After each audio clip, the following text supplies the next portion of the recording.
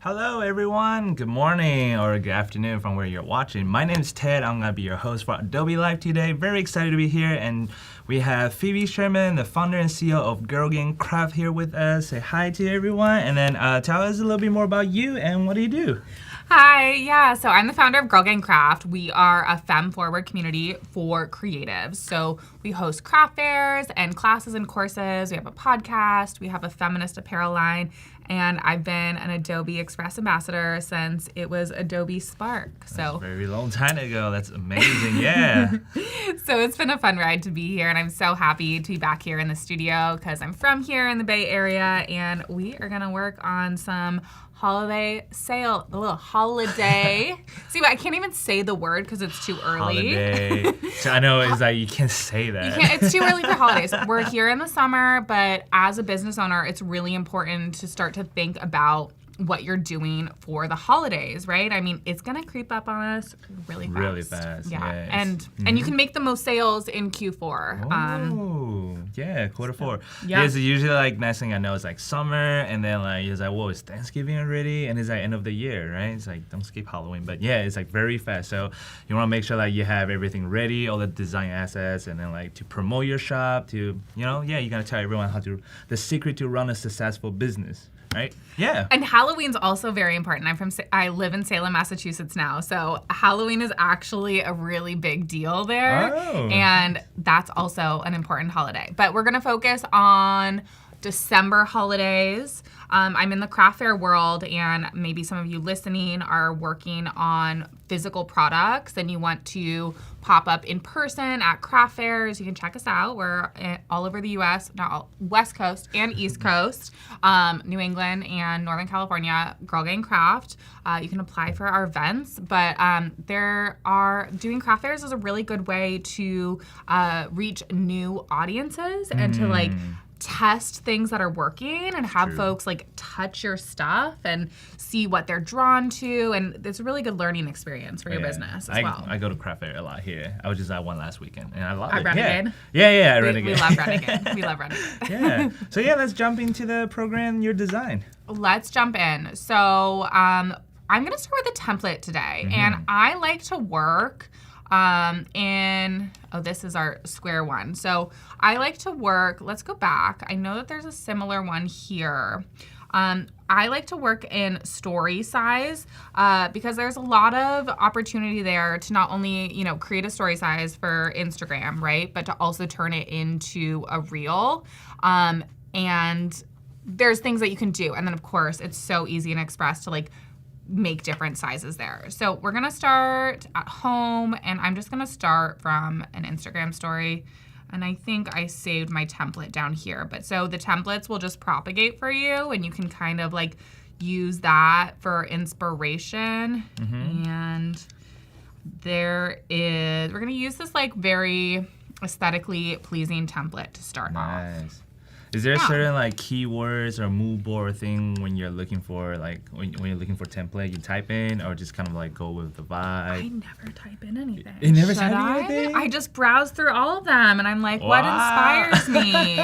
Hey, that works. Yeah, like sometimes I work like that too, right? It's all about like you're trying to figure out like what is the creative vibe today, right? Like what you're looking for, what inspires you and works. Totally. And sometimes I'll start from scratch, like with my color palette. But I think since we're focusing on your sales for the product-based business, right. We're gonna work with this like photographic centered template. And one of my favorite things is uploading product photos that you use, or you can upload your logos. So your logos comes in your brand palette, but you can also upload, your headshots or, other assets that you need to use, and then it always exists right here. So that's really helpful. So I went ahead and pre-uploaded some of our product photos. And so I'm just gonna drag them, and we're gonna replace.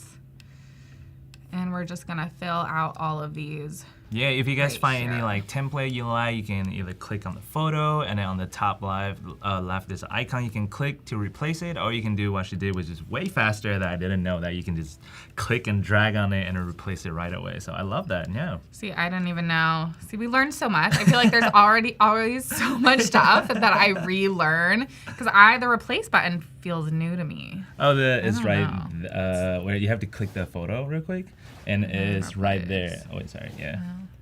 It has that little square thing. Yeah. Yeah, okay, there we go. But then you lose it from your stuff. Yeah, so I think it's like faster, like the way you're doing, just like click and drop.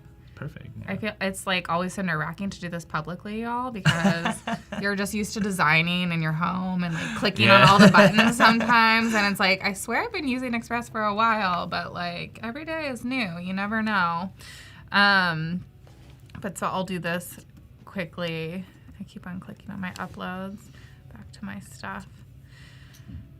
So these are some of the things I designed. We have this we call our Divinity sweatshirt, and we have it in pink and black. And then this is my new item, these matches. So these are actually this is made out of cellulose acetate, which is a plastic alternative, and it's plant-based.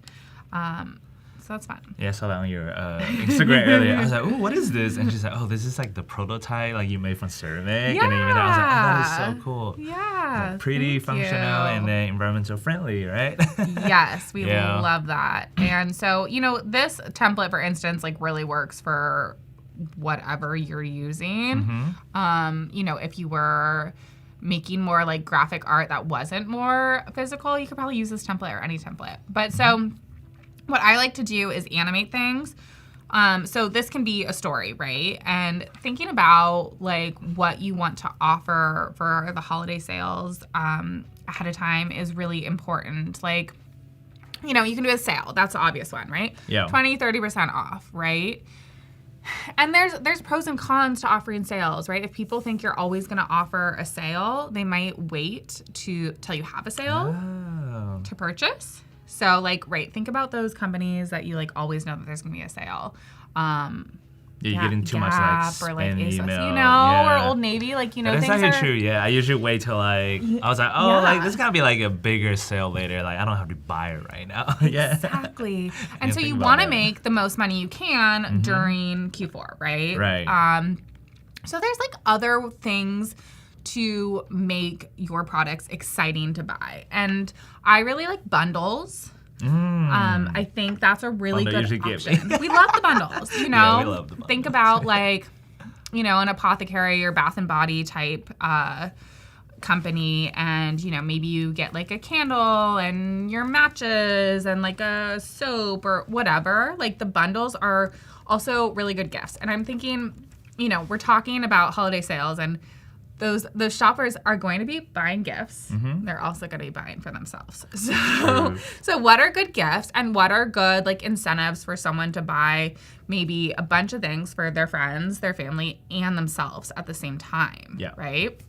And so those bundles are really can be really potent. I see a question. How long do you do Christmas and July sales? I love this. I've been seeing a lot of the Christmas and July, and I've been seeing July-ween. July-ween? Is that a thing? Yeah.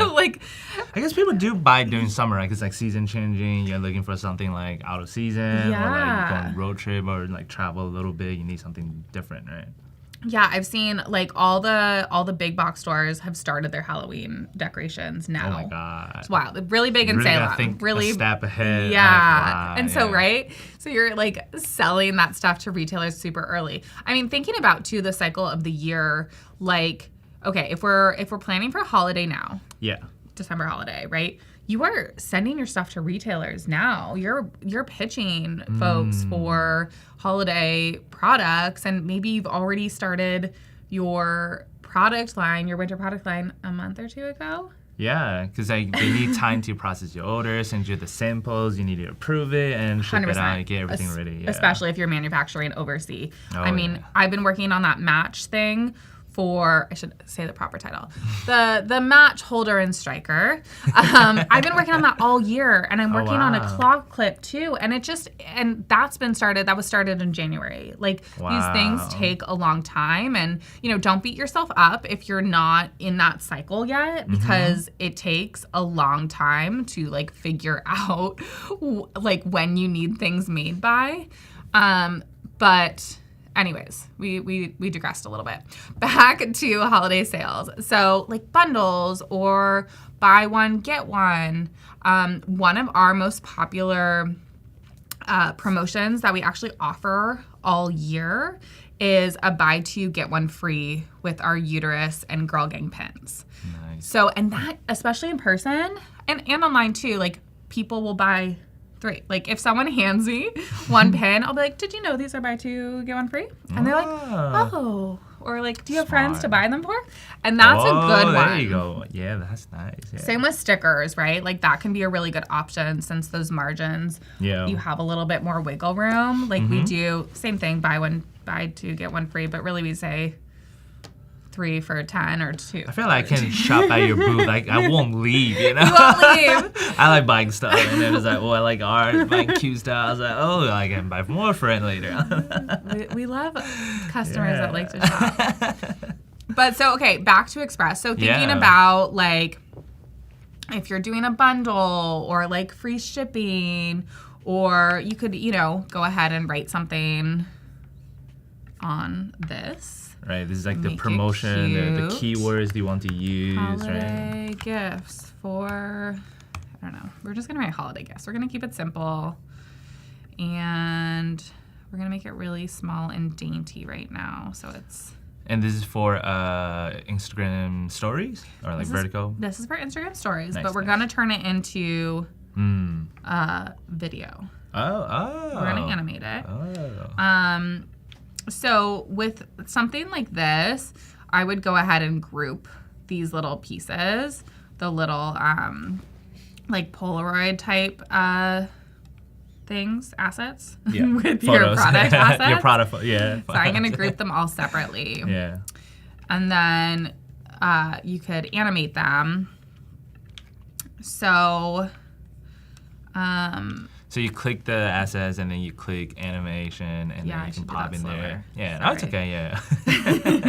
I'm a speed designer. Like I'm like, let's do this as quickly as we can. Yeah. But that's what's so great about Express because you have the ability. So yeah. Also you're on time crunch. You're like, I need to get this out. I'm always on a time crunch. Even if we're starting our Halloween sales in July, you're still probably on a time crunch. So I'm going to like do all of these animations different. I think that's fun. You could also like I think you have to group it to animate it, but you could like also select both maybe at the same time. But I like to just keep it simple, group them. I'm doing different animations for all of them. And you have the option to do so how it comes in. The loop, so what it's like doing during the designated amount of time, and then how it comes out. But we're just gonna focus on in right now because I think I'm gonna add other scenes. They call them scenes on Adobe Express. And so we're just picking different things, and I'll show you how that looks all together. Yeah, and let us know if you have any questions, if some stuff we're going too fast that you want to know, like, hey, how do you do this animation, or which animation do you pick? Feel free to ask. And I just really don't like this font, y'all, so we're gonna change this before we show you. I have actually inserted all my fonts already here in your brand kit. So right now we've been using Poppins and Cardo. Yeah, so you can add your own font or like font you found online, like you can use and upload to Adobe Express, right? And then you can use it for your design. Nice. And Adobe Fonts has so many. I don't know the stats, but like so many, so many. And then if they don't have it, so I have bought maybe bought 2 or 3 fonts in my life. Yeah. Besides the ones that Adobe have, like special cool fonts, extra. But there's so many already built in. And then if you were to buy fonts too, it's really easy to just add them into Express or your Adobe fonts on the Creative Cloud. Yeah, and I love that when you're using or changing it, it gives you suggestions like, hey, try out this 10 other different font or 50 more different font on here. Yeah, absolutely. And so they give you matches too on Adobe Express, like what would look good with it. So here's what we're working with so far. Mm-hmm. So when you're working with content, right, especially reels, you want to grab people's attention quickly, and then you want to keep people's attention. Mm-hmm. And so, for instance, when I'm trying to figure out my timing of a video, if it goes like this and then it stays like this for a long time, people are going to exit out of your video. So I'm going to switch this, make this scene like 2.5 seconds. And maybe that's even too long. And then we're going to add another scene. And so you could just use this as a story, make it an animated story, or you could turn it into a reel and do other things. You could also like focus on each individual product, which is I think is what I'm gonna do. So we're adding a scene here. I feel like this background color I want to be my brand color instead. I'm gonna have to like get underneath there. And we have my brand and libraries right here. Mm. We have a lot, but the main one is getting grabbed right here. Nice. And we can find so you can create like photos. the library, put all the assets on there, pre-designed, color font, or like stuff you will be using over and over again, and then you can just pull it off on any program on Adobe, right? You guys can see how messy my background is. I'm sorry. That's okay. Mine's worse than that, so you're fine. I don't know how that happened. Okay, yeah. So I did say photos, but I meant brand colors, and so I love a good beige because sometimes a white background is so white, and having just a little bit of warmth there can really make your content pop. Nice. Tights all the photos together, right? So it's not just like a strong contrast of that. Yeah, absolutely. So we're gonna make another scene here. Does anyone have any questions? Oh, What people I'm saying thinking. hi, excited, and fun. Yeah, there's a lot of like things to learn from what you just said. Like there's a lot of information. Yeah. Am I going so fast? No, We're only I think it's 15 going minutes fine. in. Yeah. Okay, so we're gonna focus on each of these images as like the star of their scene, if you will. So I'm gonna actually ungroup, and we're gonna try and find like a little bit of a different, I kind of want more of the design showing. So I'm gonna try and find a different like Polaroid asset. And so here in Adobe Express, they have elements, and they have, in the elements, they have design assets, shapes, and icons and backgrounds. And it's important to know the difference between those. So design assets are a little bit more detailed. They're, they have fun brushes, they have these like frames, they do have categories set for you. So the film one is one that I like to use a lot. Let's go back. Oops. Back to elements. You can see all of them. And that one, I think those are really fun. And then when you're going to, like, they have icons, which are icons. More of a simpler shape. Simpler. Block compared to the detail of the, what was the first one again? The elements. Yeah, So like, here's our little Christmas tree. Here's a little thing. And these can all be changed colors. The elements, you cannot change colors. So elements more like a PNG pictures that's like cut out there, and then icon is just like shape that you can change any color you want on there. Yes. Ah, And okay, the icons, nice, yeah. icons and shapes you can change the colors. And shapes I just think are like a little bit more basic than the icons. Icons and shapes feel similar to me, if you will. But okay, so back to design assets. So you can search here, and this is somewhere I do search. And so they do give suggestions, or I think these might have been things that I have searched before. It says previous searches. So I love a Polaroid, and you can just type in Polaroid. And give you some options. Nice. So I like this one. This feels like we're gonna see a little bit more of the product. And we're gonna go back to my stuff, and I could also just copy it from the front page, or you can upload it again. And so when you're working with these photo and Polaroid situations, or really anything, you're gonna wanna work with layers, kind of like if you're using any other Adobe product, except it seems to be the most simple here versus working in Illustrator with all your layers.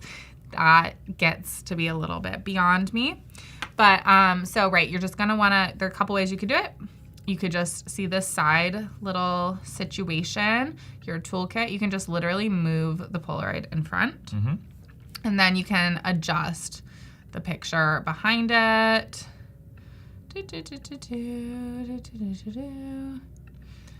And make there it you fit go. in there, nice. And then maybe I want a little more on that side. So Ta-da! easy peasy. Looks good. And you could decide to group this if you want to animate it again.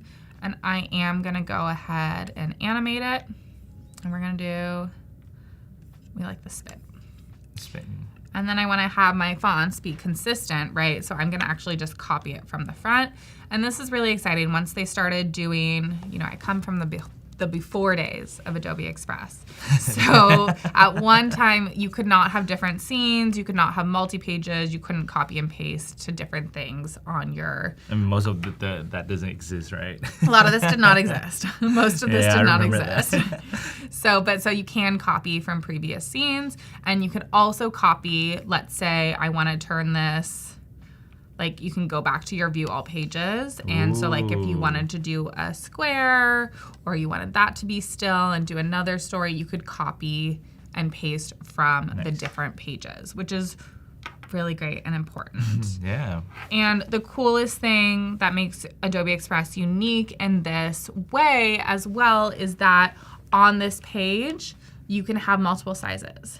I know some of our competitors, they stick to one size on the page. So it is really nice to have everything grouped together for your project. You want to show them like real quick, like where do you go change the page size? Yeah, and then we'll go back to what we're actually building here. But so I can go ahead and resize this whole thing. And wherever this little cursor is, if we're working with non-animated pieces of content for the next thing, it's gonna copy that. So if we're here, it's gonna copy that. Anyways, we are resizing it, duplicate and resize, and then it's gonna be here.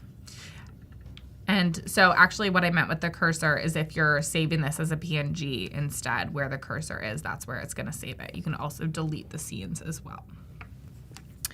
Any questions about resizing, anyone, please shoot them in the chat. I'm happy to talk about that.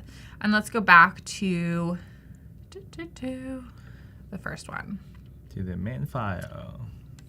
There you go. Yeah, I like that you have the option to see all of your design in one place, so that you can compare like, oh, I need to change this, I don't like that part.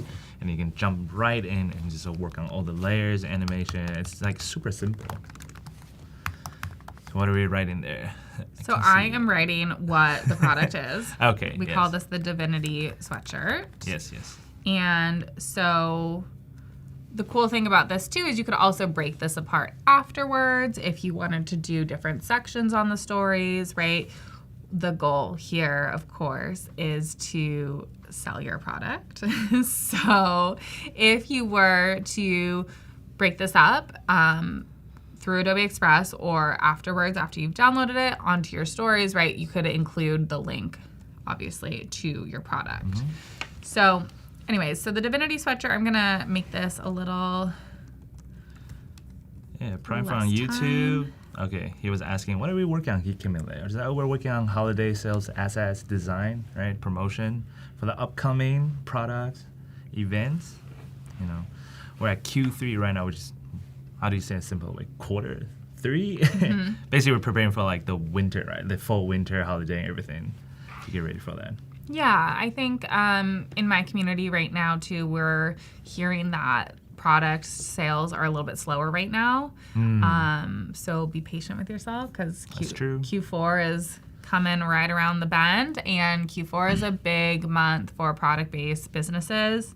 And we want to make sure that we're really tapping into that potential to make the most money, because that's if we are professional artists, right?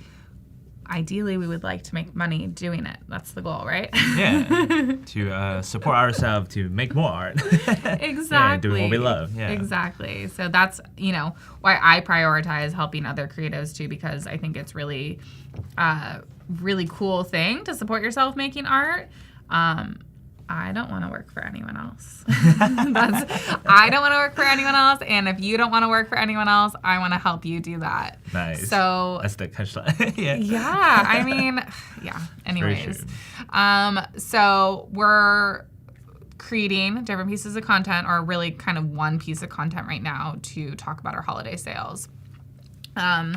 So I'm going to do something a little bit different on this next slide because we kind of already did this. Let's actually watch the whole thing through. And then this is a double. I am going to have a sip of my coffee. Yeah. Yeah, it's probably just that he do need to learn how to, or they do want to know how to utilize Adobe Express models. So definitely watching, ask any questions you have, and she will answer you everything you want to know. All the secret, how to make a successful social assets. Yes. And we're gonna do a text animation now, because I guess we did that the first thing. But so, yeah, I think someone in the chat earlier said they liked the typewriter. And the typewriter is like a solid animation option for sure. So, and then there's also, again, thinking about the coming in, the staying, and the coming out. So you have all these different options for that whole time period. So how long do you usually make the story? Like 15 second, 10 second, or less than that? Yeah, I think it really depends. It really depends, yeah. Yeah, so for stories, I mean, I kind of like static images for stories because then people can flip through on their own. I like video stories too. I mean, something that you want to keep in mind is that when you post a story on Instagram, you want to make sure that the first story is really engaging. So often showing your face is a good first story, right? They refresh every 24 hours. So you might even want to wait until your last story disappears to do your first story to work with optimal engagement. Show your face. And you could also add in a poll or some of those stickers or the links, all of those Instagram features that Instagram wants to promote, but also that people can interact with. So basically max engagement with your community, your audience, and reach out to them, talk to them, but make sure that, hey, we're right here doing great things. Thanks for supporting, but also here's a new coming thing, right? Yeah. That's great tips, yeah. And so the thing about Adobe Express, with at least the type of content that we're working with right now,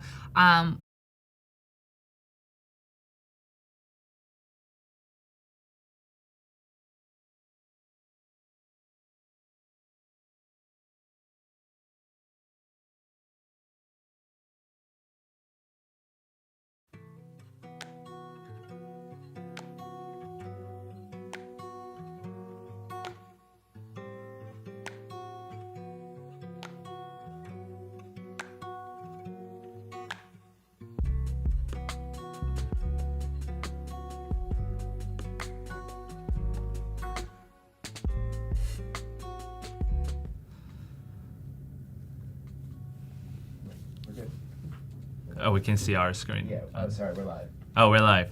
Okay, then welcome back to the second part 2 of the fun design.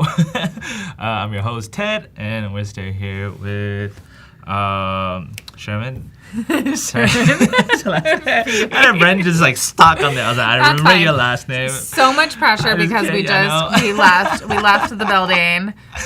We're back. So we're funny. alive and live here. Yeah, so we're back on Adobe Express. Keep finishing our animation and social design. Yeah, like I just froze on there. It's that's like the okay. internet and in real life just both froze. It happens. Yeah, it makes me feel better that again I'm not the only one with tech issues all the time. Oh yeah. But so we were talking about stories specifically on Instagram before we cut out to make sure that we're using engaging pieces of content initially, and then same with your reels, right? Thinking about when we're using branded content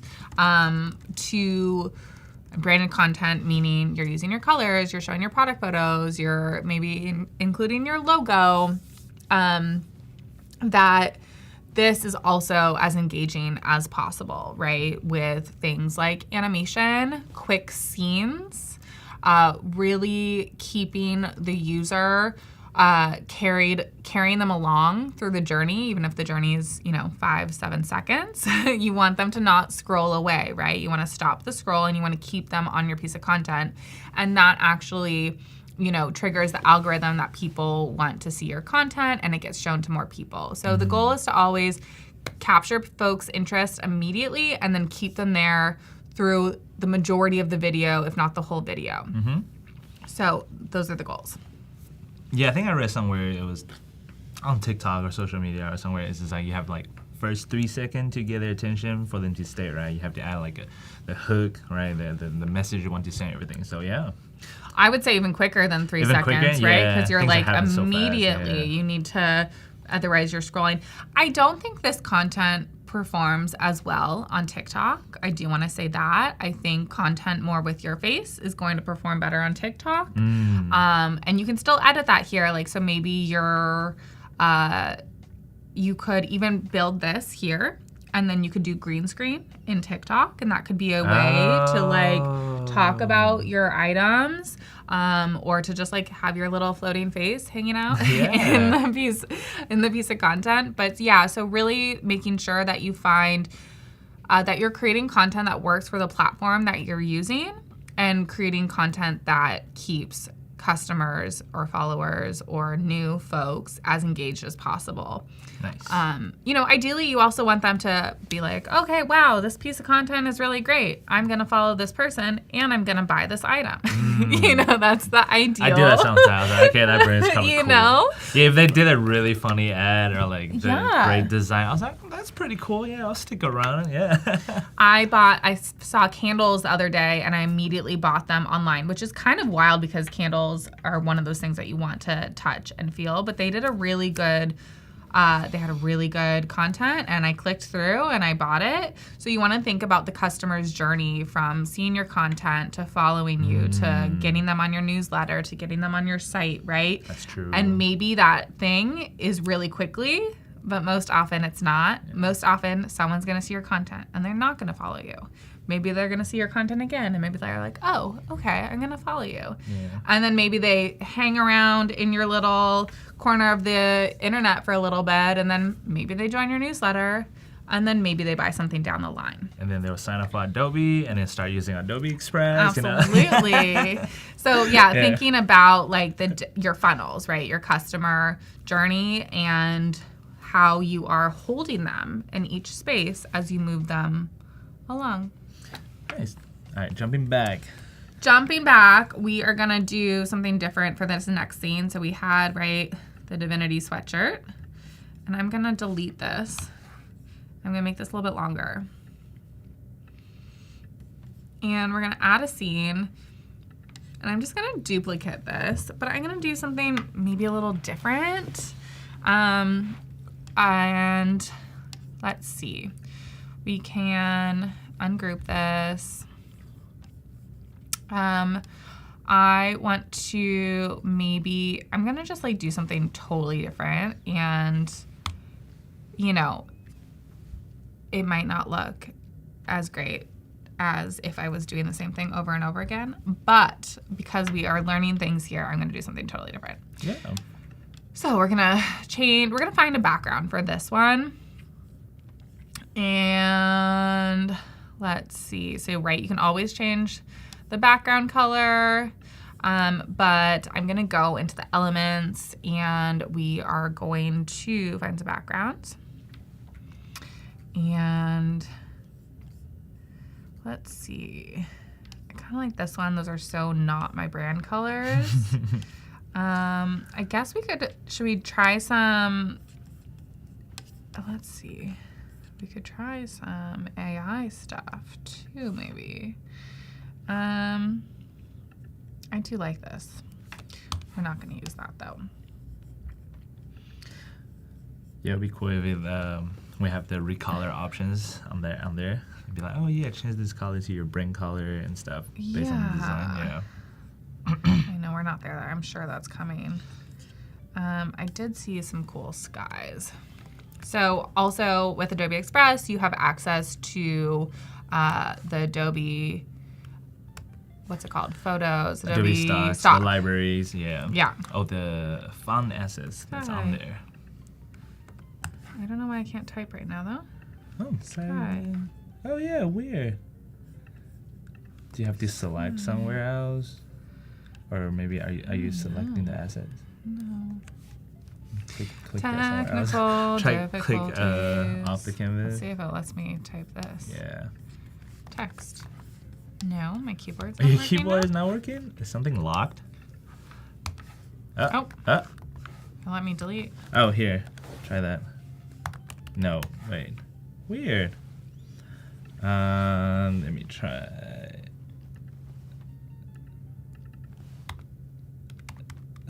It works. That's so weird. I think you select the sync part, so it was locked on there, so it wouldn't let you like click somewhere else. So weird. Yeah. Don't worry, guys. We solved it. We're doing great, y'all. You know. Yeah. I think it is retrograde right now. I'm just saying. Okay, we got it. No, we got it. We got this. Okay, so we're going back to media. We're going to photos. Sky. There you now go. Let's me type. That's so weird. Okay, we're going to do a sky blue. Let's do a text to image. Let's just really show. That would be fun. How powerful the tool is. Yeah. What we can do with it. But I want to do this in here. So let's do it in the new scene. Text to image. So I'm going to do pink sky with fluffy clouds. We're going in a fully different direction, y'all. Experiment. Yeah. I mean, it's always good to try something new, see if it works, you like it or you don't like it. Absolutely. Then you know how to do it. Yeah, so we're loading here. And that's not for me. So look at that is under art. So it's a content type is art. And that's not really what I was going for. I would like to go for more of a photo. So I'm going to click the photo. Hyper-realistic, right, yeah. We're going to generate. We'll see what happens. I wonder if that's copyrighted music. Oh yeah, maybe I shouldn't. See, this is cool. The elevator music. We're gonna generate some more though, because I actually don't want any land in it. So maybe I changing the prompt. Pink sky, fluffy cloud. Looking up. No land. Yeah, I used to type some random like prompt all the time. Now we can always jump into Firefly. Be like, help, Firefly. Let's see. Okay, this is better. Nice. I like this one.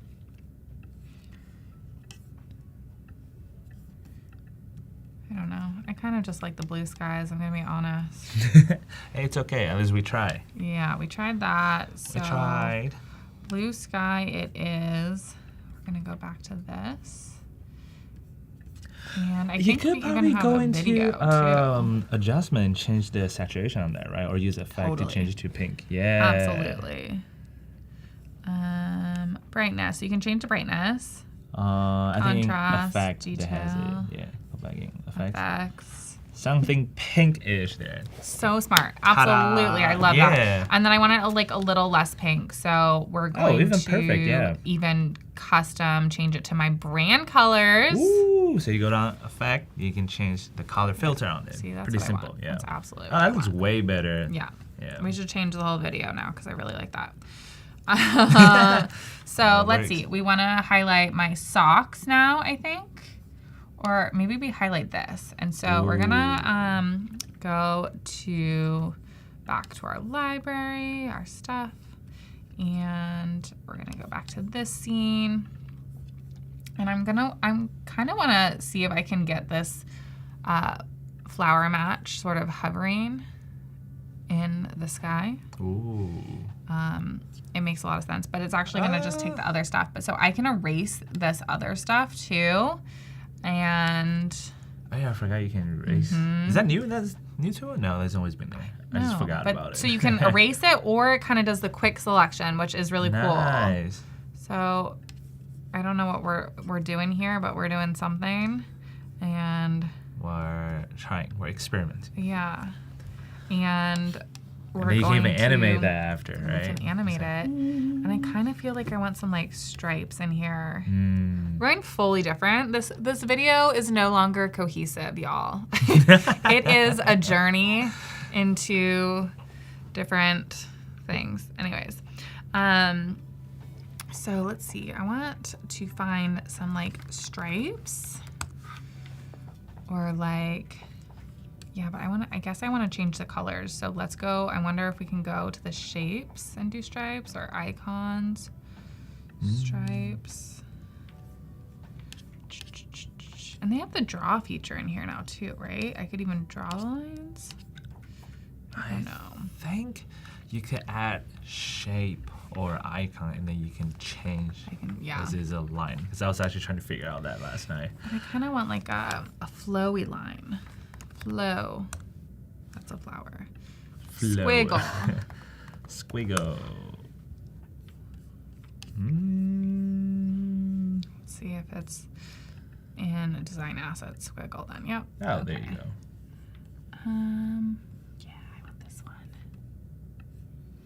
Okay. And so I'm gonna make it. Now I can do multiple of this. So we're gonna change that color. Cool. Oh, can I? Oh, this is an image. You can change the But I can effect. Yeah, effect, use the yeah. same thing, yeah. Yeah, totally. Ah, we outsmart you, Express. Yeah, I know. Send to. Oh, we want to put it in front of this. I want to do a couple of these. Nice. We'll do different colors. I don't know. Sometimes it's fun to just go in here with like an idea or no idea and see. I like when it's no idea. And see Yeah. what happens. But you can with the duotone and the effects, you can go into and change into your brand colors, which is but the highlights. You have to just make sure there's shadows and highlights. So just something to keep in mind, or that they're both the same. Nice. And we're gonna send this backwards.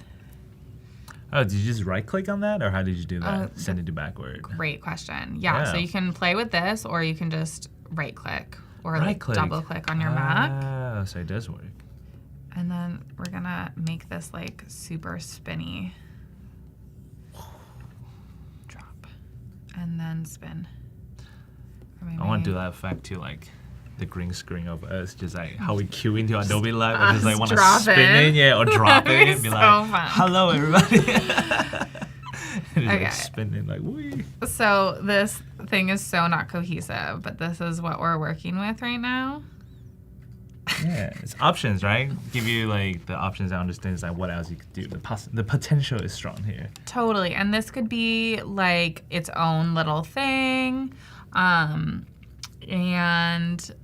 let's see, we're dropping in and then how it gets out too. Tumble out. That's so funny. It's like bye. And like wee. Trying to catch me if you can. That'll definitely catch my attention. I was like, what is this? Where is he going? Where did But, it come from? Like you can also, I'm gonna sneakily go in here Don't look at my desktop, y'all. Oh.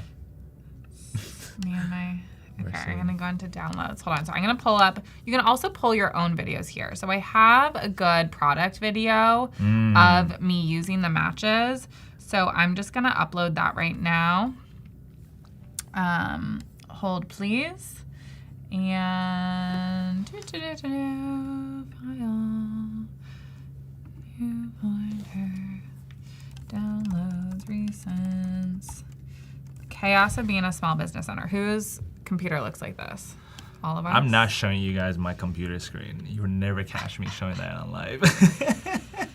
I'm like risking it. I'm like, what else is on here? You seem like you have a panic attack. You're like, what is going on your phone? Okay, but so I'm gonna show this because I think this could be cool, and we could like even have this like wild video first, and then this is like an actual video that I took.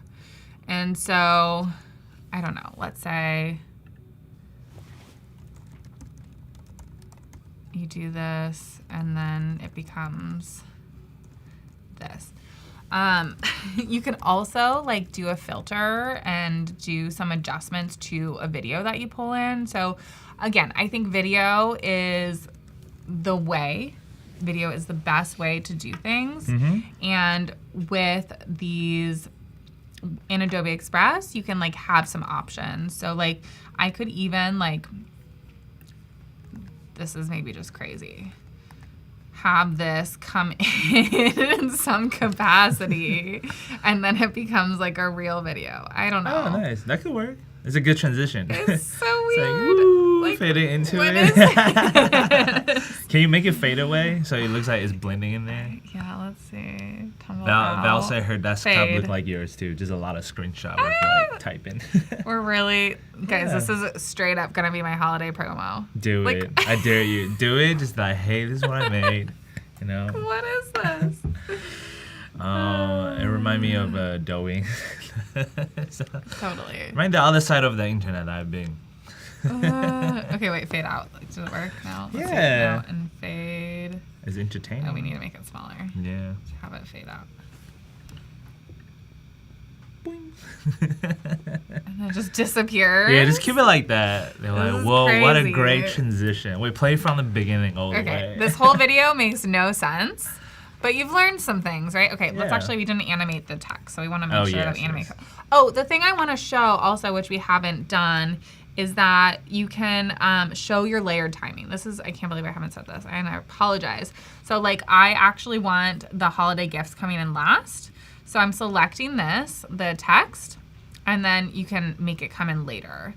So if I wanted to change all the animation to different times too, I could do that. But so then the holiday gift comes in. Oh, nice. This is a wild piece of content, y'all.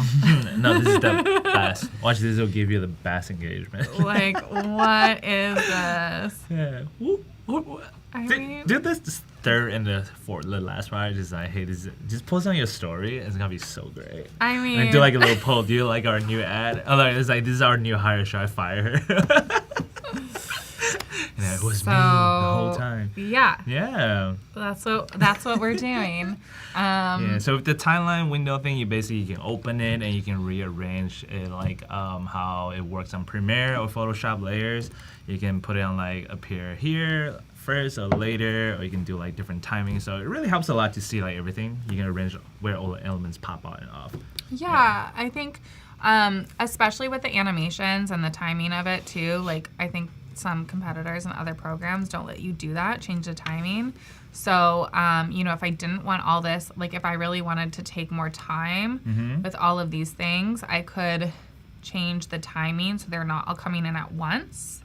And I'm just sort of staggering it. And you see the little dots, that's how you can see, it's really kind of great. Like and where other layers responding where to everyone the else timeline. is coming in.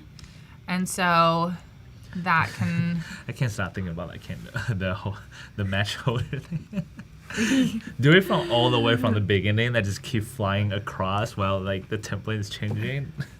Like just do that, but like from all the way beginning. That's kind of great. Really It's just like having these different scenes. I mean, you could really just like It could just sort of like move through all the different scenes. That'd be so funny. Let's do one more just for funsies.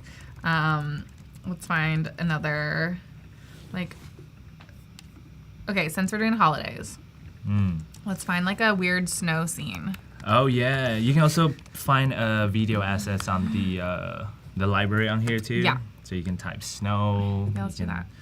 Use a transparent background or black background and change the blending mode to screen or other thing too. So it's pretty fun. They're doing. Okay, I'm gonna. Wow, now the seasons are changing. I know. We're gonna copy this again. This is wild, y'all. This is the best. I think it'd be cool to do this through all the different scenes. So like really have a different. Have you checked out our new product? Wink, wink.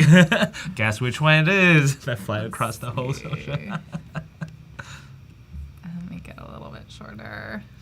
Yeah, we have 2 minutes left. So okay, I guess 2 minutes. After this, we're gonna animate this so fast. Yeah. And have it come from the other side. Actually, let's see. Maybe it just automatically does it since.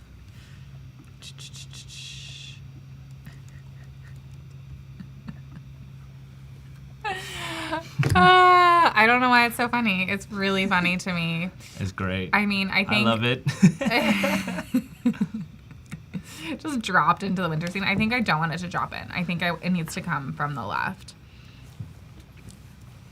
Okay, let's just watch the match scene.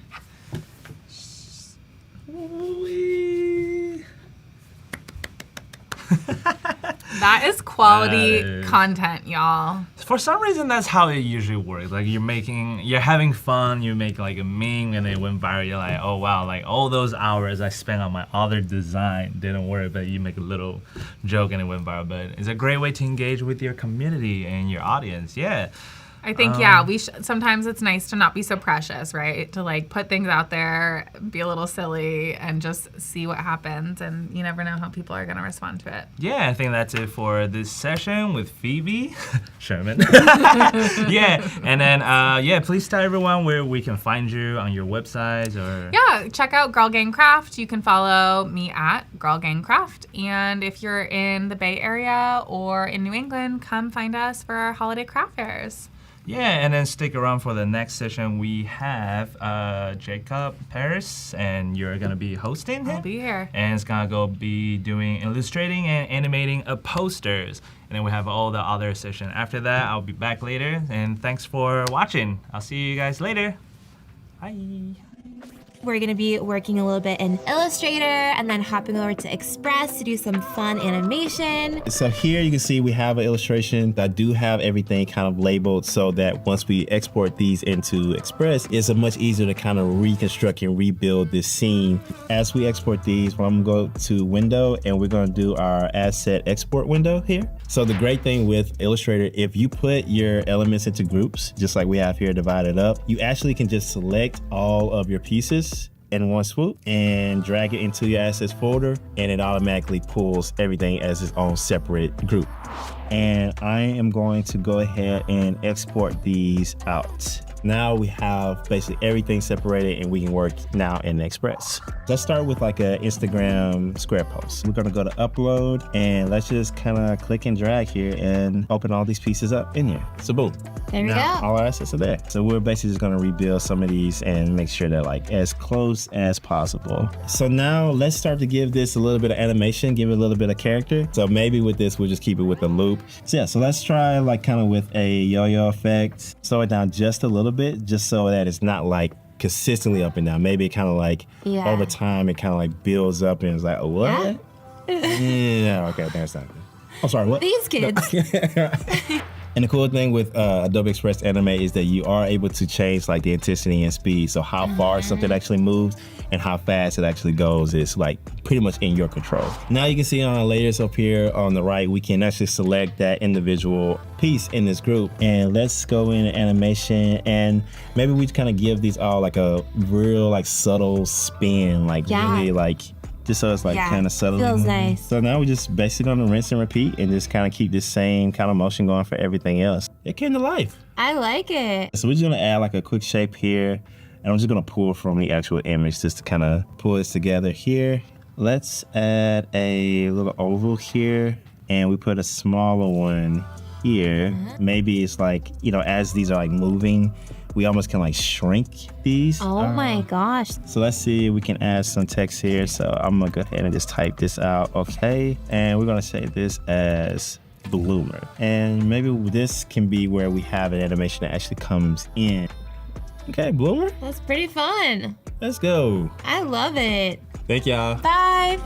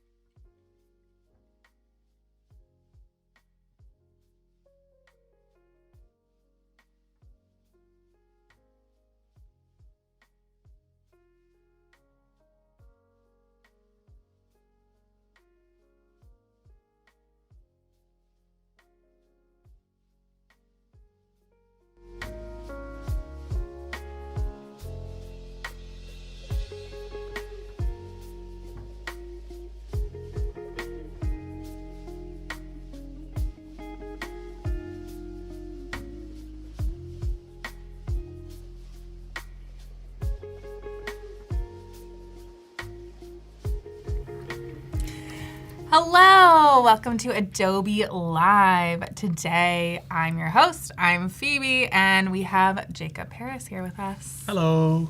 How's it going, Jacob? It's going good. Having a good time, enjoying the weather, and excited for today. Yay, so happy that we're here. It feels good to be here in San Francisco, doesn't Absolutely surrounded by friends, cool people. Love it. Yeah. So tell us a little bit about yourself. I am Jacob, or better known as by Jacob Harris. I'm a full-time freelancer as well as a full-time content creator. And I like doodling stuff full-time. That's like what I do all the time when I'm bored, when I'm trying to make money, all that. I just like making stuff.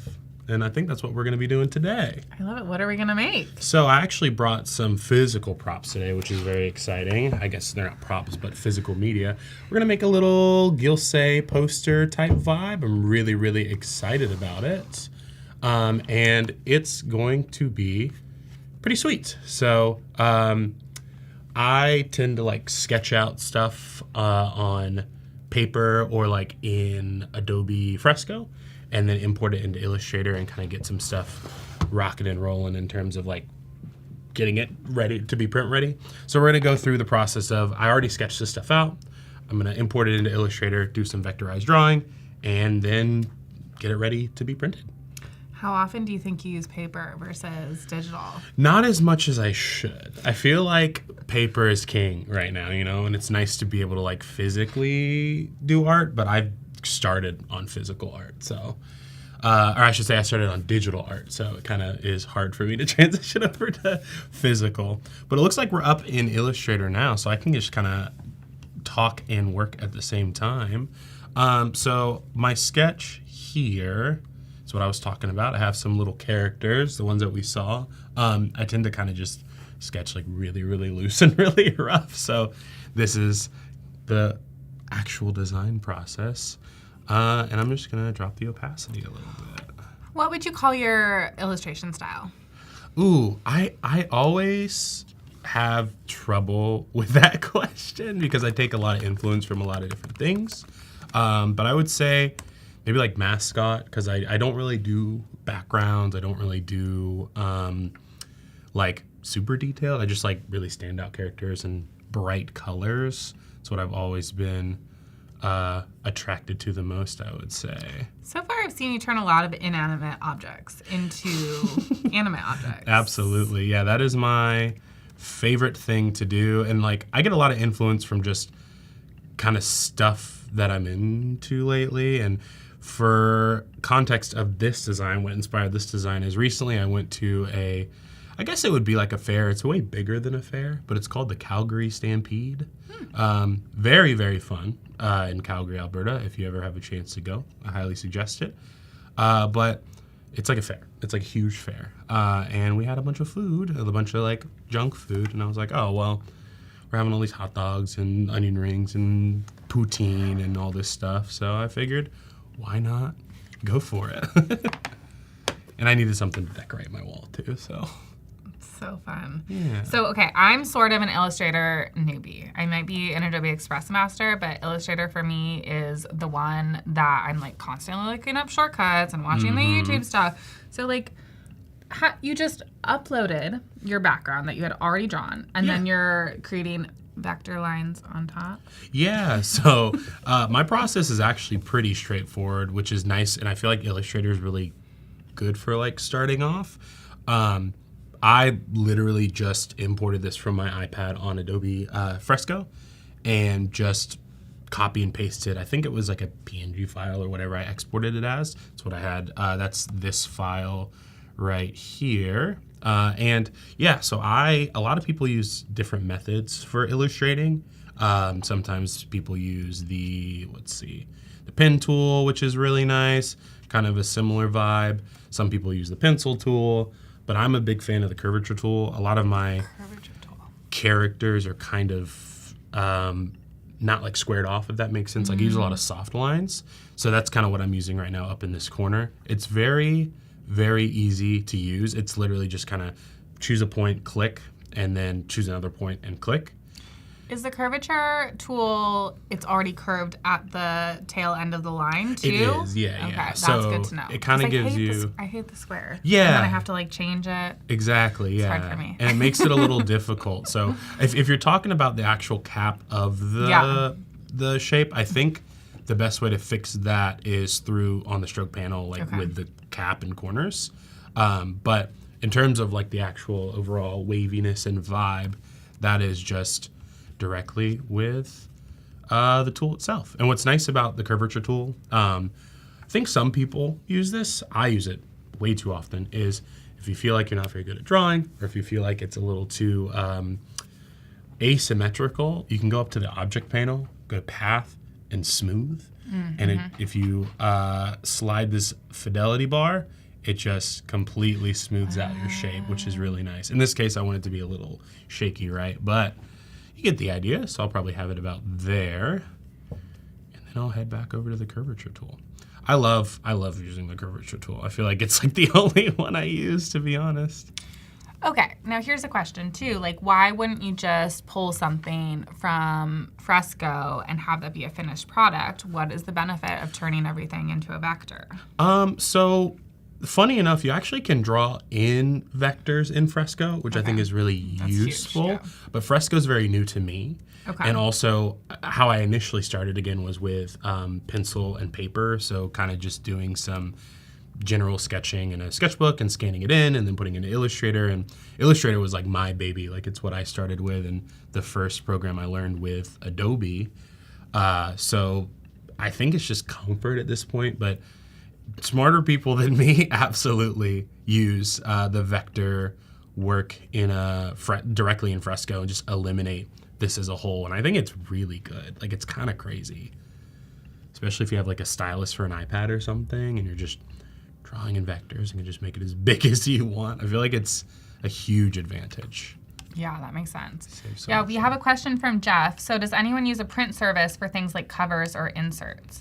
Oh. What is a cover or insert? What do you mean? That's a good question. I mean, I feel like that it can be a lot of different things, Yeah. right?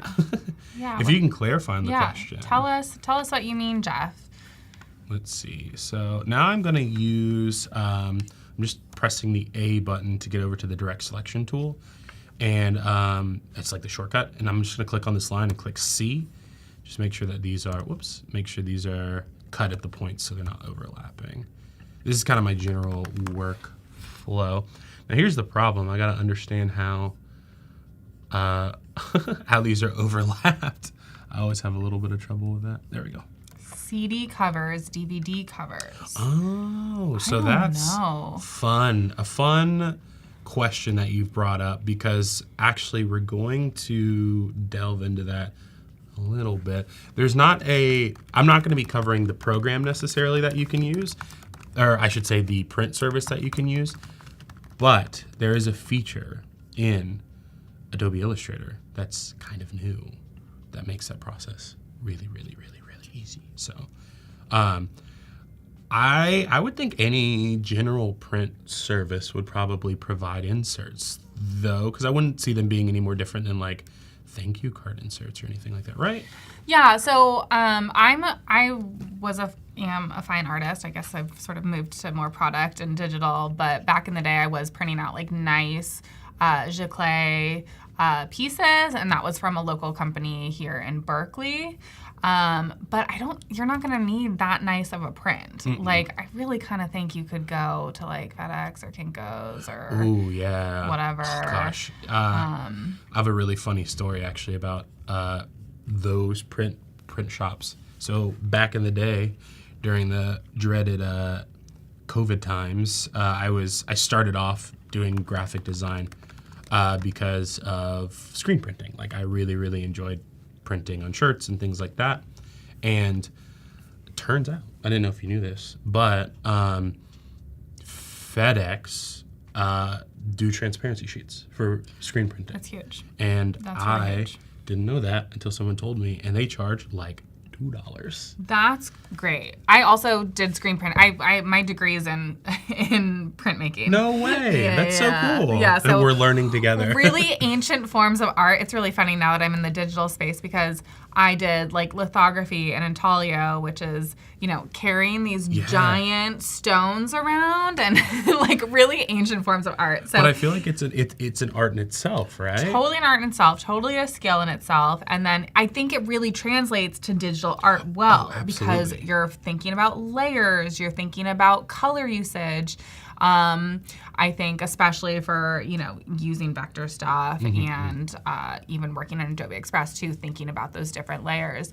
But yeah, I don't screen print myself anymore. I get local folks to do it. But a lot of people burn your screen for you too. Yeah, it's crazy. Yeah, I do think screen printing is one of the most accessible types of printing that you can do also.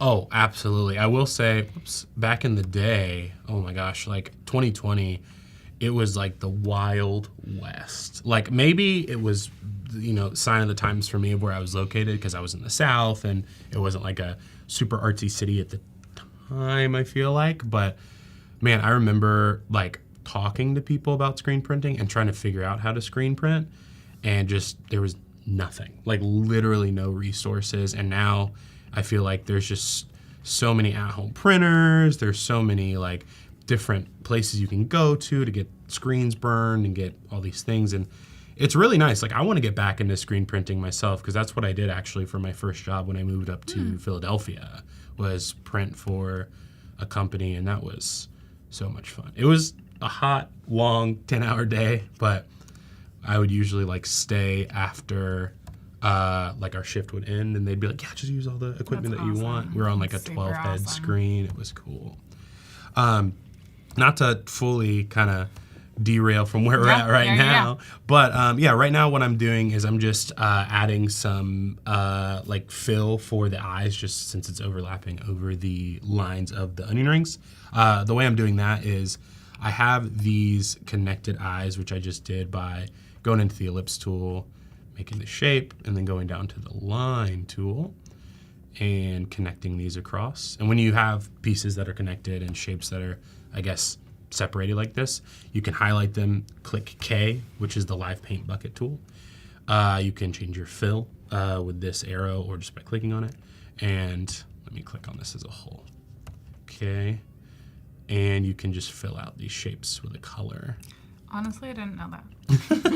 It's really convenient. Like I don't draw as connected in order to do that with like the onion rings. I usually have to use the what's the name of that tool? That image trace it. Like I have to expand the objects. But if you draw really clean, like you absolutely can do that, and it's really, really, really useful. I used to, and now I'm a little bit more lazy. But I think we have one done. Onion ring looks pretty cute. Onion rings. I'm It's super making me into a little it. hungry. I'm gonna be honest. Yeah, it's getting around lunchtime. Do you have a favorite place where you get onion rings?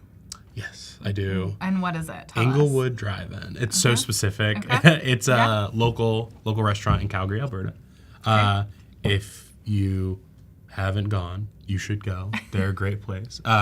Yeah, they have the best onion rings, the best hot dogs, best fries, like, and it's like a little mom and pop, and they're always slammed, like out the door slammed. It's my favorite.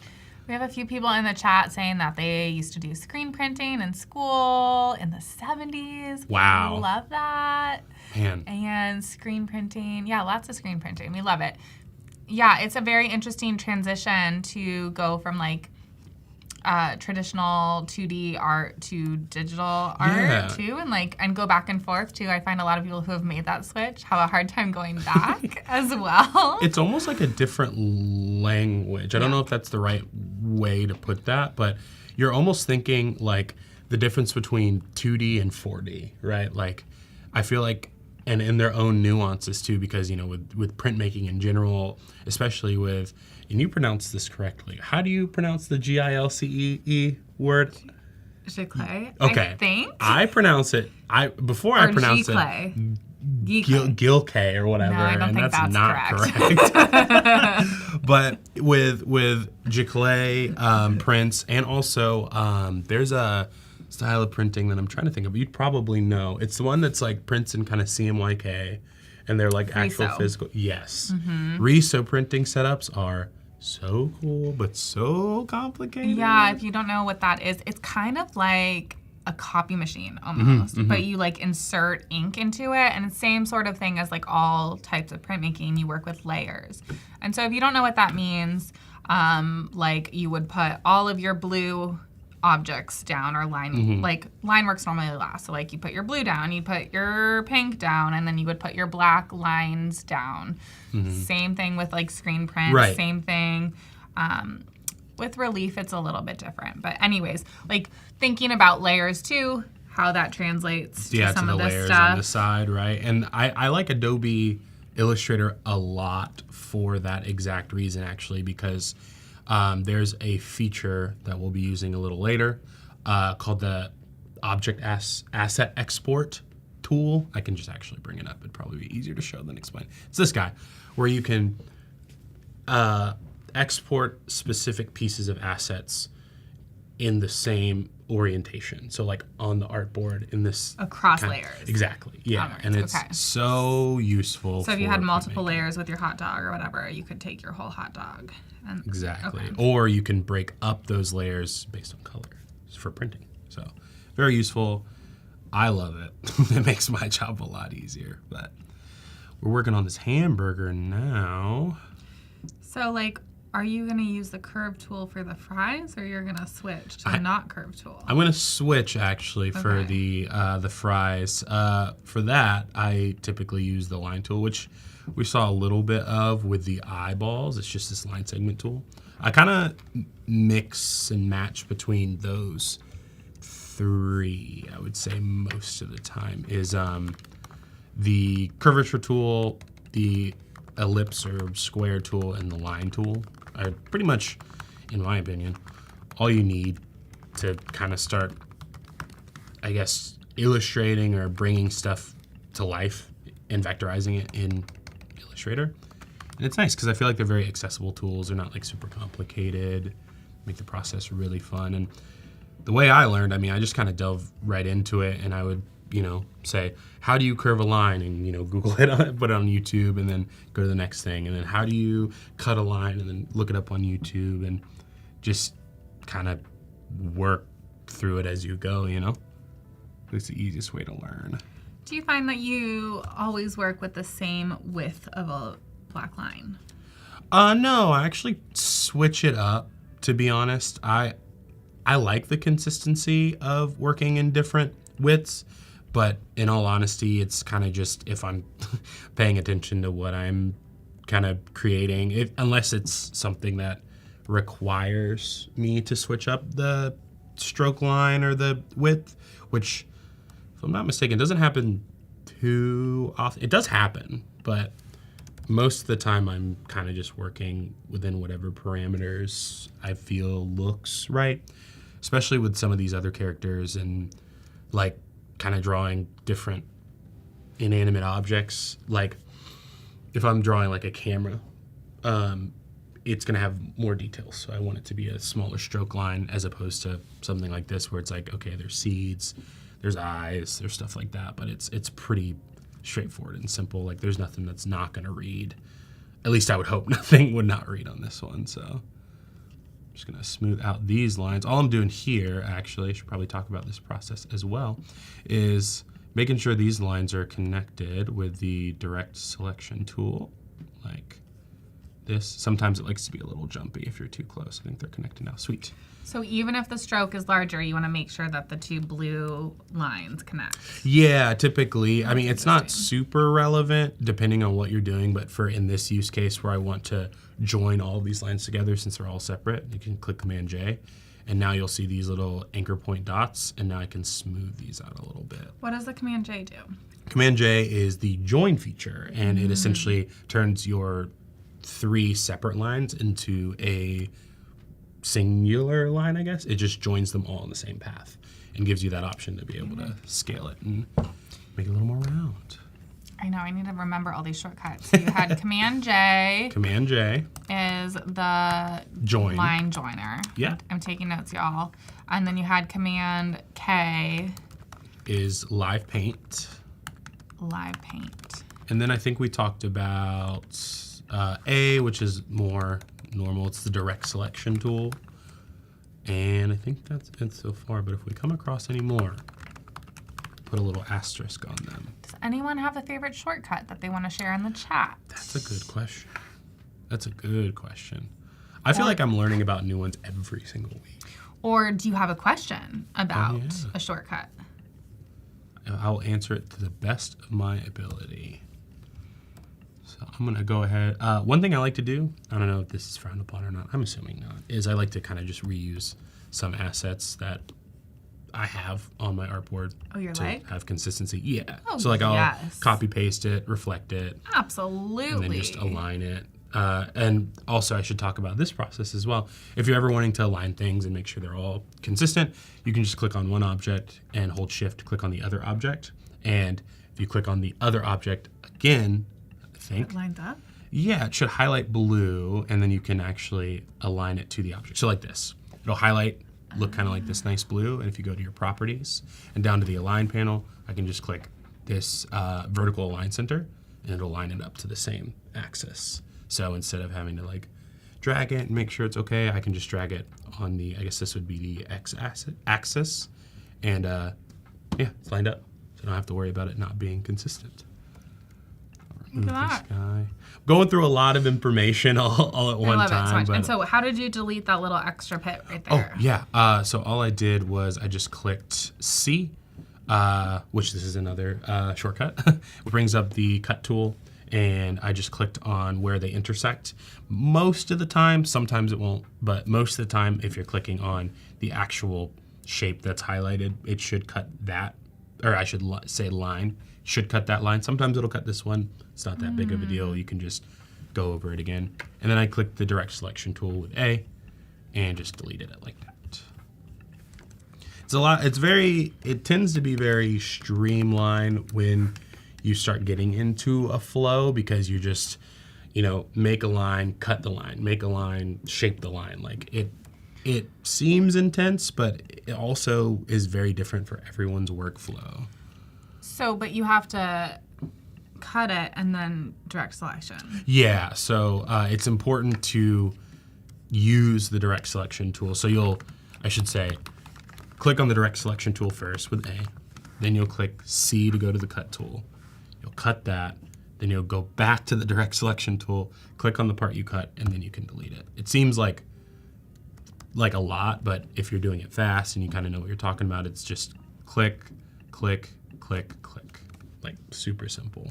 A and C are the hotkeys you're probably going to be living on when you're working in Illustrator. But again, if you're working in, what's it called? In Fresco, there might be an even easier way. I'm learning Fresco myself. It's very new and it's really fun. I love it. Let's see.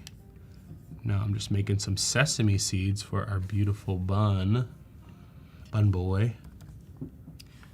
Okay, what do y'all like on your burgers? That's a good question. What are your favorite condiments? I want to hear you. Yeah. I want to hear from you. I'm a ketchup and mayo kind of girl. That's it? Well, no. Okay. No. But for the liquid condiments, Gotcha. is that a thing? I think so. Lots of cheese, Yep. lettuce, tomato, onion, really good bun. Absolutely. Like a butter bun or something like that.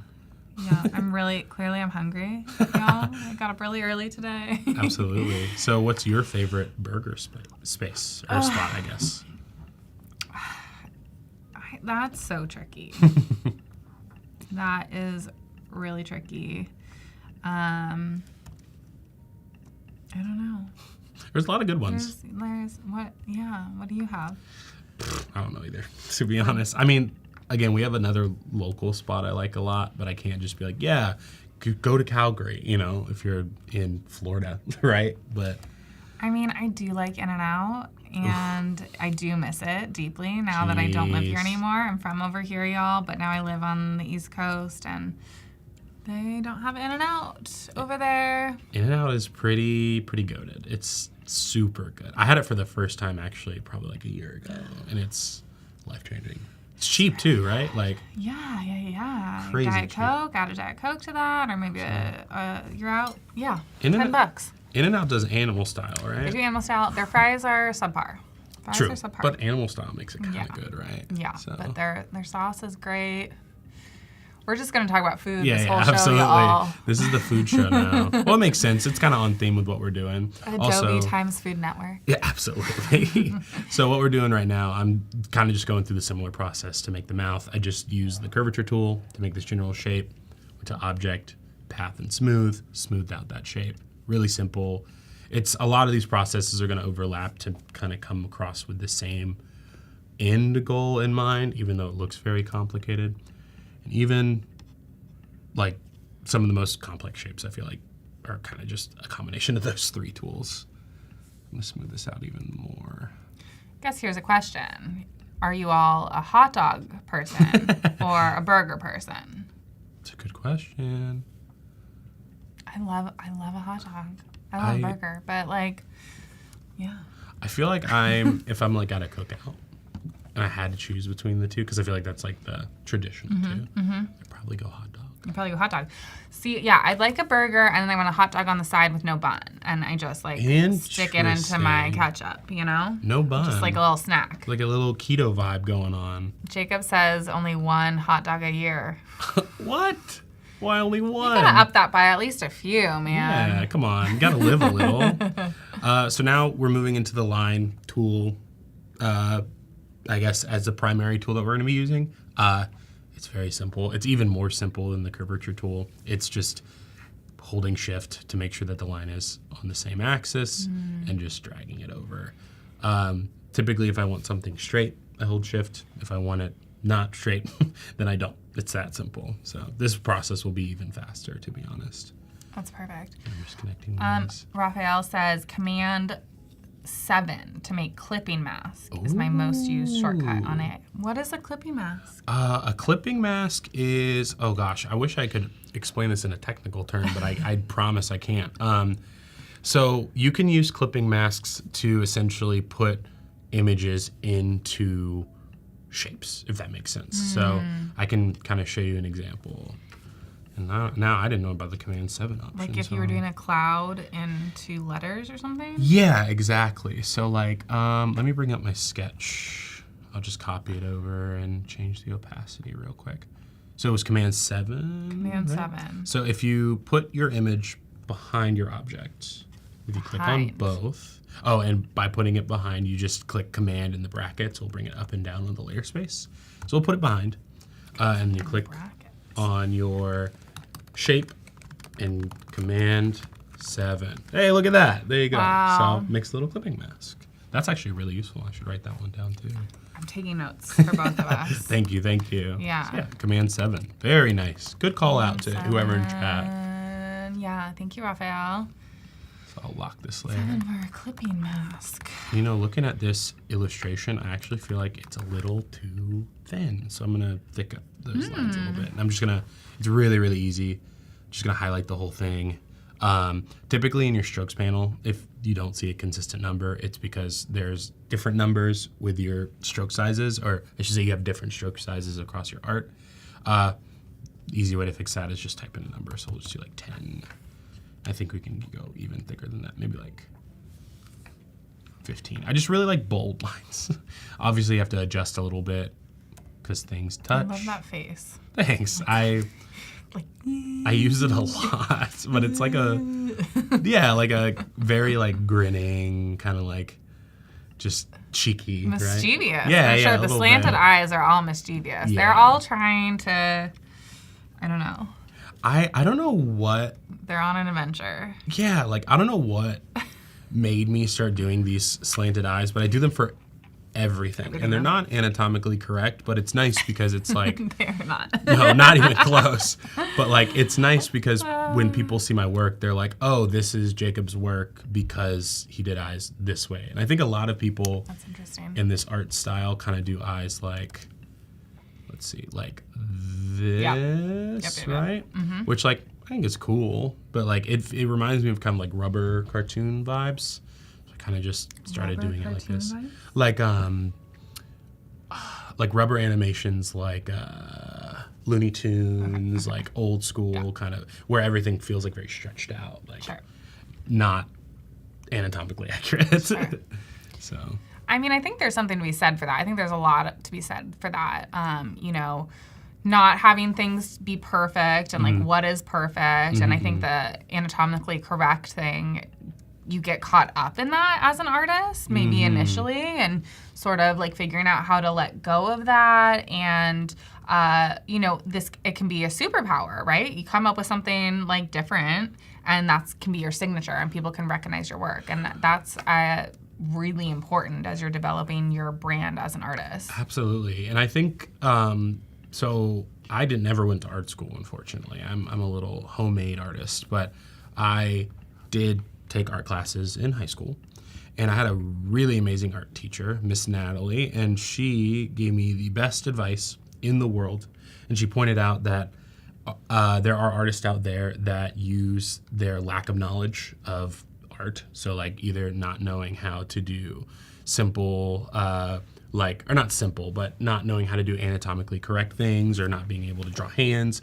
They use that to their advantage. So either making them super disproportionate or, you know, hiding them entirely or just not drawing them at all. Like they use that to their advantage, and a lot of times it kind of turns into a signature. I think that's cool because you can kind of turn mistakes into like signatures, which is like fun for me. I don't know.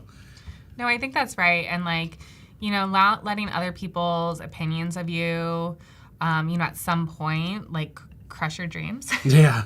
Like, I like to tell people that I failed my AP art portfolio in high school. I failed. It's a hard one though. It was hard. And it's like, who is the college board to tell me I can or cannot be an artist? You know, and I do art full time now, you know? So like, F you, Absolutely. college art board, you know? Absolutely. I mean, and I think art is so subjective too, right? That there's no like good or bad art. And even with quote unquote bad art, I think it's been Boring Friends has this like motto that's like, make crappy art. And I'm like, yes. Do you like boring friends? Yes. Shout out fellow Adobe Express ambassador. Yeah, Ben. We love Ben out here. He has some great philosophies on, like, He's also Canadian. making. Yeah, he is. Toronto. Yeah. I think he moved to New York though, from what I heard. So he's living the big old NYC life. Yeah. A dream, truly. But yeah, make bad art if you're Make that taking art anything from and this. just keep going, because some of Absolutely. this stuff can start to be your signature and you learn so much from it. And even working in different mediums, like on paper versus digital, I like to try and challenge myself to be an illustrator a little bit more often too. And you learn a lot too from working with different programs and different mediums and different styles even, and you start to develop your voice and what you're known for. And Absolutely. And I would say too, like, consume media, like watch Adobe Lives, watch other artists do live streams, do these things, but also don't let that overtake your life to the point of like comparing yourself to these people, because even what I'm doing right now, I had to practice, right? Like I didn't just walk up into the studio today and I'm just like, okay, this is all coming from my head. Like I had a pre-sketch. I had to figure out what tools I'm going to use. Like you're seeing the perfects of it, and I'm sure I'm going to mess something up at some point in the live stream, right? Like just make art to make it, and don't necessarily be so focused on like the super picture perfect, like smoothed out, I guess, media that you'd be consuming, because it's just not reality, in my opinion. I don't know. Maybe that's a little bit of a hot take, but we all make mistakes, right? So yeah, and what is a mistake? truly. I don't know, when we're dealing with digital art. Absolutely. Absolutely. And you said you did fine art, so I'm sure that's a completely different experience, right? Yeah. So I studied I went to school for printmaking and feminist studies. So, So I did a little bit of painting and oil painting, but I was pretty graphic oriented with printmaking, and that has translated into my apparel business. It's the most tangible way that I'm making money doing those sorts of things. So cool. Yeah. But then I don't have, I'm not painting much these days, unfortunately, and I would like to do that. Yeah. But then you pick up different mediums. Like I really got into ceramics this past year. Oh, nice. And it's really freeing because I'm not going to sell it. And, it's like you're working with multiple dimensions too. So I think it is really important to try other sorts of mediums that could be totally different also than your current medium. And also do personal projects. I feel like I took last year was me grinding super hard to focus on, I need to do all of these specific types of projects in order for me to kind of, I guess, make something good. I did so many markets, and I did so much design, trying to get stuff into stores, and I never really did things that I enjoyed. I enjoyed drawing, right? But things that I'm this is just, I did this for me, right? So, and this year I've been kind of focusing on that, making this poster, and I've been doing some birthday card designs that I just enjoy making them for friends, no money aspect involved, no money, just kind of wanting to draw stupid stuff and have fun with it.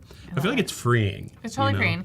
And you learn a lot of problem solving with all of these things. I've also tried to get back into sewing, and I kind of hate it. What? I love sewing. I love it too, but my machine's always breaking.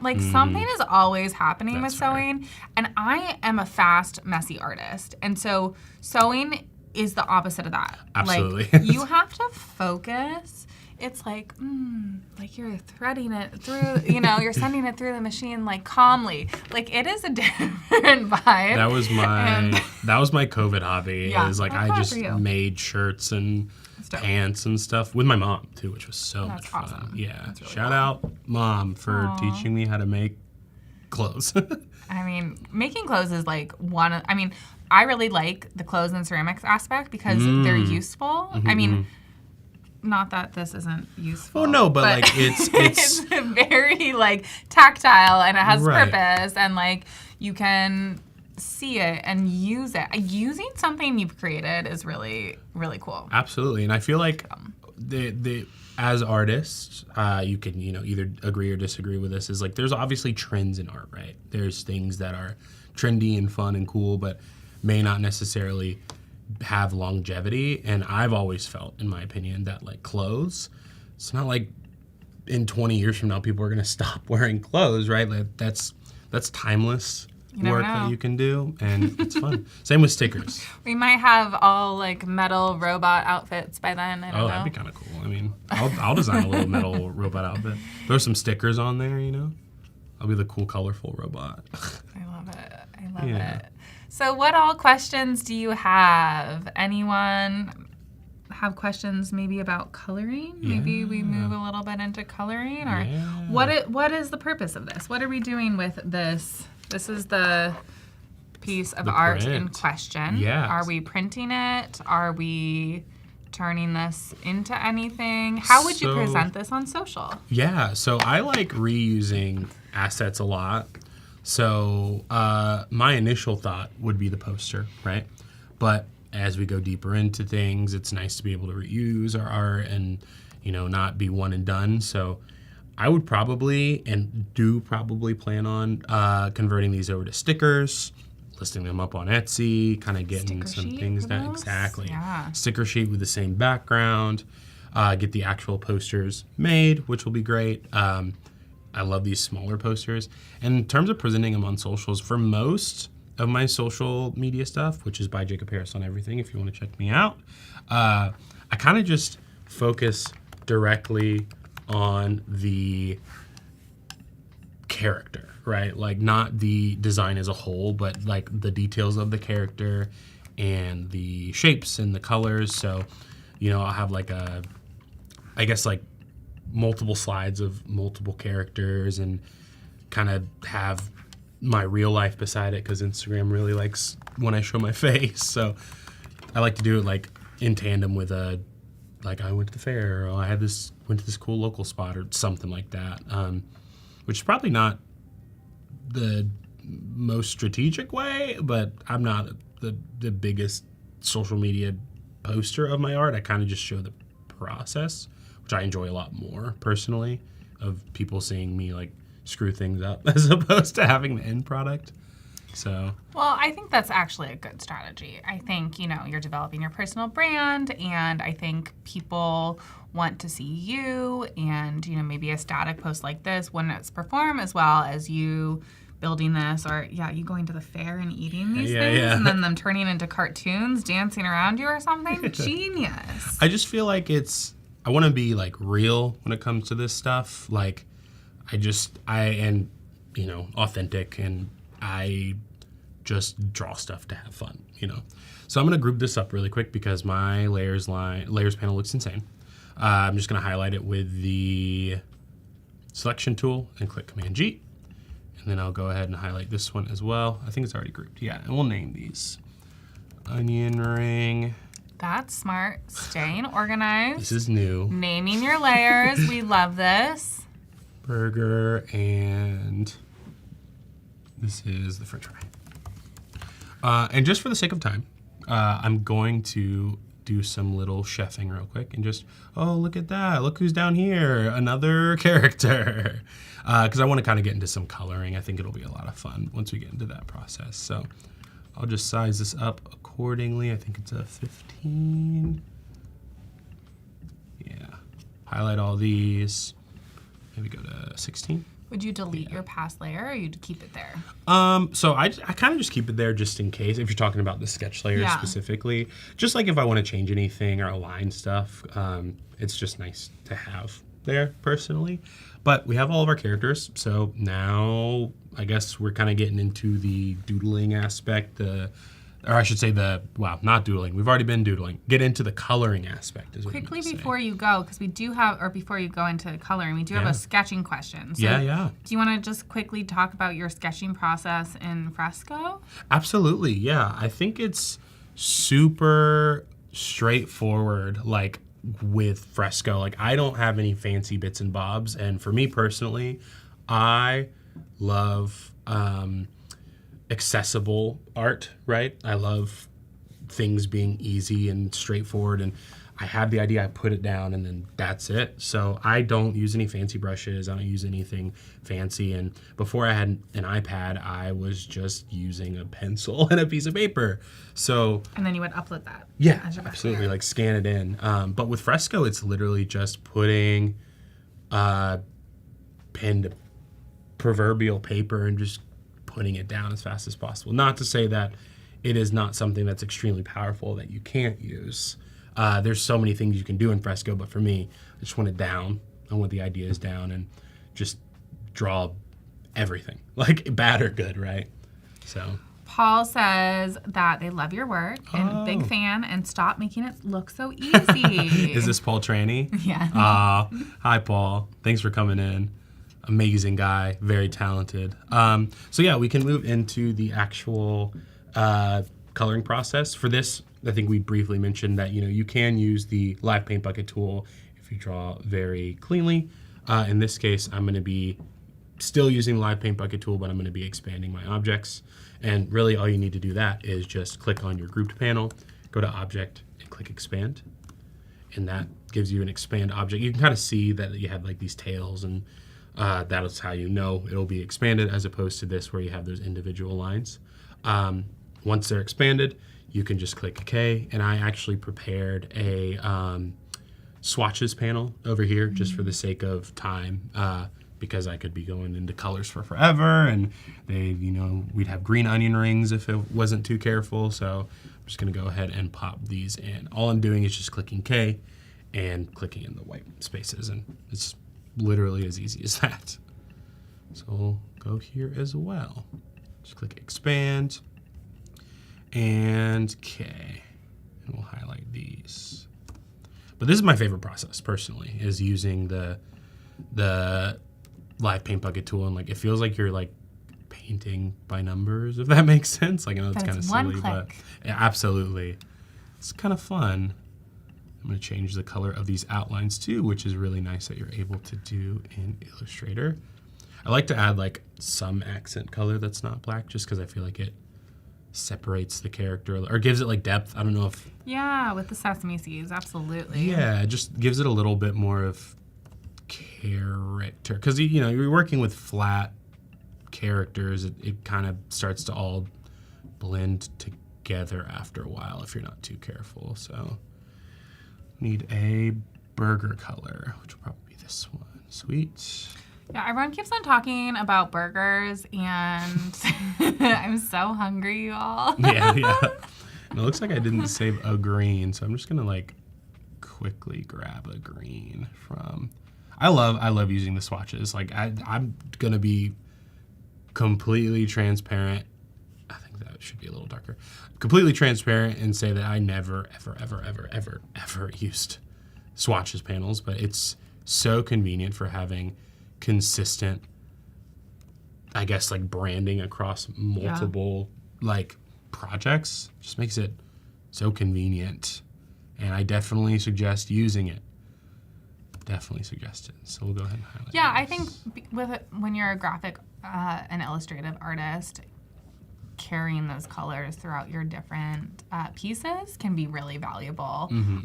First of all, it's easier for you. Oh, yeah. A little bit less decision making, and also another way for folks to really process and understand your brand and see it immediately. Absolutely, and I think that like branding, I think you talked about this in your segment a little bit, but like branding is not unfortunately, but it is like so important with design. Like having your thing is crucial to stand out.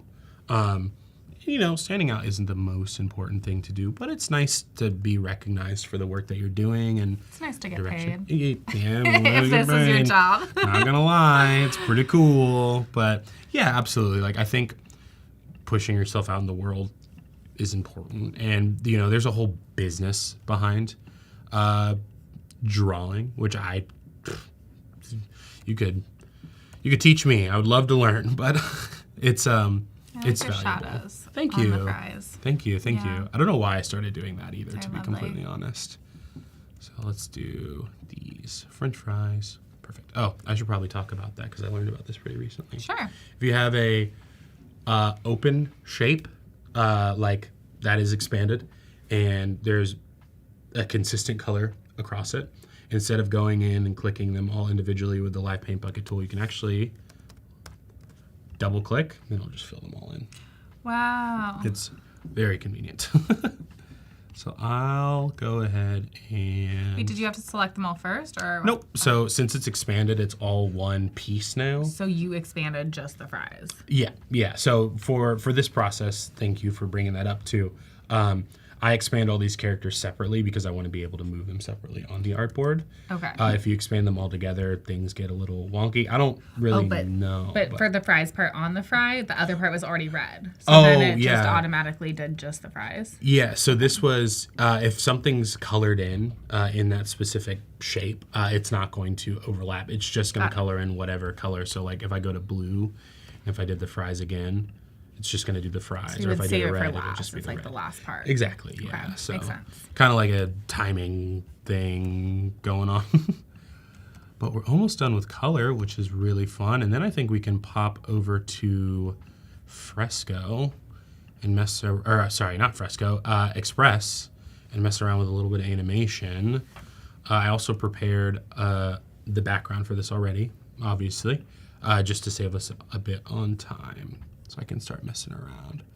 Just fill these in, get this nice yellow color, a little bit of a mustard on the hot dog.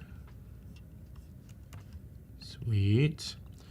And this color is looking a little weird to me. Does it look weird to you?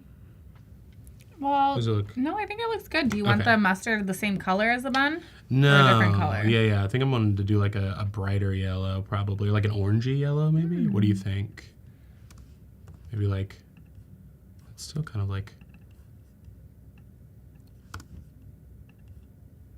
Very similar. Yeah. And this looks the same color. Oh. I could see it going either way. Yeah. So maybe we'll do like... I like it like that. Yeah. That's bright. Sweet. And that matches the cheese, right? Yeah. Perfect. So we'll... got that set up. I'll go ahead and bring up our background, which you saw in the image. I can just kind of size these accordingly. I don't really have any rhyme or reason when it comes to the shape or sizing of the characters. I kind of just go with the flow, and once they feel aligned between each other, I just use that alignment tool. I group them all together, which I'll show here in a second. So a good way to kind of line them up is use that tool of double clicking on your shapes and just clicking on the properties and the alignment, just to make sure everything is kind of squared up like this. Maybe not like that. There we go, like this. And we'll group all these together because this looks good to me. And we'll just align it to the shape. Sometimes that happens where the color disappears, but you can just fill that back in. Paul says, nice buns. Thank you, Paul. I appreciate that. So I think we're good here in terms of the general shape and design and color of the object. The way that I like exporting these assets, the easiest way for me, I think, is by that process we were talking about with the asset exporter. If you go up to asset export, you can highlight with the selection tool and click on generate multiple assets from selection. If you do that, it'll generate, these are grouped together. So make sure your objects are ungrouped because it's going to generate based on the grouping. So click on these. Circle group separately. Got it. Click this, and you'll see now we have the French fries, the hamburger, the onion ring, and the hot dog, and the background. And they're all labeled because that's what the names of them were in the project file. And we can just export them to documents. We'll do for Express. Adobe Express. I can't type very well, so I'm really showing myself. Animation. Create that, and then you can name them. In this case, I'm not. I guess it names it from the project file. So it's in there now, and we can go over to Express and kind of start on that social post. So start off with a little bit of a square shaped template and You know what I bring in saw some stuff. today? What was that? They are trying out a different size on the Instagram feed. I saw that too. Oh my. And it's driving me crazy. My. No longer, I mean, we'll see. We'll see if they roll it out. They normally like roll it out to just a couple folks. Yeah. And then, but like, Do you but have what it? about all my squares? Yeah. I've worked so hard for my squares. Mm-hmm. Do you have it right now? No. I do. Oh, you have it. And It it's already driving switched me you over. crazy. Yeah, it's so annoying. But And it messes up all your previous content. yeah. Yeah. Which I heard that they're like people say that it's more successful to post in that shape, but I just like the square. Yeah. So we'll go over to documents. But it would be nice if you knew. Yeah, like a little heads up or something. Oops, it looks like it only bounced one of our assets. Oh, it's because only one was highlighted. Make sure you highlight these just by shift clicking, and we'll just bounce those one more time. Whoops. Come on. I'm racing against the clock right now is why I'm... Yeah, any last questions, y'all? We also have a shout out to you. Did you recently get married? I did get Congratulations. married When did you very get married? recently. About a month and a half ago. Congrats. To date. Yeah. Congrats. Shout out to my amazing wife who helps me with everything and supports me with all of these endeavors of drawing. Amazing. Incredible lady. Yeah, so we might not have a ton of time, but we'll just throw in like 2 assets just to get a general idea down. So we'll have our assets in. We can drag them into the panel, size them up accordingly. I imported my assets just from the libraries and putting those assets in. I can drag these characters in as well and then start messing around with some animations like you did in your in the last episode. Either working with like some pop animations. I like doing loop personally because it's a lot of fun, or like a bob, so it gives it a bit more, it's a little character. It's really cute, and when you post these on socials, it tends to loop them around and it makes them really fun, and you can add like multiple characters in at the same time. So let's see your stuff. We'll add the hamburger in here too. Whoops, looked like it might have exported this as a... There we go. We exported over our image. I think it made a clipping mask. There we go. So we can kind of size this like this. Do a little bit of animation Clever says stuff. that they're marrying the fries. I love that. That's fair. That is totally valid. Yeah, we can do like something like this. So now we have just some like dancing little characters. Kind of fun. We can add more to it and kind of expand on it if we need to. It's kind of just possibilities are endless type of vibe, Kind of do what you want. And then you could add some font, or like we talked about in our, or some font, add some text. Yeah, I knew what you meant. My brain, like we talked about in the previous live, maybe you're starting to think about your holiday sales, or you want to talk about your art show coming up or something. So it's really a great way to bring it into Express and add the animation, add the text, and then you can even do little scenes. Like maybe you're telling a story with these guys and they sort of hop around and... Do Absolutely. they eat other food? I don't know. Probably. It looks like we're out of time. Looks like we're out of time. Thank you so much for being here. Thank you, Jacob. I'm Phoebe. This is Jacob. Yeah. See you Appreciate later. y'all. Bye. Bye. So I thought that it would be kind of fun to do a little bit of a vintage space ad. I usually like to start with an image, right? But in this case, we don't have one, so we're just gonna like start fresh and just kind of generate an image. A space background with stars and large moon with an astronaut floating. I'm gonna select photo as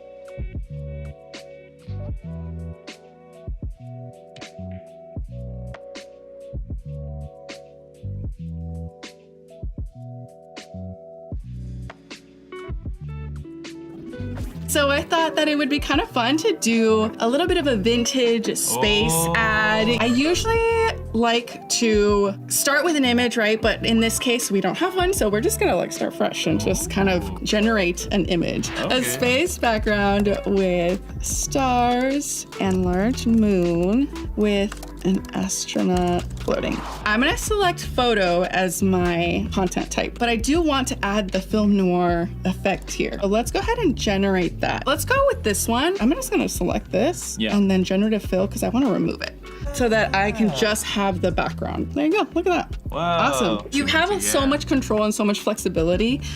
So like even though we started off with that other image, like we're kind of like building our own, right? So I'm opening up with one image that I had. So now I'm gonna do a copy merge of this, which is just Command-Shift-C. And I'm gonna go back to my moon here. Essentially what I'm doing is I'm just duplicating each layer and I'm putting it behind that very first run, right? So that everything's in the front. So I actually turn them as I'm doing it, giving that little like rotation. There we go. So here is kind of that image. Oh my gosh, should we do a cat instead? Kitty Wearing in a space helmet. suit with space helmet. Yeah. Oh my gosh. Okay. Wait. Oh, well. That's kind of fun. That's so Let's see. cute. I'm gonna grab my magic wand tool and kind of grab this little section here. So, You're gonna be like, cat whoa. face. You guys. Oh my, wait, this one. Perfect. Okay, love it. I'm into it. Okay, so now the other fun thing that I've been playing around with is that we can generate textures, you guys, and overlay them onto our work. So I'm gonna go ahead and press new and do the same thing, a little letter. Let's do like a vintage paper stock like Textures. maybe? Oh, yeah. So there's our texture. So now what I can do is I can select it all, Command A, another copy merge, Command-Shift-C. So when Regular you're Command-C. doing Command-C, it's only taking into account the layer that's being selected. You just want to do like a copy what I see. Like That's copy cool. I didn't merge. know that. Yeah. Oh my gosh. Did I teach you something? Yeah, of course. And there's always something to learn, you know? I know. This is what I love about Adobe Live. And there is our texture. You know what? I kind of do like this overlay just because of the texture. It like brings out so much of it on the sides. So let's go ahead and add some text. Go ahead, shoot for the moon. I've noticed that in vintage ads, usually the like first letter tends to be like larger. Okay, and so then like we just added a little gray in there. There we go. See? There. So now let's go ahead and just do a little black and white, but bring down the opacity. Ooh, there you go. Look I at like that. the black Oh. and white. So here we have like our amazing ad, right? But then we're like, we want to create more. So if we do like this and then like craters, and then I'm just gonna do this for like stars. So let's go ahead and save this. And then let's go to our Adobe Firefly. Close up of moon with crater texture in space and a small earth in the back. Let's go ahead and change it to portrait. But now I'm like gonna give it an actual reference image. And then I'm gonna just go ahead and add that same film noir situation, right? So let's go ahead and generate it. You guys, are you kidding me? Whoa, that looks really Gorgeous. cool. Perfect. That looks Okay, I'm gonna download it, bring that right in. Here's our image, right? But it obviously doesn't look like it's just superimposed. You can just kind of go around. Now I'm gonna click on that layer and subtract transparency mask so that it's not affecting the SSD card. Now I'm gonna generate fill, smoky fog. Let's see. Perfect. That looks like it belongs now. Oh. And then let's go ahead and just add our text. Smooth landings, stellar performance. You guys, wow. So we've got our go ahead, shoot for the moon, and we've got smooth landings, you guys. So yeah, thanks guys for watching. I'll see you later. Bye. Hi guys, welcome back to the show. I'm going to be your host today, Jacob. This is Adobe Live, and I am here with Ted Chin, the local surrealist photographer, illustrator, cool guy. Hey, so thank you. tell us about yourself. Yeah, hi. I don't know why we both put our hands out. yeah. I was like, stick your hands out. We're here at Adobe Live. Yeah, my name is Ted, aka Ted's Little Dream. Digital artist, photographer, surrealism. It's what I love to do. I like to do like some compositing of fantasy animals. So some of you have been here before, seen me before. Welcome back. Good to be here again. And if this is the first time you see me, you might see my work on Photoshop cover before. It was the flamingo one. Yeah. So daydreaming is my specialty or special power. Love that. Yeah, but not an illustrator yet. I want to learn. There's a lot of drawing I want to do. So yeah, hopefully. We'll share information. Yeah. I'm gonna still borrow some knowledge from you. Absolutely. Yeah. Amazing. Yeah. Well, I think we're going to be getting into some really, really cool stuff today. It's going to be a pretty jam-packed stream on your end, so I'm not going to take up any more time. I hope that you guys are excited. Hey. Let's talk about what you're doing today. Yeah, I see Paul like my jacket. Thank you. Got the swag ready. Yeah, Paul got the game shoe game. Right? Yeah. Oh yeah. He's like painting on his shoes. I got and to stuff. find my personality and style. Absolutely. Yeah. Shout out Paul Tran. What an amazing guy. I know, right? So this is like type of work I do. Just want to show you a quick example. So but cool. today we're gonna focus on creating holiday theme, and it's going to be like jumping to Firefly, show you some quick example and some way to achieve the goal we want to do, and then gonna bring back into Photoshop to use the Firefly in Photoshop. And then we're gonna try out some new tool that's been released, I think since 2 weeks ago, which is very interesting.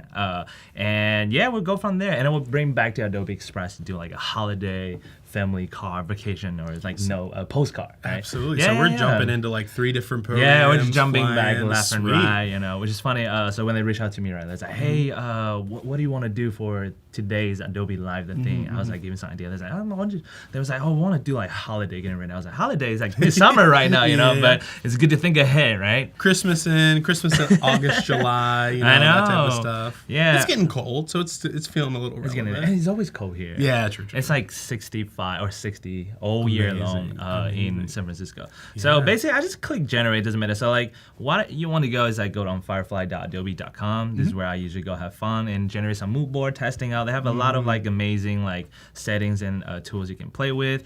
You can type a prompt, start anything, but it's always pretty fun. You just click generate whatever they were typing, and they're just like, oh, like what do we get, right? So we had a space, and now we have like a cottage, right, with the theme. But that's not what we're gonna do. To adjust it to my favorite setting, we're gonna go over some setting on the left side. Personally, I like to do portrait mode for social media, but if for like cinematography, study, or like white way, 16:9 is always like beautiful, right?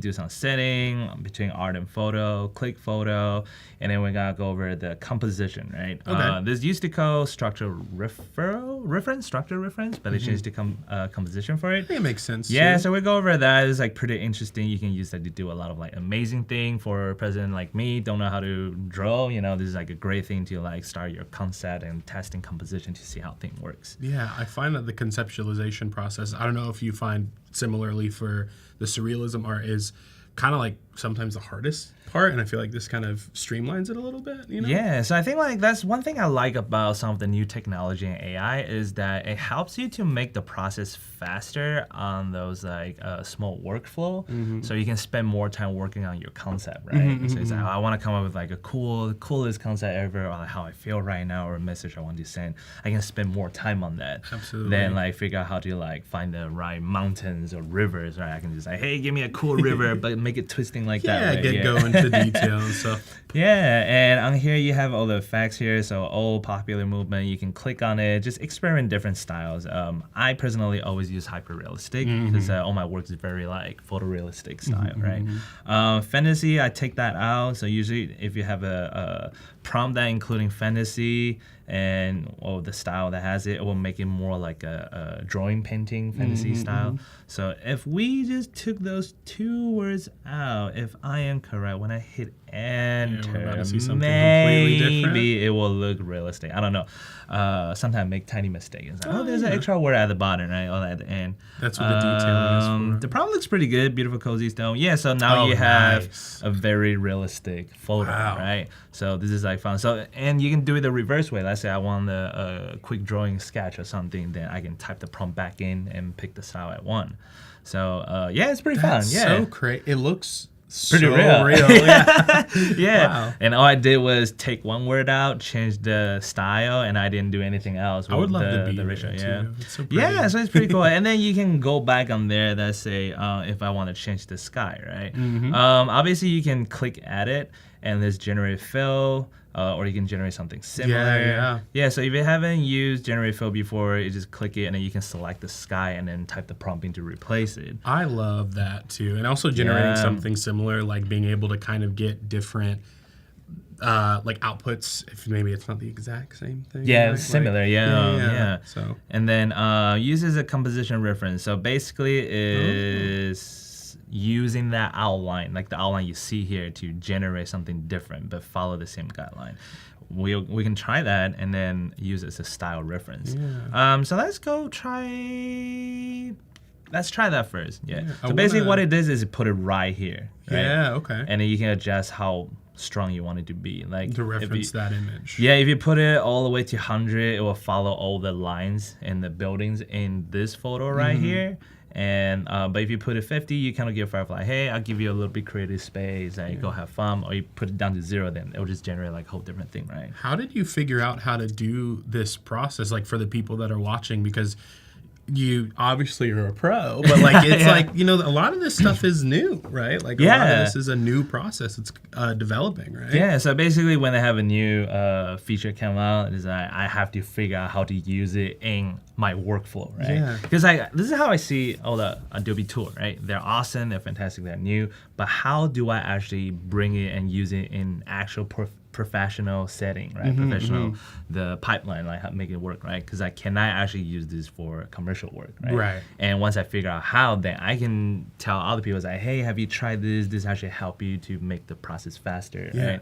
And then we can give them more feedback, right? And then they can refine the tool even better. Make it better so for you. basically, I spent like 50 hours staying at the screen trying to figure out how to break this thing. Absolutely. So you probably go through the same, right? Absolutely. And it shows too. There's a lot of learning, like already that I'm sitting here and I'm like, you're just like speaking a foreign language, especially how differently I use Firefly. Like, it's so fun to see amazing. like other artists use the same tool. You're like, wait a minute, you can do that, right? It's so like, cool. So it's always fun to come on here and learn something new, right? Just like, like you do it differently. Wait, you can just click and drag for that. I'm curious to see if anybody else in the chat uses Firefly differently, or it's a good question. How do you implement it in your workflow, if you do at all, or how do you want to?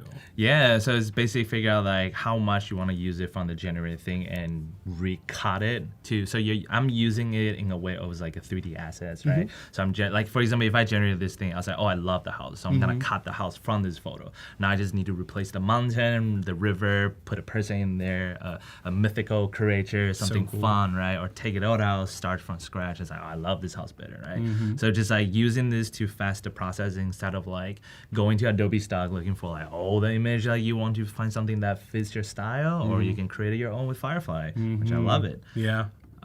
Okay, so magical tone and fill. I'm gonna take magical tone and fill out because that could bring the fantasy thing back, right? Let's do night sky with moon, stars, Milky Way. Maybe. Let's test it out. So I only put the strength on 50%. So I should put it on 200. But we'll see how the Firefly give to us. The brain is cooking right now. I should ask the teams, like, hey, can you cue like some sort of elevator music while things are loading? So you see, like this is all following the same guideline, right? So this is what composition reference does.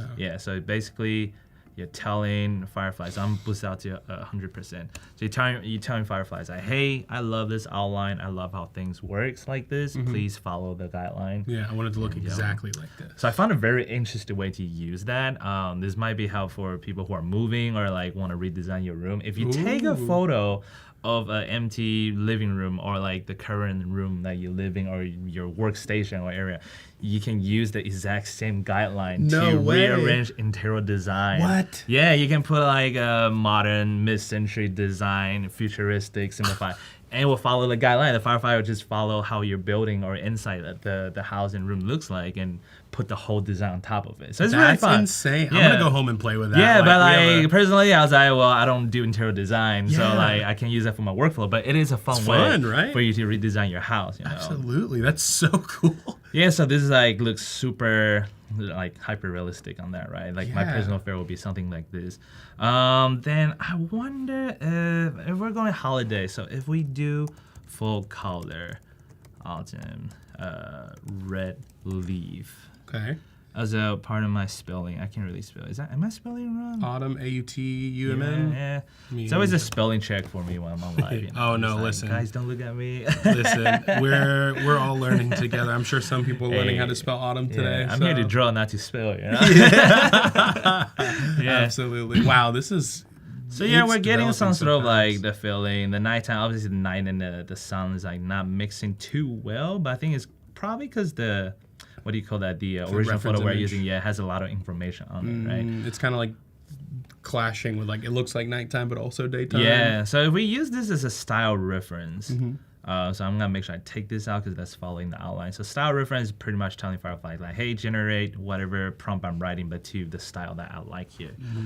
So if I just put lake landscape photography, see if it works. The style I should probably put higher strength, but it's okay.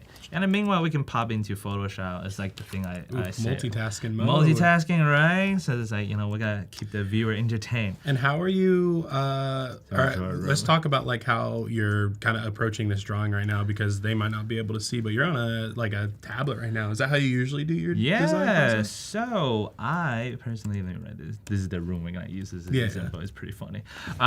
Look, so this is the same style we have earlier, but now we're doing like a lake autumn color So with cool. the same color on this. Looks really good. That looks amazing. I want to go visit there. That's so go cute, you know? camping or something. Yeah, go and then fishing. like I really like this. So if this is like in my postcard, I can just pop in here and then say, hey, I'm gonna do a generative fill, insert, remove, That's expand. crazy. I'm gonna select right here, and then maybe if I type boat, kayak. Sure, why not? We'll see what it does. It's so intuitive. Yeah, and then to answer your questions, so I use drawing tablet. This is this little pen right here, and the tablet is this big for portable reason. But at home I had the 32-inch one, so it's like about this big. Beautiful. Took all my desk space away, so I had to customize a desk. I really like big desk. Dang. So yeah, I got giant screen. I like a lot of screen That's for so no reason. cool. You don't. I really mean, need no, that much screen, it's listen, it does make a difference, and I love it. Looks like Jack in the chat said that they use GenFill on their new house to remove things from outside. Oh, which is nice. interesting. Yeah. And then you Yeah. can do like a garden design too, right? Yeah, Like the yeah, bush, yeah. like, hey, what if I want this tree in my front yard? Would it look good, right? So these are like maybe not for professional work, but for your like every daily life like Absolutely. situation. Actually very helpful, Conceptual. And it's like something I never thought of. I was like, hey, I can help you design.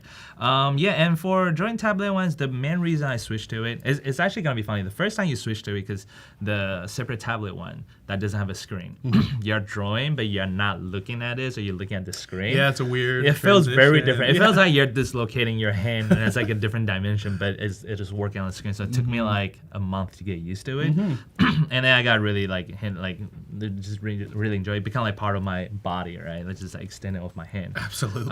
Then I got the tablet that with the screen, and that's the best thing ever because you're actually drawing on top of mirrored, your art. right? Yeah, you Yeah. do that to your home. Yeah, absolutely. Yeah. I love it. It's a game changing. Yeah, I was on Yeah. the Wacom for a long time. Yeah. And I was on the trackpad, so going from the trackpad to the Wacom. It feels so different. Crazy. It reduced the pressure on your wrist too, so no carpal tunnel. Everybody's scared of that. It feels good. You can relax and put the little gloves on. You look professional and Out cool. here, It looks like a secret hitman. That's awesome. Yeah, so like this is like you want to put some like elements in, put love a it. kayak and thing. You can keep it or cancel it. I don't really need it. How do I go back to what it was there though? Maybe there? Nope. I knew that was Oh, gonna happen. no. But it's okay. Oh, It's there right we go. there. It's Yeah. back. Perfect. Yeah, been there, done that. Yeah. You can tell I made a few mistakes here and there. That's what we're learning. Exactly. Okay, so we're gonna take the style reference. So now you know what composition reference and style reference does, right? So let's say we have an empty room that I just drew a 3-line. Yes, I have the right to You're about use to it. blow my mind, I think. So it takes the movie, whatever that Cinematography? Cinematography or cinematic. That was Cinematic, the word. okay, I can't gotcha, pronounce it. I was gotcha. speaking too loud. Blah, No, blah, blah, no. blah, blah. Yeah, you just blah, blah, blah. It's a lot of technical terms, especially in Yes. Firefly too, so I'm not blaming you at all. Okay, so what's the interior style you like? I like mid-century modern. Mid-century modern home studio, cozy. You're about to make my dream studio right living now. room. Warm lighting, photography. Hold on. Photography, interior design. You did great. Listen. I know you can right click and change it. It's just in this typing, you know. She's like, hi, my name is Ted. I'm really bad at spelling. But I'm great at art, you know. Realistic. Let's see if it works. So what gets you to these prompts? Like, is it just messing around, or is there like a specific like algorithm that you figured out that's like perfect? I just type whatever comes to my head. You probably noticed that when I was typing the word, there's like a lot of suggestion. Look at that. That's you know? a really pretty house. Yeah. So literally, if I download this and I drop into here, You're so quick. It's just like copy paste, copy paste. copy paste. You know, It's awesome. This is literally following the guideline that we made. Wow. Right? Wow. Right? And then, so it's pretty good. And then, like, this is where it gets fun. You can just also go in here and say, like, hey, I want a couch here. This is how I draw. Little chair, right? And then I want a flower vase here, like a tree or something. I know we're joking about it being like crude, but I feel like this is amazing for like accessibility purposes. Oh, right? yeah, because I can draw. I don't know if you noticed that. I don't know if you guys noticed that, but, you know. I think these are beautiful pieces. I'd hang them up. Oh, thank you. You know, it's like greatest artwork. You know. But I think that's so cool. And then we do. Why is it not letting me using it? You can't stop me. Ha ha. And then Adding some more details. couch and plants. That's it. Yeah. Let's see if it works. So you just have to specify. Like, I would say it's better to draw in more detail because I did draw pretty rough. But you can also just copy and paste of a photo of a couch that you like, right? Oh, that's pretty funny. That's awesome. See, now you understand, like, it's kind of pretty rough, like how I draw. So it give it very, like, dramatic looking because it didn't understand what it is. Yeah. So I would say in that case, then you fill in the space with the solid color. It will help the Firefly to understand more. It's like, oh, like, what is this thing that you draw, right? Because, you know, if AI can't understand my drawing, then I'm pretty bad at it.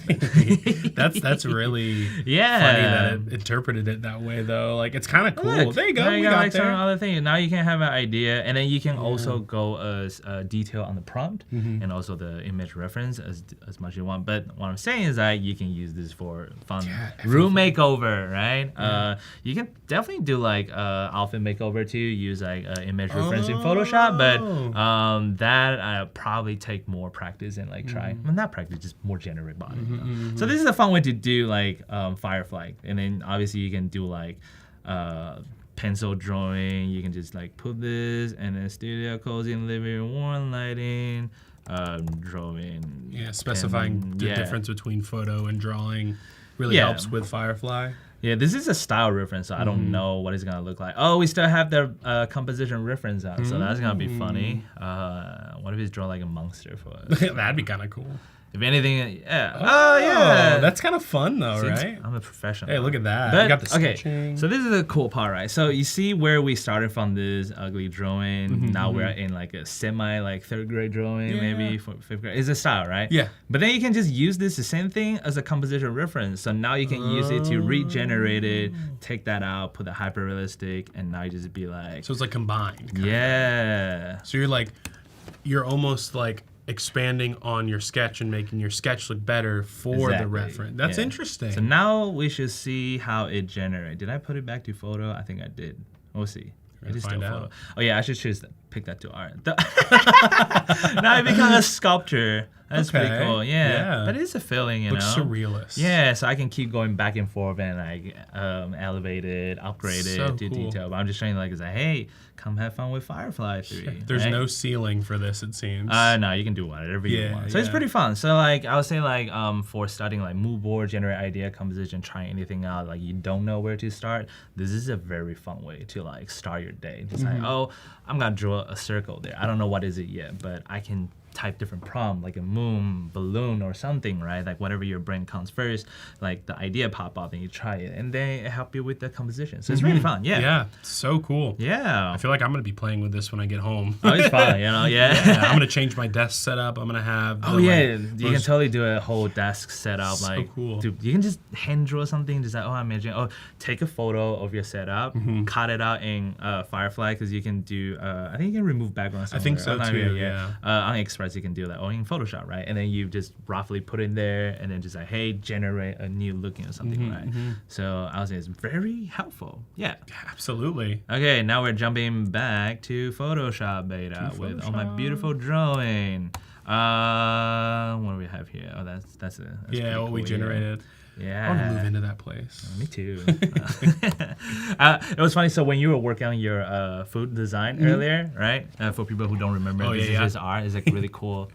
There we go. Yeah. So I was thinking, like, what if, like, when you go to school, right? Let's say you go to art school and you can have all the food you want, but you have to be able to draw it. That's awesome. And then, wow. Yeah, you only get to eat while you draw. That's sweet. It's like if you can see what it is, like if it can be interpreted by whoever's like judging it. Exactly, yes, right? Oh, you're hungry? No, you have to draw your lunch. I'll draw lobster and caviar. No, I'm kidding. Steak. Yeah, you could. So imagine that's like a cool. challenging thing. Like, hey, you want to be Absolutely. professional art, you gotta draw your food. That's so and cool. you can only eat it if it looks good. Good YouTube challenge. YouTube challenge. Yeah. Actually, that would be fun. You know? Yeah, Don't steal our idea. You know? I'm gonna copyright that. Okay, so we're gonna pop in here. There's something. If you're just using Photoshop Beta, I use Photoshop Beta. It's the same as Photoshop, but sometimes I have some like new release on there. So if you can't find it, go on Adobe, the app. Click on it, go on app, and there's like you can download the Photoshop Beta.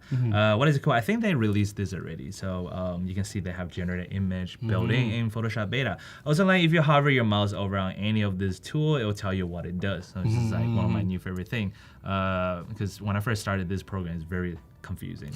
Well, you get the samples too, right? Like the actual video examples. So I have to which is literally so click nice. on everything, see like if I can break it, you know. Absolutely. Not We gotta breaking break like, it. test the limit. Yeah. Yeah, so you click on this icon right here. If you don't see the icon, that's totally fine. You can just like select, I think if you select that, yeah, you can select the whole canvas. But I think if you just started a new file, let's see if I start a new file, creating that, you see there's the option import image or generate image. So you click generate image, you have this. But if you can't find it, do not be afraid. It's on the bottom left. Oh, there you go. You can just click right it. It's the same there. thing. So this is a building Firefly. There's like some prompt you can try. That's actually really cool. Type in people and other things. So yeah, And it gives you those prompts to kind of get the understanding of the vocabulary too. Exactly. Right? Yeah. So let's say Halloween. What are some cool Halloween idea? Ghost. Bat sheet ghost. Right. So bat sheet 2. Bat sheet ghost. Picnicking? No. Having a picnic. Yeah. Did I spell it? Picnic, PICNIC. Whoops. Yeah, we're learning. Yeah. Having a picnic at park. Sitting on blanket. Something like that. Great. We'll click photo, effect. You can pick on here. I don't click those. So this is a little bit different interface. So to find the thing I want, I already know it should be under theme and then hyper realistic. Click on photo. So you probably notice that yes, there is reference image, but I think it's from like the style. Gotcha. See, it says match the style from your own reference image. So it doesn't have the structure and reference on this yet. Yeah, that would be interesting for like an illustrative style though. Yeah. So I hope they'll put that options in there soon. It's pretty fun. And you can just click generate, and then it will just say generate. It's fast. Yeah, fast Wi-Fi. Yeah. Also, we got a jacket call out from Teresa saying, "Hi Feeling Ted, love your good, you know. jacket." Thank you. Yeah, it's a nice one. It's a good color. You're gonna see me wearing this for the next 5 stream. You know? It's like, people compliment on my jacket. I gotta yeah, wear it. just You know. look great, Yeah. you Thank you. I Thanks should for have the dressed love. Yeah. differently. I got a blue one too that has a different logo on there. I was like, oh, I'm gonna wear it. Oh, look, this is Oh, so cute. You know, like you know. Ooh, very drastic. Yeah, very differences, drastic too. different. I was surprised with this style, but I Yeah. do like that. This is very cute. That's awesome. I want to see if I can do different. I'm just gonna do picnic at park and then type in photography, realistic. Those 2 words I found it is better for me to make it look like more realistic. Got a call out from Paul saying that generate image is in the Photoshop GA version now? General. General. Okay, SS. nice, yes. nice. Yes, okay, it is. Nice. Okay, add on full color red leaf. I was just thinking. Cool. Yeah, okay, so yeah, it is in the GA right now. Sweet. Yeah. I don't know why I'm still using beta there. Well, you know, you're testing things Yeah, out, right? testing you're trying things to see out, yeah. how far you can push it to the limit. And I feel like being up to date on the whatever they're testing That's true. is nice for you to test. It's too. kind of funny when beta first came out, I didn't like using it at all. No. I was like, I don't want beta, I want like regular Photoshop. And then I was like, oh, I love beta. Yeah. Oh, look at this. This is cool. Cute. Yeah. Oh, they're holding hands. That's really You know, I cute. want to use this. It's I like so the cute. colors a lot. Yeah, the colors are great. Let's zoom in. You see this, all the like textures. You can remove anything else in there.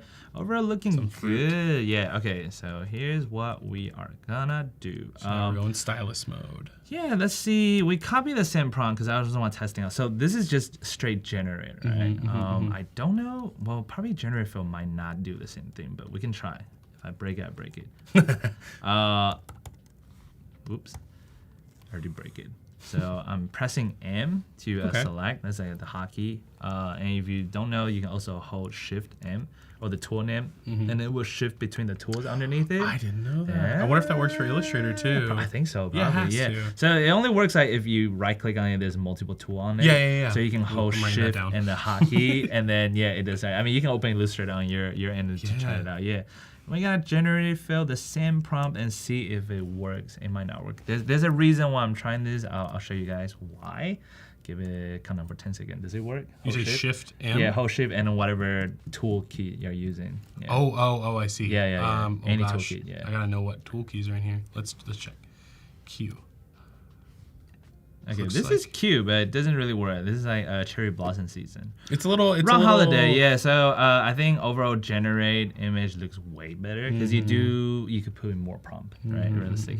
The only other thing why I did this is because if you do Generative Fill, you notice there's a little icon right here. It's the new enhance icon. So basically, when you click it, you see the photo quality right now. It will enhance it like pretty strong. So let's did it one time, but there's other way you can do it on your regular photo too. So yeah, so I'll zoom in really far. You can see this is before and after. Yeah. Do you? Wow, that's crazy. Do you use that for like?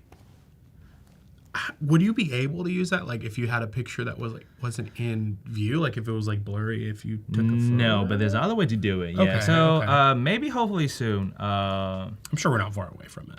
Oh yeah. Okay, hold on. Sure. I need to move this. There you go. My big head was blocking the properties. Yes. So the reason why I have the navigator on is kind of like give me like an overall composition, how it looks like if I need to move things around, flipping left and right, adding things. So I have a mini version canvas right there, and obviously the very important property is right here, the enhance icon that we have. Let me go back. Is right here. This icon right here. There you go. You see on the top left. Yeah. So, but when you do the generate image, it doesn't have it on my end. Somewhere else probably, but doesn't have it here now. Let's see. Can you change it? No, that's totally fine. But there's other way you can do it. But obviously this is pretty sharp already. So what you can do is you can turn it to like a smart object. Convert to smart object or not. The reason I like to do, I'll show you why.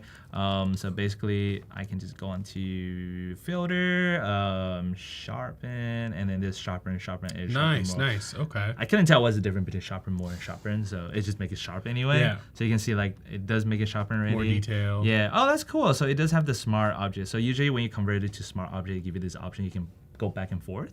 Yeah. Okay. So we gotta jump back to here. The other way you can do is also hold Command J on if you're on Mac or Control J if you're on PC. Go on here, filter, blur, not blur. Sorry. You go to Other and you go to High Pass. And then you kind of like go into like about here. This is like the old school OG. Yeah. That's why like you just threw me back. Yeah. Well, time travel crazy. back. We're in the early 2008. You know. Yeah. So this is like sharpening more as like the textures. You know. So there's a lot of different as Adobe products go. There's like different ways to get to the same end goal, and it's really cool. Oh wow, that really sharpened And it then you up. can double click on the high pass if you adjust it even higher. It's like Crazy. super sharp. Wow. And then you go enter the HDR. yeah, where it's like burning your eyes out. Yeah, we don't need that. So anyway, we can totally work on this. Okay, so what does I need to show you guys? Oh yeah, the other way is like if this is something you like, you can just use the drawing tool, pressing B as a brush, and then say like this is like the outline you want, like the two ghosts holding hand, and then with the eyes, right? And then you put it on there, and then you say, oh, that looks cute. You have like a basketball. You can draw whatever you want on here. Basically, it looks like that. Then you and then you can bring it back to Firefly with the same prompt, and it will work. I'm not gonna demo there unless you guys want me to. If you want me to demo this into Firefly, come in the chat right now. But we're gonna ignore it right now. But I'm telling you, it will work. I do have like an older version that I did. Wait, it's not here. Sorry. Let's put this Also, back. it seems like the general consensus is everyone feels like this is a very cute photo. Yeah, so you can use this. This will totally work. Nice, This will nice. generate it. I'm just showing you. I'm not lying. But this will I'll probably need to close the line. Sure. Yeah, Then it'll start bleeding into the background. so we're and gonna things like steal that. you. Look at that holding hand. It's That's really, so really cute. Okay, and this is a cool thing. So we talk about all the tools and other thing. This is like the reference styles you can choose. And here comes the new tool, the selection brush tool, which is, I was very confused for like a good 30 minutes last night, and I had to call Imish. Well, I DM him on the Pixel Alarm. Perfect. He's a great YouTube Photoshop master. I was like, hey, how do you use this thing? He's like, here's my YouTube, watch it. I was like, got it, Incredible. But basically, if you can find it, right click on it, selection brush tool. So I think there was something, if you don't have it, you click these three dots on here at the toolbar. It's gonna pop on the extra tool, and then you can move it to here, which I didn't know about this. I wonder if I can move things around, but I'll probably get I think very you could, confused. right? No, I don't want to touch it. Is that when you mess Keep it one? out there, Is that you have when you're driving, you have to sit in perfect position. Someone move it just an inch up, It just feels off. doesn't feel right. Absolutely. And like, it's like, hey, something's not right. No. so funny. Yeah, so this is how I feel about the tool. Like, nah, I'm not gonna touch it. But you can rearrange it if you want. Just these three dots right It's here. like changing the like home screen of your phone. It, like, Exactly. it just doesn't feel right. It doesn't feel good. Okay. Okay. So selection tool, you can press L or right click, do it. Basically, what it does is like you can whatever you draw, right? This is the brush size you change. This is like the selection you have. If you can't really tell, when you switch to a different tool, see, it's showing the selection part, right? Okay. So it's really cool because what you could do is that, let's say if I use L for selections. If I selection here, this is the circle I want. Let's say I can just straight put like pumpkin, Yeah, so it's selecting quick. on it. Yeah, it's quick. It's very quick. Yeah. Yeah, so this is where I got confused, right? So for those of you who've been using Photoshop for a long time, you probably heard of quick mask mode before, right? So this is pretty much the same thing, but easier. It actually makes more sense. Look at that. Yeah, it's a pumpkin, right? So if you don't know what quick mask mode is if you press Q to enter the quick mask mode, you see this thing turn red. Do the press D to reset your color palette right here, and 100% opacity. So you do this. This is basically what the selection brush tool is. But the only thing is that it's in reverse.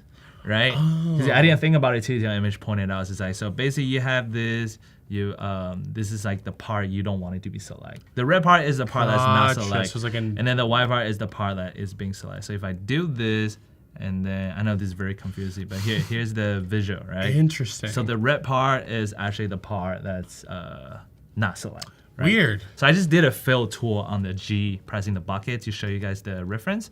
Yeah, the update does make more sense than The update actually makes more sense. Yeah, because it's supposed to be selecting what you want in one go. You don't have to think about the reverse way. So I'm going to take a while to get used to the understanding, because basically what I did before is that if I need to select this ghost, you can go to press W, go to quick selection tool, select the, you can drag it and do it. Sometimes this is slow. My laptop done. The death of spinning. The beach ball. Oh no. No. Quick. Elevator music. Do something to it. Well, that. Oh. Cannot complete. Yeah, don't worry about it. Hey. Let's not mess around with that. Little censor bars. Yeah, I'm gonna ignore you. You never exist. Okay, cool. But you can also press W and then there's select subject. So this also. Oh, also I understand. I'm on the layer that just that only has a Gotcha. pumpkin, so There it's you not go. doing anything because it's supposed to show when you hover it. Yeah, it will change the color on there. So this is like what you're selecting. Guys, it's me, not Photoshop. Oh, we got a good call out from Keys. In Quick Mask, what is selected and what isn't selected can be switched between. So you can yes, switch you between can the two. press Command I. Right? Oh, So basically, if you're familiar with Quick Mask, you can stick with the same workflow because that's what I'm used to. So you don't have to worry about it. But if you're new to Photoshop, it actually makes a lot more sense for new users to like understanding what this does. Accessibility, right? Yes, At the end of the day. Because like, this is what I used to do, right? Instead of using like quick select or select subject, you can do click in one click to go. Sometime in detail, I'll go into quick mask mode. And then I think this is selected. Let me deselect that. Quick mask mode, and then I'll go in here and then I will pan the edges like that, right? And then like when I'm done with the edges, I'll need to like fill out that gap, and then I'll need to like Command I or Control I to reverse it and then select what I want, right? Or instead of that, maybe I can now try just pressing L and I just go in and then like pan it like that. Now I don't have to worry about missing anything, you know. This is probably the tool I would use, to be honest, because it just seems like consolidated. I'm not the Photoshop guy, so I'm learning as we go. But the only thing that is tricky is that in quick mask mode, right? When you pan it different, you can move around and then like you can press Command I to reverse it and do that. But when you're in the selection brush tool, right? This is actually already select. So if you press Command I, it's not gonna invert your selection. It's actually gonna invert the selection part. Like the into color. that. Yeah, like because this is where you're selecting, right? So Gotcha. that's where it get a little bit complicated to like get used to it. And then it's also like if you press on the bottom by other tool by accident, you can always press L to go back to the mode. So it's just like visually easier to see what you're selecting, right? The only thing is like I like to have what do you call that? When you have the tool, you can hold Shift or Control. Oh yeah, there you go. You can hold Options to take the mask off. Yeah. Oh, it's kind of like Plus erasing it. Yeah, erasing. It's the same thing also around here. You can hand clicking. Gotcha, it. like this. I think it's Alt PC, so it does the same thing. So it's pretty cool. Yeah. So in a way, like I would say the best way is that, for example, if I'm in quick mask mode, I do oops, sorry, what mode am I? If I do a giant circle, right, it doesn't do anything, right? But if I'm in the select brush tool, right, you do a circle like this and fill the middle part in. Yeah, so it's kind of cool. Yeah. It's convenient when I need that whole thing erased. I can just go and like quick. that. You're Yeah, just it's like- quick. Yeah, so it's like, but you have to make sure like it does connect at the end. I think if it doesn't connect, it doesn't. Gotcha. Yeah, I don't know how the coding works. 'Cause even if you went off the canvas sometime, and then you're trying to do that again, it doesn't do that. It has to be all in one Yeah, stroke. and also in different opacity on this brush, also have like different thing. So it's kind of like interesting. It's a very new tool, so I'm still getting used to using it, right? But what I learned interesting side. So if I want to replace something else, you can change the opacity. It will sample the background photo and change everything. So you can go on and then get very complicated. Okay. Oh wow, well, the time's flying. You know, we're barely like going over all the cool stuff. Okay, let's do. Let me know what else you guys want to add in this picture. So I'm gonna add. Drop some comments down and what's some kind of like scary Halloweeny things that we can add into this. Little mask, like a jackal lantern, little Halloween thing, pumpkin pie. We can add a pumpkin pie in there. I love a pumpkin pie on I Thanksgiving. want pumpkin pie right now. It's Me summer, too. guys. It's not even like autumn yet. Is there really ever a not appropriate time to do like That's a true. pumpkin pie? Oh, I like the kind of alien vibes I that's like going the on. alien little pumpkin, you know? Yeah. We're doing alien pumpkin. And I'm going to show you one cool thing. So basically, if I don't like the pumpkin that's generated, right? Say like I can just use selection brush tool, select the part I want to replace. You can generate and like put like lantern glowing and stuff, right? So like, for example, if I glowing light jackal lantern face. No, we'll try that. We can do generate. Meanwhile, if you can generate something you love, you can go on Adobe Stock, click on here, free, and then jack-o'-lantern. Love that. Go on there. I just want to make sure I type the right thing. So you can find like the cool faces you like, download it. In this case, I already pre-downloaded. That's really funny. This is a perfect use example. So basically, I download this photo from Adobe Stock. This one's free, amazing. and I love this face. Yeah. So then I brought it into Photoshop, and then create a PNG file of that. Well, just a focus on the face, right? This is crazy. Yeah, and then in what we did earlier, this is the selection we have, right? And you can click reference image, choose image, choose the one you use, and then generate. It should be able to replace it. It's crazy that you can just do all of this pretty much all on the same app too. Like I feel like if you wanted to do this like a couple years ago, you'd have to be like, okay. Or even a couple months ago, you had to jump everywhere. Yeah, it's crazy. So like now you can stay in one place. It's so fluid. Look at that. Yeah, It's so it's not perfect, amazing. but it's getting there. It looks great though, right? Right? Now that's the old one. So I say if I like this, so then what I could do is like we will do. Let's try 60%. So I press 6. So if you notice the number right here, the opacity, instead of like manually changing it, I just press the number on the top. So 40 is 4. Like if you press 4 is 40%, 0 is 100, 9 is 90%, 85. You probably know this already. So we're using 6 for 60%. And then if I select the same area, and I probably need to mask the reference image better. But then we'll do that, and I probably should also do soft edges, but if we just leave it empty, see if it will work. If not, we'll figure out a way to make it work. Yeah. So does this tool have like a, or I'm assuming it doesn't have, because in the chat we have Paul saying that they wish that there was a feathering with the new tool. Is there like a workaround for that? Yeah. Or? Sorry, I got a little bit thirsty. No, What do you ask? There is a workaround. We just have to wait. Yeah. The brain is thinking. Oh, that's scary. That's really scary. that worked. Because I use 60% or 40%. So basically, we are sampling the pumpkin in the back, and it's kind of the filter we showed on Firefly earlier. How much percentage you keep or left for the Firefly to be creative, right? So we're not doing 100% as the brush. So this is 50, which it worked using the reference. So it's getting close there. So I would probably say like use 80%, right? Okay, but let's say we're going back here. There is no feather, right? So this is like, let's say we're doing this. There's no feather around the edge. What I would do is, let's see, brush. I'll go back to quick mask mode. There it is. Oh, actually, no. There's an easier one. We go on here, select, modify, and feather right there. Then you just drop into 15%. There you go. Yeah. We have to go back. We're not going back. Yeah, and then Generative Fill, doing this, choose image, same face, leave it empty prompt. So now it's with the soft edge. It should be fluffy and cute. Kind of more homogenized into the pumpkin more than it is like laid on top, right? Yeah, so we're generating. Whoa. Interesting. Star Trek vibes. That could work. Okay. Yeah. Oh, that's close to the original photo, right? Yeah. Let's see. It's pretty. Yeah, it's the pretty eyes there. look Yeah. perfect, right? Okay, cool. Yeah, so this is like a new way to find it. So reference image is like a fun way to use. So probably like put jack-o'-lantern. Or you can do the old school Photoshop way, just fix it, right? You can select the place, replace it, remove it, put the whole new face on I there. think I prefer this version. Yeah, well, whatever works the best for you. Yeah. So we're gonna leave that there, or I'm gonna leave it like that. And then we talked about earlier, we need a little pumpkin pie. Love that. Let's see if that works. Pumpkin pie.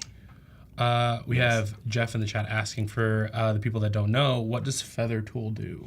Feather tool makes the edge softer, from my understanding. This is my take, and if I'm wrong, please correct me. Yeah, so basically, imagine you draw like a straight line with like a really strong Sharpie, right? Sharpie maybe not a good, or a piece of paper that has like a really sharp edge. Yeah. But feather makes like that edge like grading and fading into. It's like the difference between like the gradient on a marker and like in a Sharpie. Right? Yeah. Like being able to kind of fade into whatever it is. That's cool. Let's see. We can Looks right like a good click, pumpkin generate pie. similar. Right. I like that one. Let's give me a better option. Yeah. So feather kind of make things like not super hard to select. Gotcha. Make things blending in better. Yeah. Hurry up, generate.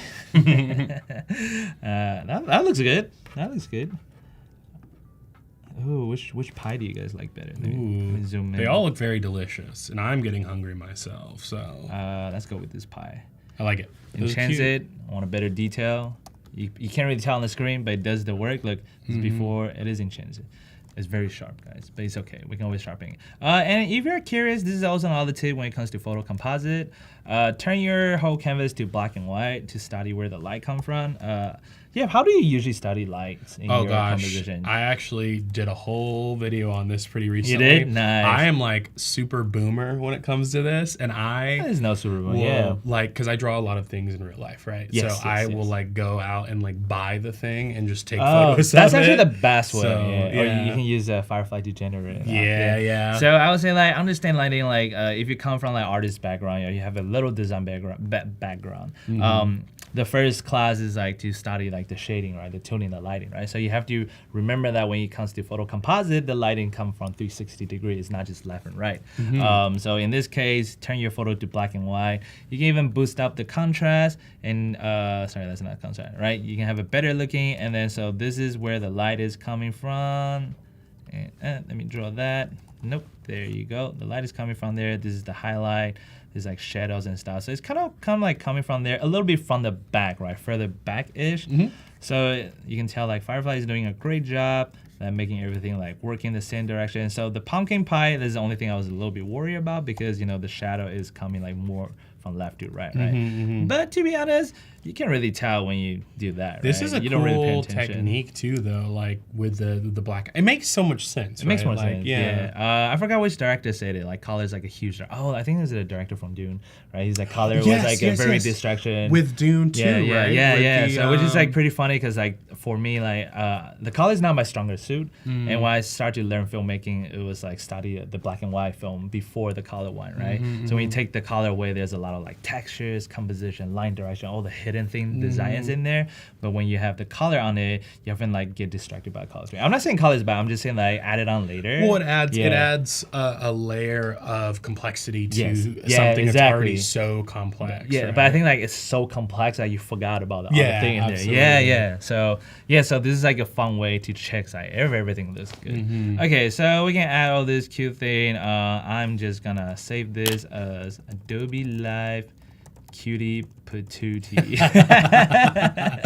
Spell that one Cutie perfect. patootie, you know, you can tell I spent a lot of time on internet. Yeah. That's a cutie patootie. Okay, and then we gonna jump back to Adobe Express. Love this. So this you can tell, I'm gonna walk on this again. So if you jump into Adobe Express, this is what it looks like. There's a whole bunch of things. Don't get scared. This is just different media all that you can do. You can do text to image, Generative Fill, all this fun thing. But if you don't know where to start, or you're bad graphic design. I'm actually pretty bad at graphic design. I found out that recently. Actually, not graphic design, but like typography. Hey, you know? can I be sincere with you? Yeah. So am I. Yeah, I So know, I feel right? I you. thought I was good, you know, but no, I'm not. But luckily, we have all the templates here. So you just type full holiday or postcard or anything that you Love. want. You have all this template that pop Wow. up, right? Something cute. Let me know if you guys see something cute that you like. We can pick There's just- anything it's you want. Decision paralysis or something. Yeah, so you huh? can just even like close your eyes, scroll You down. Okay, how just about click this on one? one. Actually, that one's pretty cute, right? Oh, this. So let's say if I use this autumn festival, Sure. right? And it's popping here. You can do. I'm gonna close this. Also, other cool thing like when you're in Firefly, let's just jump back in real quick while I'm at it. Click on this. You can create a design right here by clicking on this thing. You can bring this straight to Express to create a template, add text, or anything. So you can go from Firefly straight to Express. So that's a cool thing right there. No need to save it on the desktop. Yeah, just anymore. keep going. Yeah, Have the everything on entire cloud. Yeah, it's like hey, desktop covered don't have with access. photos. Get everything done on your phone That's too. crazy. It's pretty crazy. Okay, so we're gonna take a look at this file. I think the background color is this, so we can obviously change it to whatever you want. But what we are going to do is just to because I was looking for the replace, right? Because usually you can replace the the photo on there. But we can also do upload and cutie patootie. There you go. And then we're gonna drag this, bring all the way down. So this work is exactly like Photoshop, how everything works, right? And we're gonna click on this, resize. I personally prefer the Instagram portrait, so you can scroll down to see all the different social assets. You can do story ad, or actually I might do story, Instagram story, because I post on my story after this, right? Yeah. And then I can't really see the font, so I'm gonna click on it. You can see it recommend you all the different type of font, and then color. Bring maybe that color, or give me a color. Orange, I guess. Yeah, maybe. I can't really see. I guess. Yeah, orange is a little hard to see. Just Cream? keep it simple. Yeah. Cream. We'll keep it simple. Yeah. Autumn vegetable. I gotta change all these colors. I can't see any of it. Should have picked a simpler design, you know. What is this? Is it elements? Okay, cool. You know. Yeah, you can do the animation. Can stop me. As I use this so much, it's like, oh, you're trying to stop me changing color? Quick. Yeah, not gonna work today. Beige. I do like beige color that you mentioned. Beige. No, I can't really see. I'm starting to not like this design. No. But it's okay. And you can put in your event website there. We're gonna take that out. Cool, that looks good. Don't like that leaves too much. Gonna move this thing. Actually, move this higher. And then do this. This is why I'm really bad at graphic design. I don't think that looks you're good, doing you know? great. I think that Probably put like a little outline or something. it's about messing around, right? And this makes it easy to mess around. I like it. I'm gonna jump back to here. Fall holiday. Yeah. We got a few minutes. I was like, I don't like this at all. Yeah, we got about 3 or 4 minutes, I think. Okay. There was one template I saw earlier that I thought it was really, really cute, but I just have to find it if I can find it. Where did you go? I can just type Friendsgiving. Cute. Yeah. I like the one with the lines around it a little This bit. The one underneath it. This one? Maybe? I don't know. That's Yeah. for a 5K, so maybe Yeah, not 5K. If we are running on Thanksgiving, we're I'm not out. friends. Yeah. That's funny, Count you know. me out. Okay, that's cute. Let's just go with Great. that. Yeah. Yeah. Actually, no, maybe that's cuter. This one's cuter. I'm gonna get this page. Oh yeah, so you can add it as a page. Going here. No, sorry. Start a new file. There we go. Same thing. You know what? No, that takes too long. Click that, Control C, jump to the new page. Wow. Click this, Control V, or you can replace it. Why is it not letting me doing it? Because I select the wrong one. Oopsie tipsy. But you can here. This is the thing, right? Replace with the photo, upload. yeah. Cutie patootie. Does it size it to- Boom. Look at Yes. that. Keep the same size, crop, animation, and everything. You just replace it. Incredible. This looks like a really cute Halloween movie that's coming to your neighborhood. Okay, we're running into a I'd go little see this movie. hiccup. I'm gonna do upload again. One thing is because that is the background, so once I replace the background, but I can't move it, you know. Can't resize it. But Or I anything. really want them to be on top so I can see all the hard work we put in there on live. All the I love pumpkin. that. Oh, this is so cute! Look at that. Right? I'm doing this little, you know. So is the style the ghost? Is that the latest style that we're shopping? No, I don't know. No, But I'm kidding, there I'm kidding. is a trend every fall that you and your partner try to actually goes do a photo shoot together. It's super cute. You just done it. It's official fall. Shop our latest styles and then take this to www.itslittledream.com if you want to buy a print and support me. That's the link, you know. Yeah, okay. And then resize. We don't need to resize. That's totally fine. Oh, that's a run page. And then we want to do a little animation. Click whatever layer you want to do, and then where is the animation? I forgot where that go. Hold on. There you go. I was like looking for it. Scroll down, animation, little thing. Oh, that's cool. You know, yeah, that's kind of cute. Or like, cause ghost is fading. Or, Yeah. You know, different way. Drop down, pop in. Nah. It's crazy how Yeah. easy they make this. Like, Yeah, you got all this cute thing. I think I'm gonna do the fading one because it's spooky season, you know. Spooky season, yeah, because this could also be an animation, and then you can download, share, like put it on your desk, Instagram story. And you can also do show layer thing, and then see like where this thing is. So this is new to me too. The like being able to put different animation layers, and it might just be from inexperience, but This is crazy. Oh yeah. Like trying to do this in Premiere Pro. Oh yeah, no, You I know. know? Yeah, it's Like, very Not difficult in saying Premiere it's Pro. hard, but like there's a learning curve, and this is just like drag and drop. It's just because like there is a lot of options in tool Right. in the desktop version of everything, right? So, Paul says you're a good graphic designer. That's coming from oh, Paul. So. Paul, no, Paul is the legit one. I learned from him. I did copy his presentation style the other day when I was when we had a presentation here. I was like, oh, what did Paul do here? I love his That's a great idea. I'm gonna steal style. that, you know? Yeah, and I told him to. I was like, It's I'm stealing that, by the way. amazing. Yeah, so now you have this animation. Amazing. Just do that. You have 2 dots. You can control the timing, and this doesn't need to be that long. Shift it down, and he's like, "Hey, we're doing a full sale. It's officially full. Everybody's happy."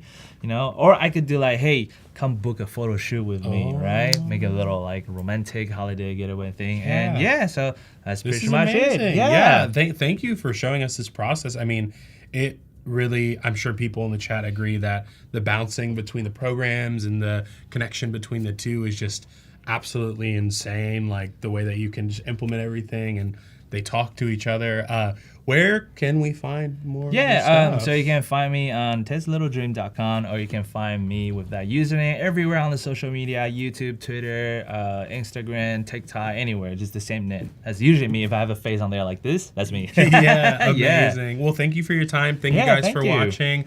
Stick around. We have some more things coming up. I think next is going to be Anna-Alexia and you. Yeah, looks I'll be like. hosting Anna Yeah. here, so stay tuned. Don't leave. I'll be don't watching. I'm gonna leave. check who's watching, and then I'll contact you secretly. Get a coffee break, but come back. Bye, guys. Bye.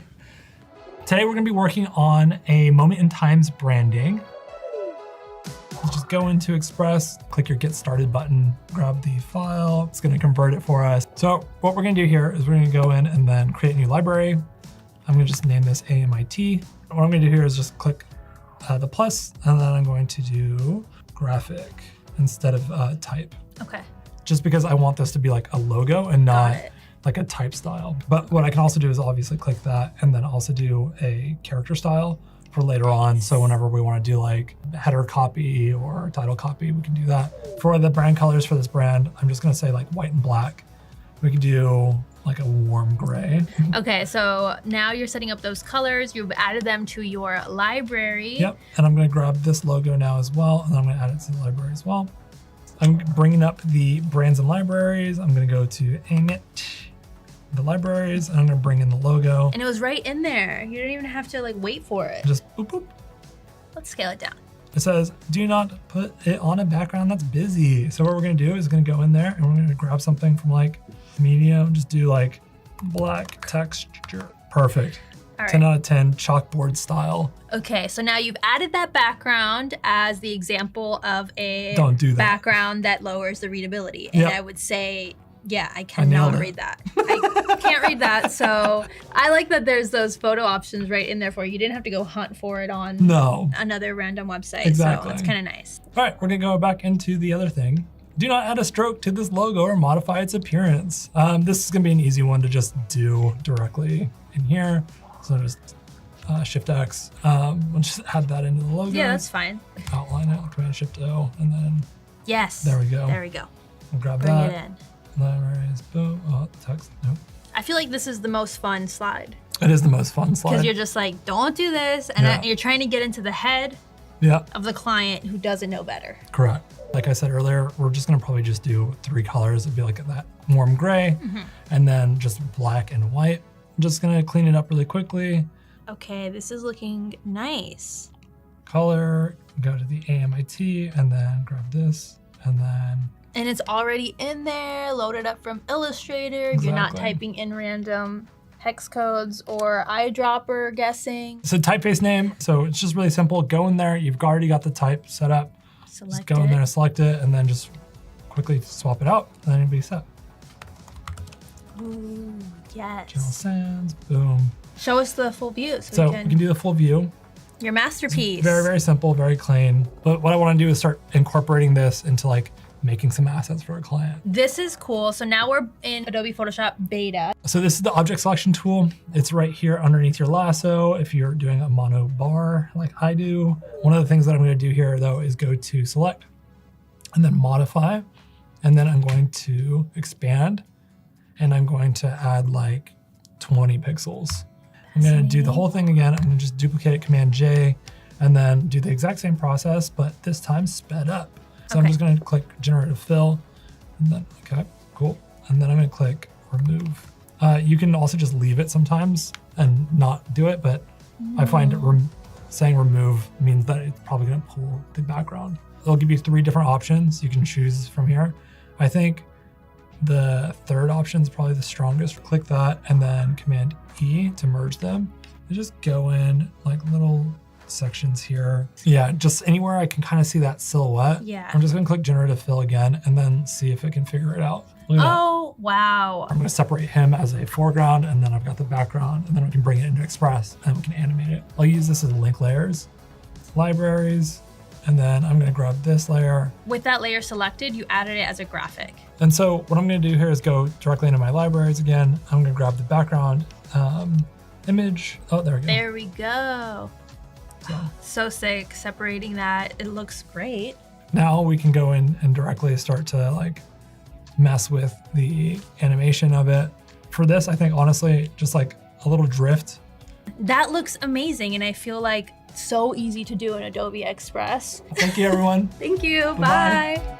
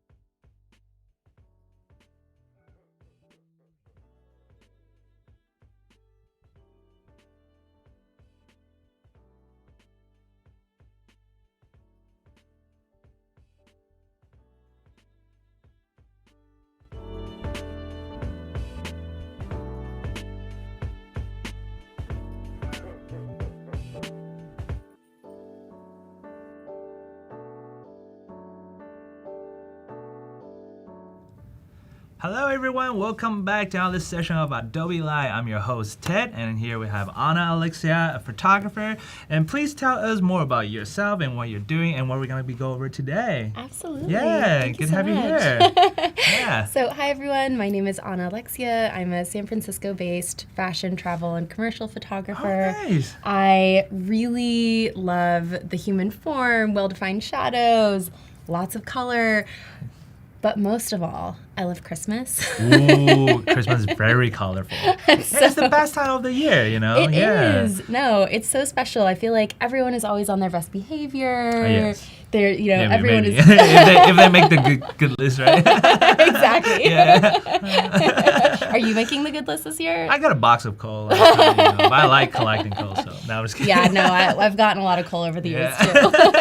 Yeah. But no, Christmas is just so special because I feel like everyone is really happy. It's a time that we get to be with family. We're really celebratory. That's true, yes. We're eating so much great food. Yeah. And it's also a great time to just reach out and connect with people. Yes. And so when I was younger, I was always in the practice of making Christmas cards for everyone, and I would literally handwrite them every single year. Had like a Nice. notebook with everyone's like physical addresses, and then I would kind of miss that. Like sometimes I still want to ask my friends, like, hey, can I just write you a note card for fun, like a postcard or anything, right? Yeah. No, it's the best. I mean, it is. receiving something that was truly just intended for you is so I know. special. It's like, oh, I feel nice, right? Yeah. But so now that things are a little bit busier, and you know, maybe I don't have as much time to work on those, Yeah. you know, physical cards anymore, I am really excited to make a digital animated card and show you all how to sort of move through that process so that maybe if you don't have time to practice your penmanship and, you know, physically It's put very something hard, on yes, paper, yeah. you can make something, you know, and maybe you're not even that much of a writer, and this is a way to make something that is Ooh, this is more for me. visual. Yeah. Yeah, like especially if you're creative and, you know, are someone that like really feels comfortable in the digital space.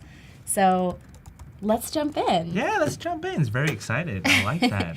So here I have imported my images into Lightroom, and we're just going to start off with some really simple color corrections for each of the images.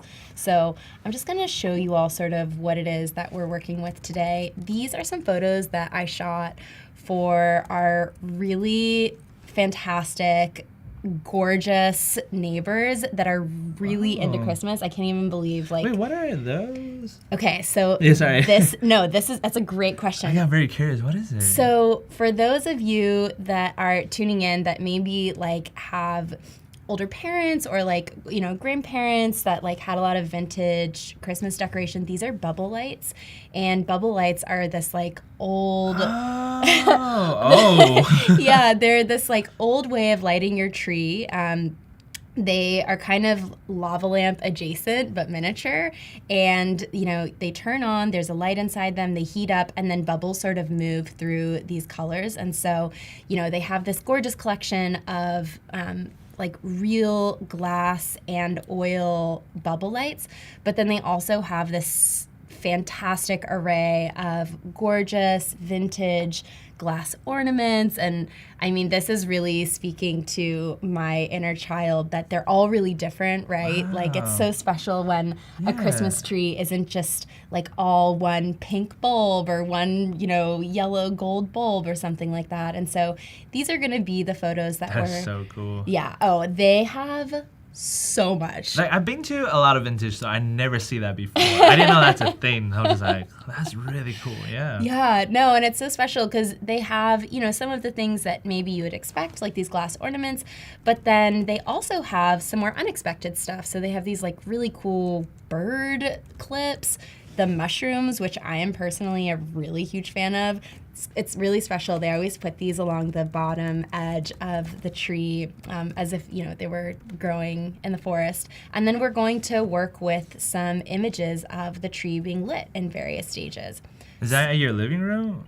This is my neighbor's house. Your neighbor's house. I wish this was my living room. We live in like the slightly more busted version of their house. That is like very movie magical Christmas tree. Like, oh my gosh. That is so cool. They literally get love letters written to the tree all year round. Oh, that is so cute. It is so special. Yeah. So we're going to start off with just color correcting a couple of these. And this is just, you know, even though it's a really simple step, it is important to just move through basic color corrections because it's the foundation for everything that you do moving forward.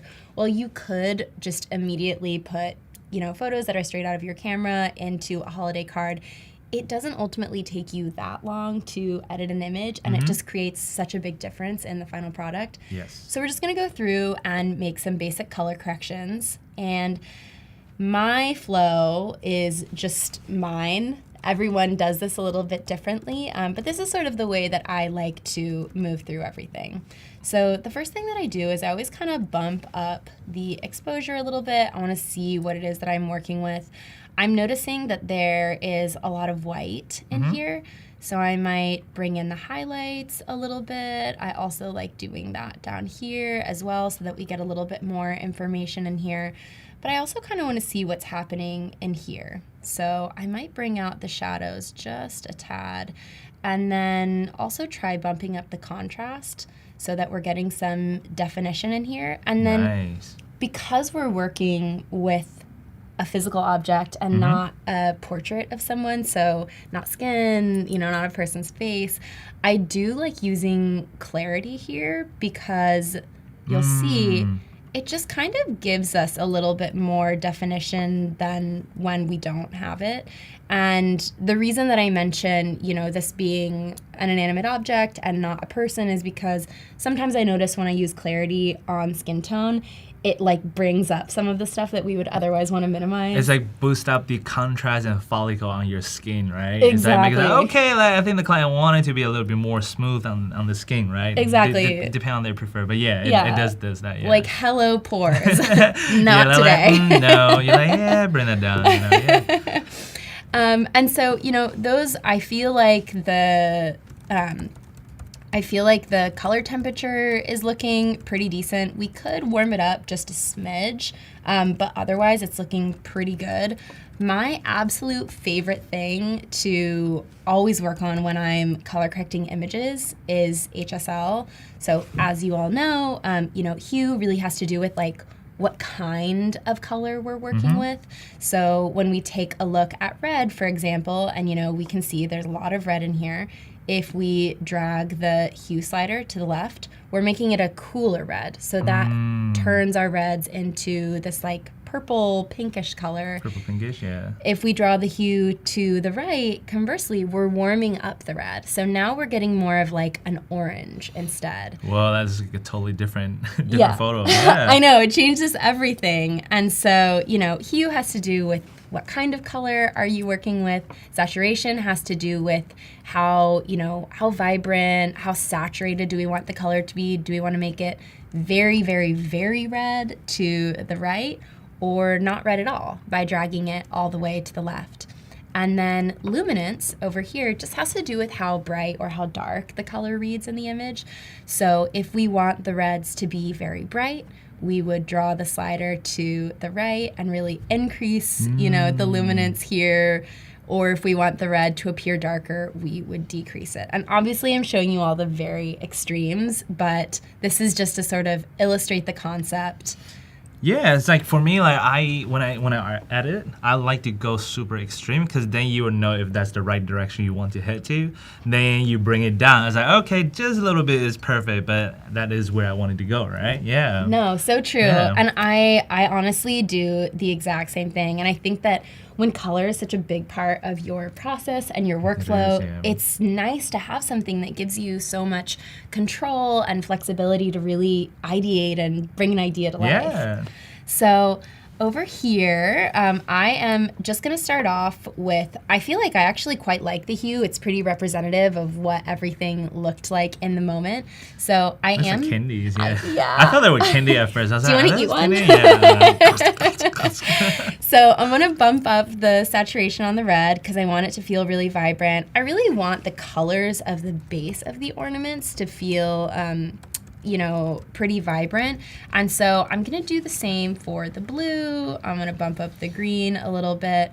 I'm gonna do the orange as well. And then here we'll do the yellow a little bit. I'm not increasing the saturation of the overall image because I'm really just sort of trying to select and really do that with the colors specific to the ornaments. And then when it comes to the hue, I honestly feel like everything is reading pretty much as it was in real life. So I'm feeling good about that. What I am noticing is that this bottom part of the image is, the bottom left, is feeling a little bit darker. And this is because I was shooting with an on-camera flash. And so the top of the image was just getting a little bit more light. So I'm gonna come up here and I am going to, you could, as with everything on Adobe, especially when you're editing, there's like, and you know this, how many ways are there to do one There's many thing? different ways. Yeah, exactly. So, I could brush on a little bit of increased exposure down here, but for this one, I actually think that I am gonna wanna try the radial gradient. Nice. So here, I'm just gonna increase the exposure a little bit, and here you can already see it. There's brightening up.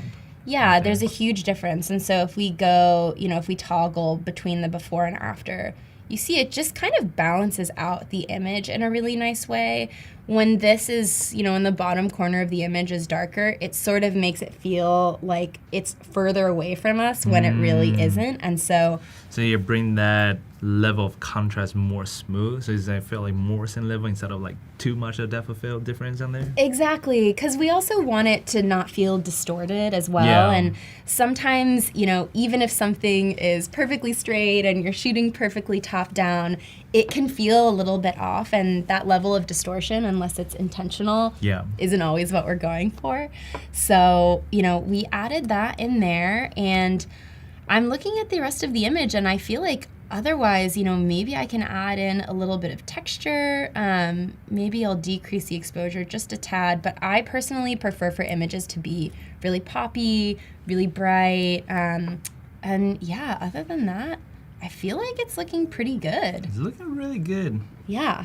All right, so my favorite thing to do always is copy and paste. Oh, it's the best. The best feeling. It's like, I got this perfect. Let me copy the whole thing to the whole set, right? Yeah. I mean, that's the consistency, right? The secret to keep it consistent is just copy and paste the whole thing, yeah. Secret to consistency and also secret to your sanity.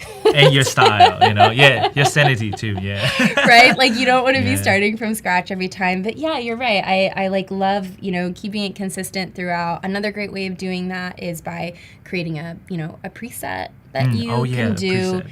You can go up to develop. Do you have your preset on there? You can select new preset. Ooh, oh, You can I choose see. which of the settings you want the preset to remember. Here it's leaving out masking because the mask might be different depending on what Every image photo. you're looking Yeah, at. yeah, it's very different. But you can name it. So we'll do ornaments, Adobe Live. Nice. I'm shocked I didn't misspell 65,000 things. I'm used to it. People know just I can spell. I tried. Yeah. I know, it's so hard when you're doing everything in front of people on the spot. Oh, yeah. Can't edit anything I was out. like, stop looking at me. I can't type. I'm trying. I've forgotten how to spell everything, even my own name. No.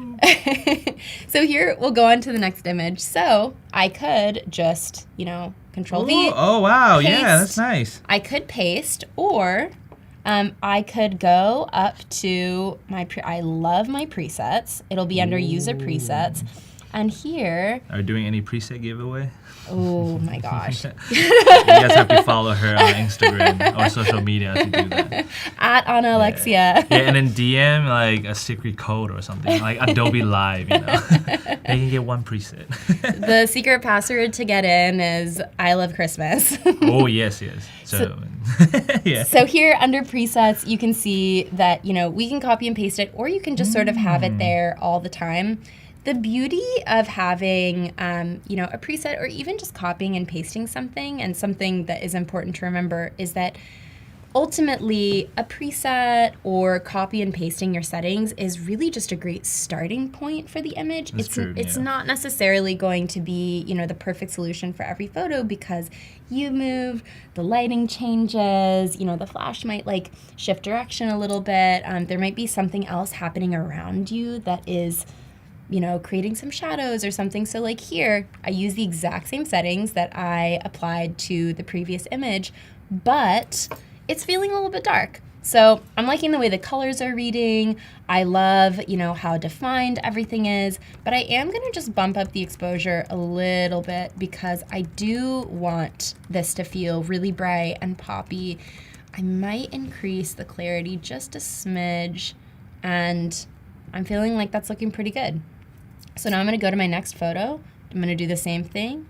I will paste the settings, and then here I'm just going to sort of make these little adjustments, increasing the exposure. Really want this to feel bright, poppy, vibrant, and we're just going to also crop this a little bit too, get rid of some of that extra box. Nice.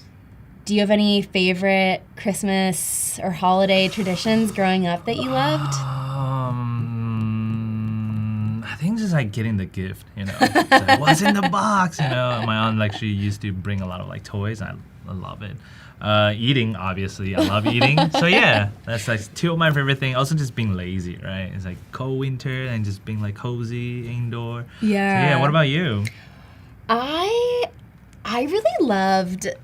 I think my favorite part about Christmas as a kid was realizing that everyone was excited to celebrate. Oh, And I felt yeah. like spatially, a room would literally and figuratively light up. You're adding light, you're adding color. It's fun. Yeah, you're it's really you're creating that magic together, and then you get to enjoy it. Yeah, exactly. And I think magic is such a good word for Christmas, especially, Definitely, for children and adults. Yeah, I think it's something you also look forward to, right? It's it's going to be a new start after this. It's going to be a great year. It's going to everything, right? So true. Yeah. Yeah. And it's also just a really nice way to sort of conclude the year Yes, as that's well, true, and yeah. just sort of We wrap it keep up. talking with about Christmas. family. I was thinking, like, close my eyes, open, it's Christmas. I know, I'm not ready. You know, like, let me enjoy that full autumn 3-month gap before it's too late. Yeah. Are you a fall or are you a winter? I love fall. Well, so I like traveling, and fall is like, for me, it's the best time to travel because everybody's back into school, back in office,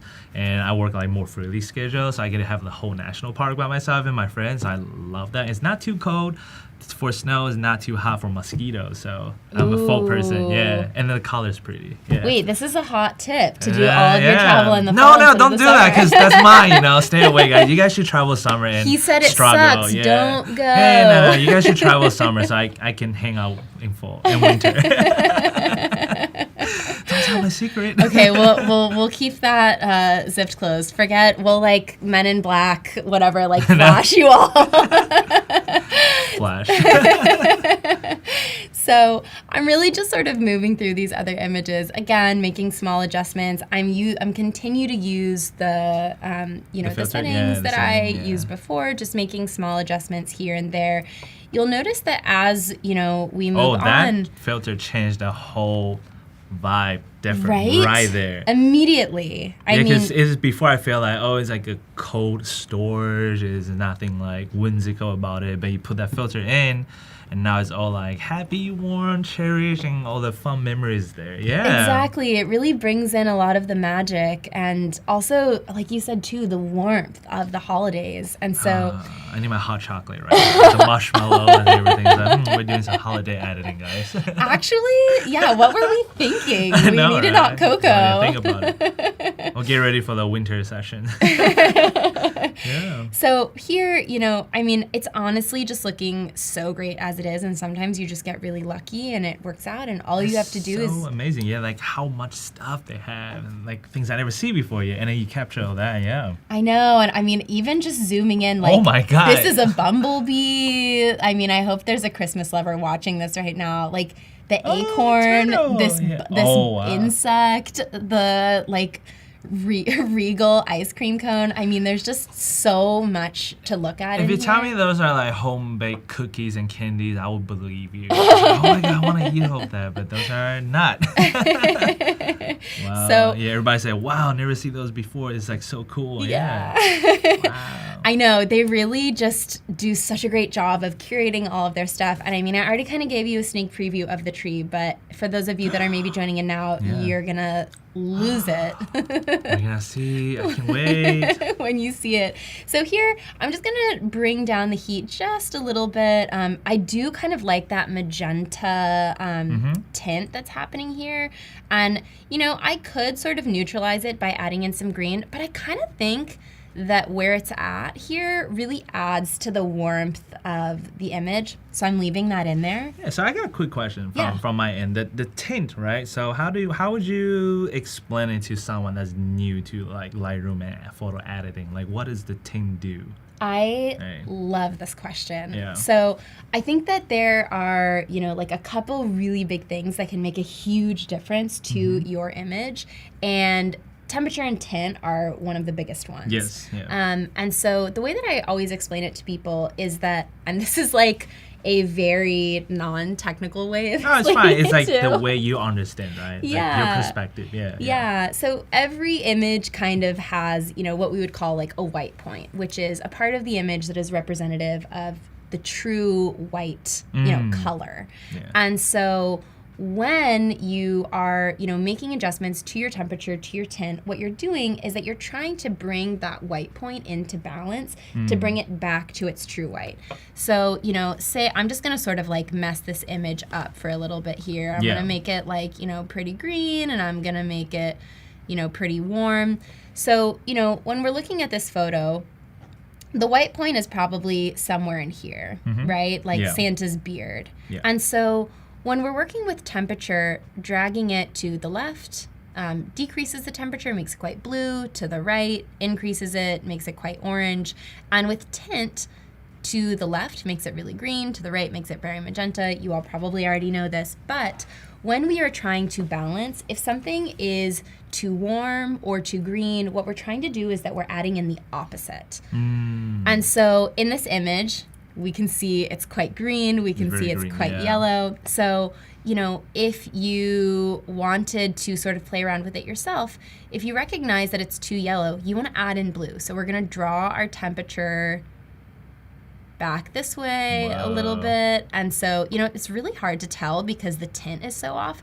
So what I would actually do first is I would, you know, drag this to the right a little bit, and then I would just sort of play around with where it looks best. So That that looks so good. Yeah. I know. This looks really good. Yeah. Yeah, and so that's sort of like if you want to do it manually. If you're just like, you know what, Want to figure it out. Lightroom, Try it out. Yeah. Yeah, do it for me. You can just go over here to the dropper tool and find, you know, the spot that you think is the white balance and click on there. It doesn't always work 100%. So here It you can does help, see. right? Yeah. Yeah. There's more magenta, pink right here. Exactly. So it made it quite magenta. So if I want to neutralize that and not have it read as much magenta, I'm just going to add in a little bit green. of green tint. Yeah. And this is why in a lot of photo shoot, you see a person holding like a color plate, right? Exactly. It's this for the white balancing all the color on there. So you can just drag and click on that white to sample it, right?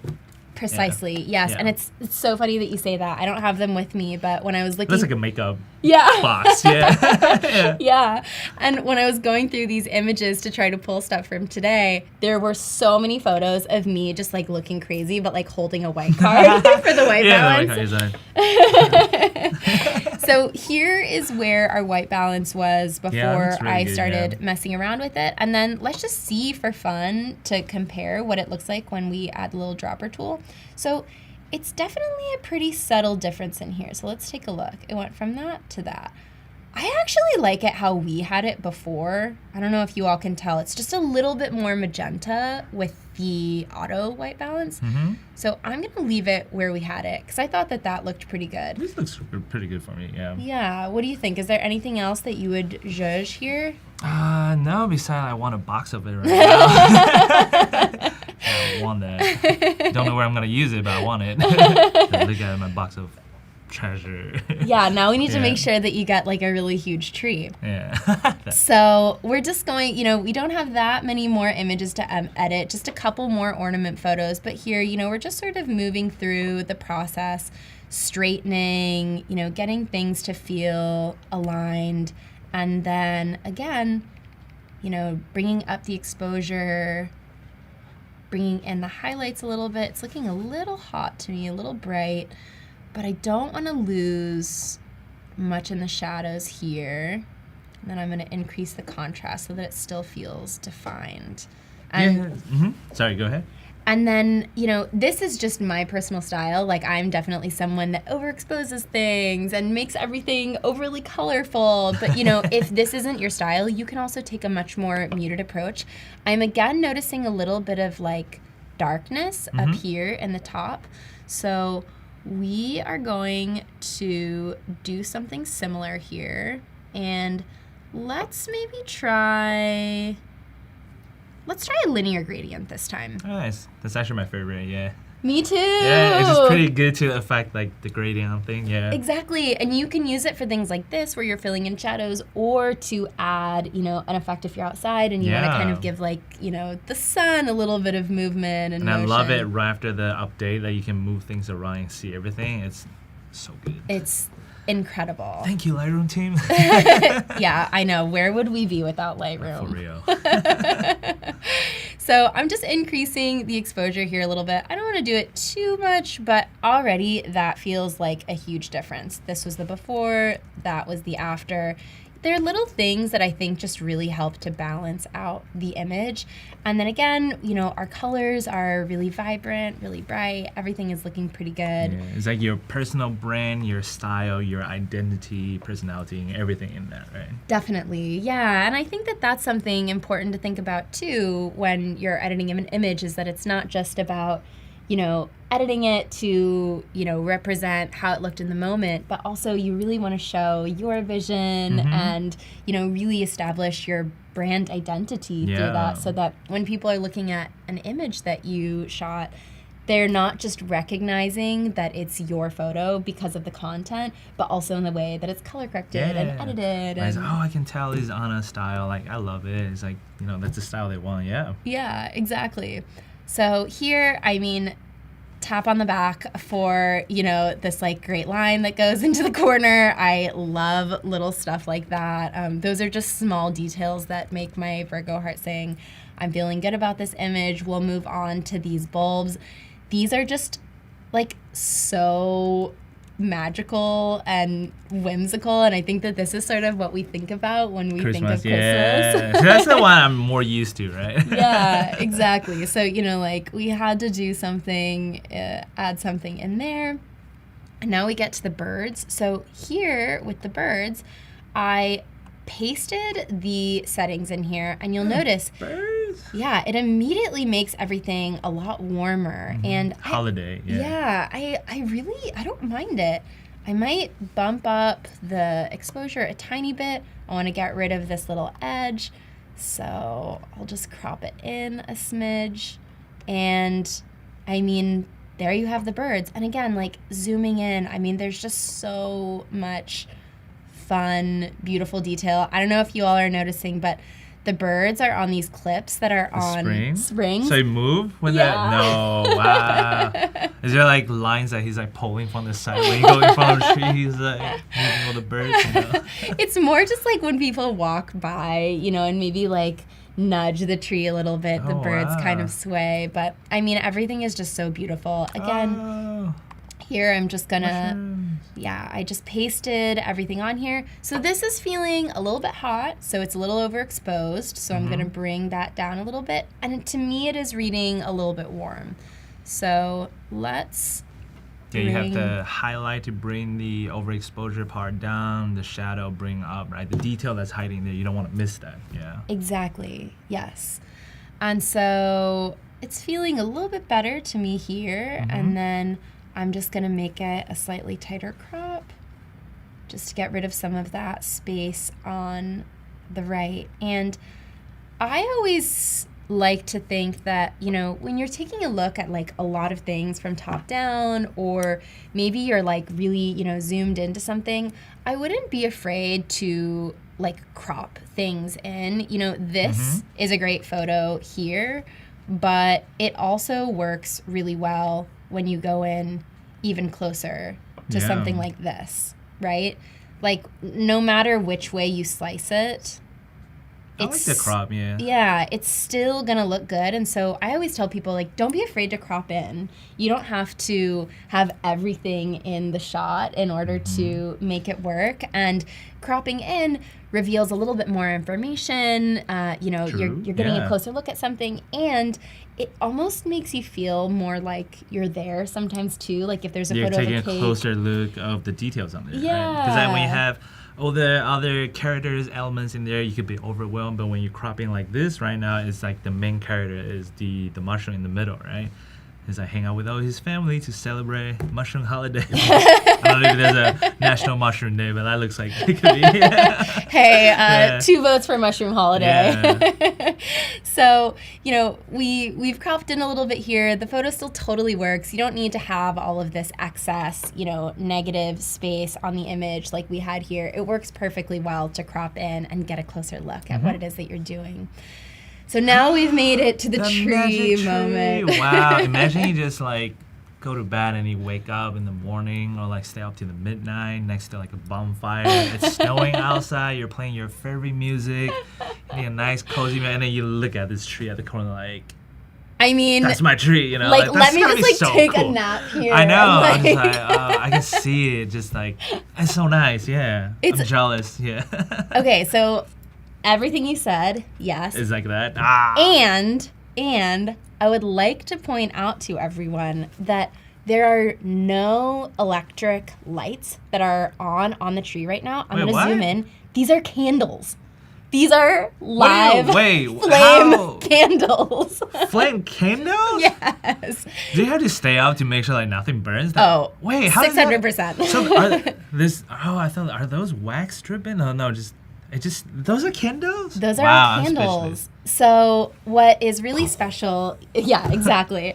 What's really special about these incredible neighbors is that they put so much thought into the tree. So also, this is popcorn and berries that they have hand strung. Actual popcorn berries? Yes, they popped the popcorn, they strung it. It's all. Do I have to pay ticket to visit them, or like, is there a way to like celebrate? Here's a $5. Come take a look at the tree. I'll pay. That is so cool. We always joke that they should charge because it's just so incredible, but they just put so much, so much time and effort into this tree, and to really keep with the vintage theme of the bubble lights, of these vintage ornaments. They are also adding in these incredible candles, which is really, really, really fun. And one little trick that I love is that these are all fake presents under the tree that they just have pre-wrapped and they use the same each year, which I think is genius. But yeah, so right now in this image, the only thing that is, lighting it is these candles, these gorgeous candles. That's crazy. Yeah. So right off the bat, we can tell our color temperature is off. Yes. So, what we might want to do is decrease the color temperature a little bit. And then when I work with exposure in images like this, I don't want to bring it up too much because even though my style is poppy and colorful, that just doesn't look good. The vibe of the space is moodier, it's darker, and so, I kind of just want to add like a tiny little bit. I don't want the tree to feel too overly bright, but I also don't want to have like too many shadows because we really want to see, the definition of the tree here. I personally really enjoy messing with the hue of the greens. That's a good tool, yeah. So again, here, dragging the hue to the left is going to make it much more of a cool green, to the right, much more of a warm green. I personally am into the slightly cooler green, and it's honestly looking like, what color is that reading as? Sometimes when I am noticing that an adjustment that I'm making to something in the image isn't making a huge difference, what I'll do is I'll go to saturation and then I'll draw the saturation all the way down to see where that color is registering most. So here when I draw down the green saturation, you'll see the tree still looks green. So it's not actually pulling it from the green. So here, I can sort of like mess around and I can start pulling things. And there we found it. I kind of like that silver looking snow vibe. Yeah. Yeah. And so here, what I realize here by drawing the saturation all the way down to the left is that what I was thinking was green is actually being interpreted as yellow. Yeah. So rather than making my adjustments to the green, if I want to make a slight adjustment in the hue, I'm going to do that to yellow instead. Yeah, and then, sorry. So here, you'll see if I draw it to the left, it's making that tree a lot more orange. If I draw it to the right, it's adding in yellow, so that green is looking even more green. So obviously, this is not the final product. That looks fake and weird. It helps you to figure out like what color and hue lighting you want to change on there. Yeah. Exactly. It's yeah. like have you tried the little icon tool on there too? Like you can target it to like drag to see which color effect. Yes. Yeah. Yeah. Oh no, that one. Go back. Let's there. go back. Yeah. Sorry. Go to the hue saturation part. That little point color, and then it's right here. No, the other one. Sorry. Go back in here. This thing right here. So you can just drag and directly like go up and down, and then you can tell what it does. I love that. Yeah, sorry. That's amazing. Go back to that. All right, this we've is a horror movie. completed the program. The photo is perfect. Thank you. This is like the horror movie coming out. So this is the Halloween one before they go to Christmas. Yeah, we need to get this fall guy off of our winter show. He's trying to make it too scary. Like, oh wow, it's very red. So lucky for us, there's an easy undo button. Oh my gosh, do you remember the days where you'd be like typing up a paper. I don't know if Control Z existed when I was a kid or if I just didn't know about it, but I'd be typing something and then somehow everything would get selected and I'd hit a key and it would all disappear and I'd be like, no. Oh, that happens to me. But luckily I know Control Z at the time already. You know, he's a good friend. Oh, man, I'm so jealous of your childhood.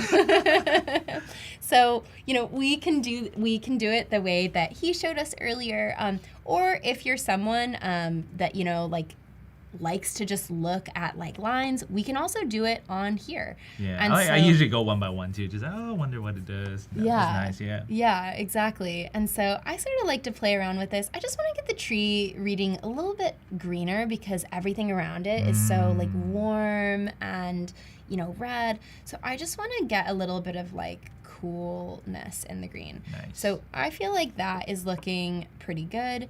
You know, there's a lot of red and orange in this picture too. So, you know, here, if we're looking at this, is it orange? Yeah, it's definitely seeing it as orange.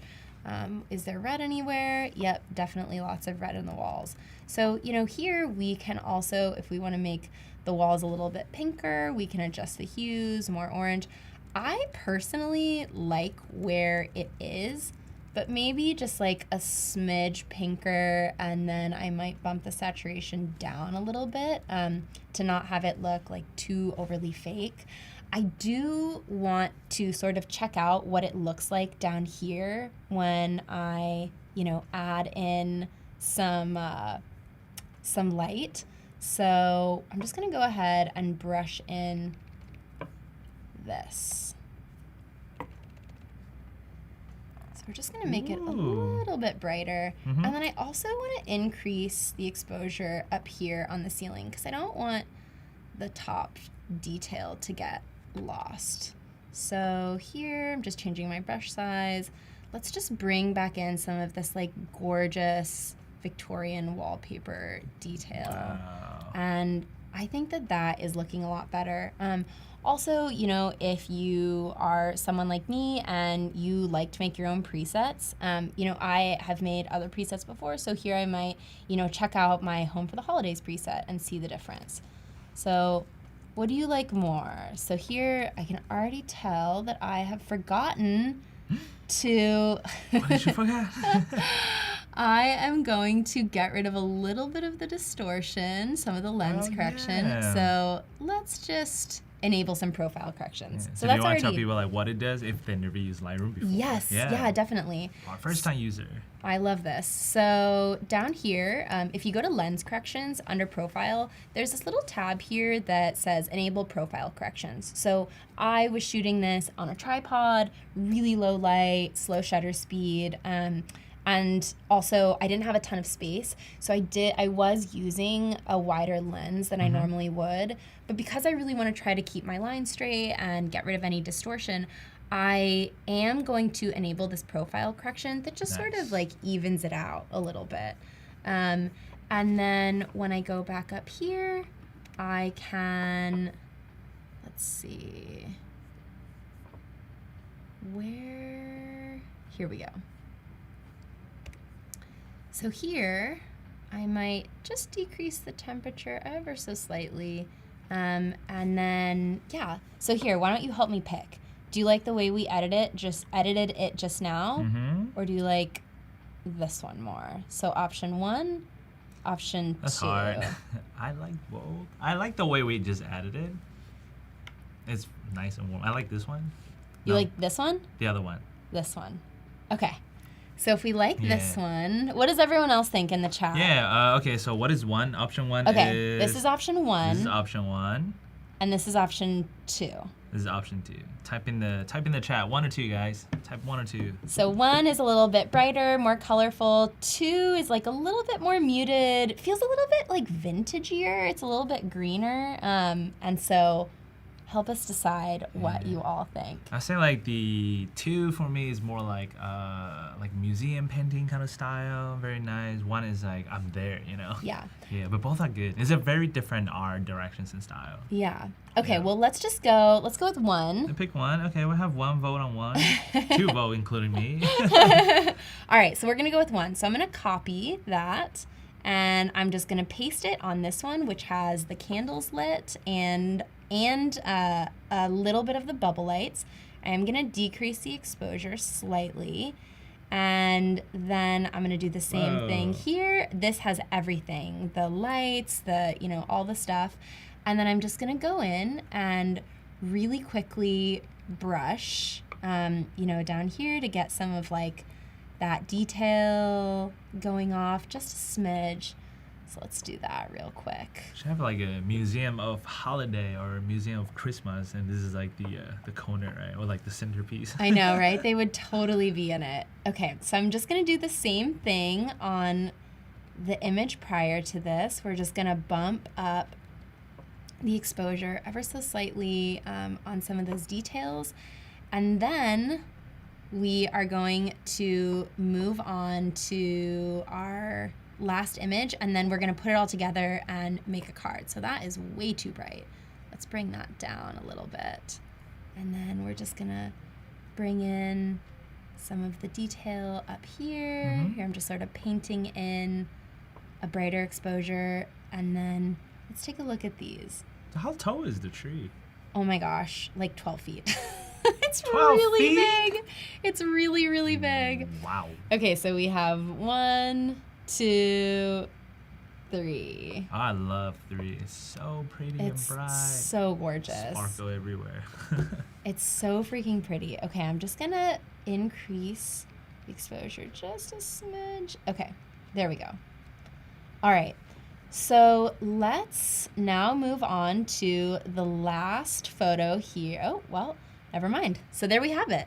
So let's now export these 3 images, and I'm gonna keep the resolution pretty high.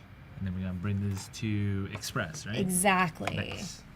All right, so we'll call this holiday card with 12,000 spelling errors. It's okay. It's better than holiday card, final editing, redesign, final 123 dot JPEG dot really final. Final for real this time. Final for real. Never mind, one more final. All right, so we should have our images, and now here was my practice on Adobe Express, and now we're gonna go to Adobe Express and start a new project. So I'm gonna go to video here, and we will, let's see, if we wanna start from scratch. So let's do video. Video. There we are. So what I'm gonna do is I am just going to drag these 3. I'm gonna make this a little bit smaller. I'm just gonna drag these in here.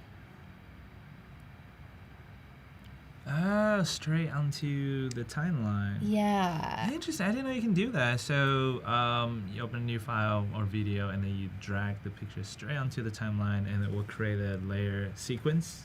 Exactly. Oh, Yeah, learning and new so thing. here we can see it is not sized correctly. So we're definitely gonna need to resize. So let's figure out, where is it? If you scroll down, there is it for Instagram story or? Let's do, There's a yeah. different one. I Let's can always see. customize. Yeah. Close enough.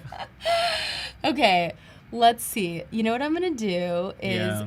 I am going to, just for the sake of time, I'm gonna go to a project that I already worked on, that I know everything is in there, No, just kidding. where everything is in here correctly, and I am just gonna sort of show you all what that looks like. Oh, perfect. Yeah. So in here, we have our 3 photos. So as it gets progressively brighter, so we start off with our first image, then we have our second one here that has, the candles and the bubble lights, and then this one has the candles, the bubble lights, and the classic Christmas lights that we always think about. Final form. Exactly. And then at the very end, I just added in a cheeky photo of my husband and I. Aww. And so here, No Christmas light? No, it's and so here, what I did was I went through and I, decided that I wanted to add text over each image. So what I'm gonna do is I will click text, and then we'll add the text, and I'm gonna write Happy Holidays. So here, when we do that, you can see you already cannot see a single thing. So we're gonna immediately change the color to something that is a little bit more fun. I personally love to add an outline. I think it just helps you to see everything a lot better. I always like to increase the thickness. Immediately you see a huge difference. One of my favorite things about Adobe Express is the font recommendation tool. Oh, I love that. I'm really bad with font. I I was just am like, I need more font. Give me too. all the font. It's Yeah. crazy. I feel like I have such great sensibility around like fashion, space, like imagery. I'm not alone. Yeah. But with fonts, I'm like, I don't know. Can you tell me why this is a stupid font? I know. I was like, that just font don't is know. cute. Like that font got personality. That font is funny. You know why you guys don't like it? You know. I know. Yeah. We're on the same page on that. Yeah. Yeah, and then someone's like, oh, I would never. And you're like, I don't know. It's a font. It's Anyway. a cool font. Yeah, I feel you. I totally feel you. on that. So yeah, there's like all of these really great font recommendation tools that you can go through. If you don't see something that you like in here, you can select view all. It'll give you even more. You can scroll through and find truly the perfect thing. I, again, for the sake of time, I'm just gonna use this one that I already found, and I am going to delete this one and paste this one back here. So I've gone ahead and done that for, you know, all of the series here. So what I did was I want to make a GIF. So I am going to have the tree starting from not being very lit to having a couple more lights and then a couple more again. It's like it's lighting up digitally. Exactly. And I'm having that cycle through twice. So what I did was I clicked on these little 3 dots and I selected duplicate, and then I can just move this around freely and put things wherever I want them to go. So, you know, once I have moved my clips around and I feel like they are in the right place, so here I'm just gonna do, you know, Happy Holidays, just the candles, leave it here, you know, to have the bubble lights, and then here everything's lit. I literally just went through and copy and pasted the text on here. What's great about that is that it'll put it in the exact same place each time. And then I just repeated it. So Happy Holidays as the tree lights up, and then from as it lights up, and then the as it lights up again. And then here I added that cheeky, not like super straight centered photo of, you know, our family. And then what's really great, and as you can see down here, this purple section is actually audio.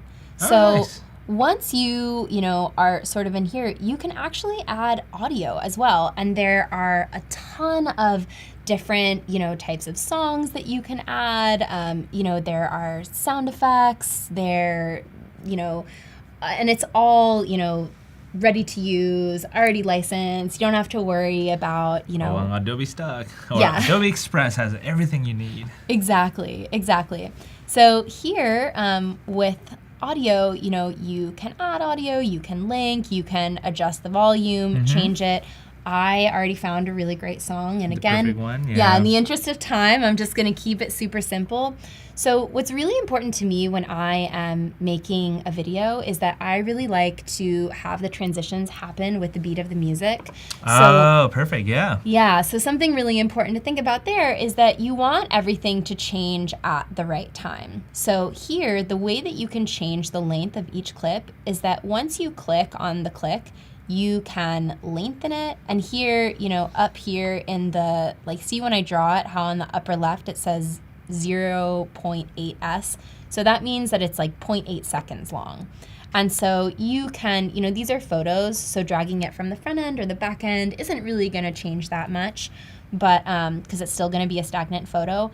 I found that the perfect place for these images with this song was about 0.4 seconds. So let's get it right there, and then we'll test it out and take a look at what the final product looks like. I hope you all can hear the sound. I'm gonna turn the I don't volume think we up can a little. hear it, but they can hear it. Okay, yeah. great. Let's try that. Yeah. Oh, we can hear it. Oh, that's so cute. Yeah. Yeah. So Dun, dun, dun, dun, dun. That's cute, yeah. yeah, it's like very like, you know, an M&M creeping around the house, like on Christmas Eve kind of vibe. Yeah. But it's great because then, you know, I'll play it again. That's perfect. Yeah, it's like a really cute little, you know, GIF, however you want to say it. Choose your own adventure. How do you say it? I'm not saying it. I can't get it. Won't catch me slacking. I'm not telling you guys.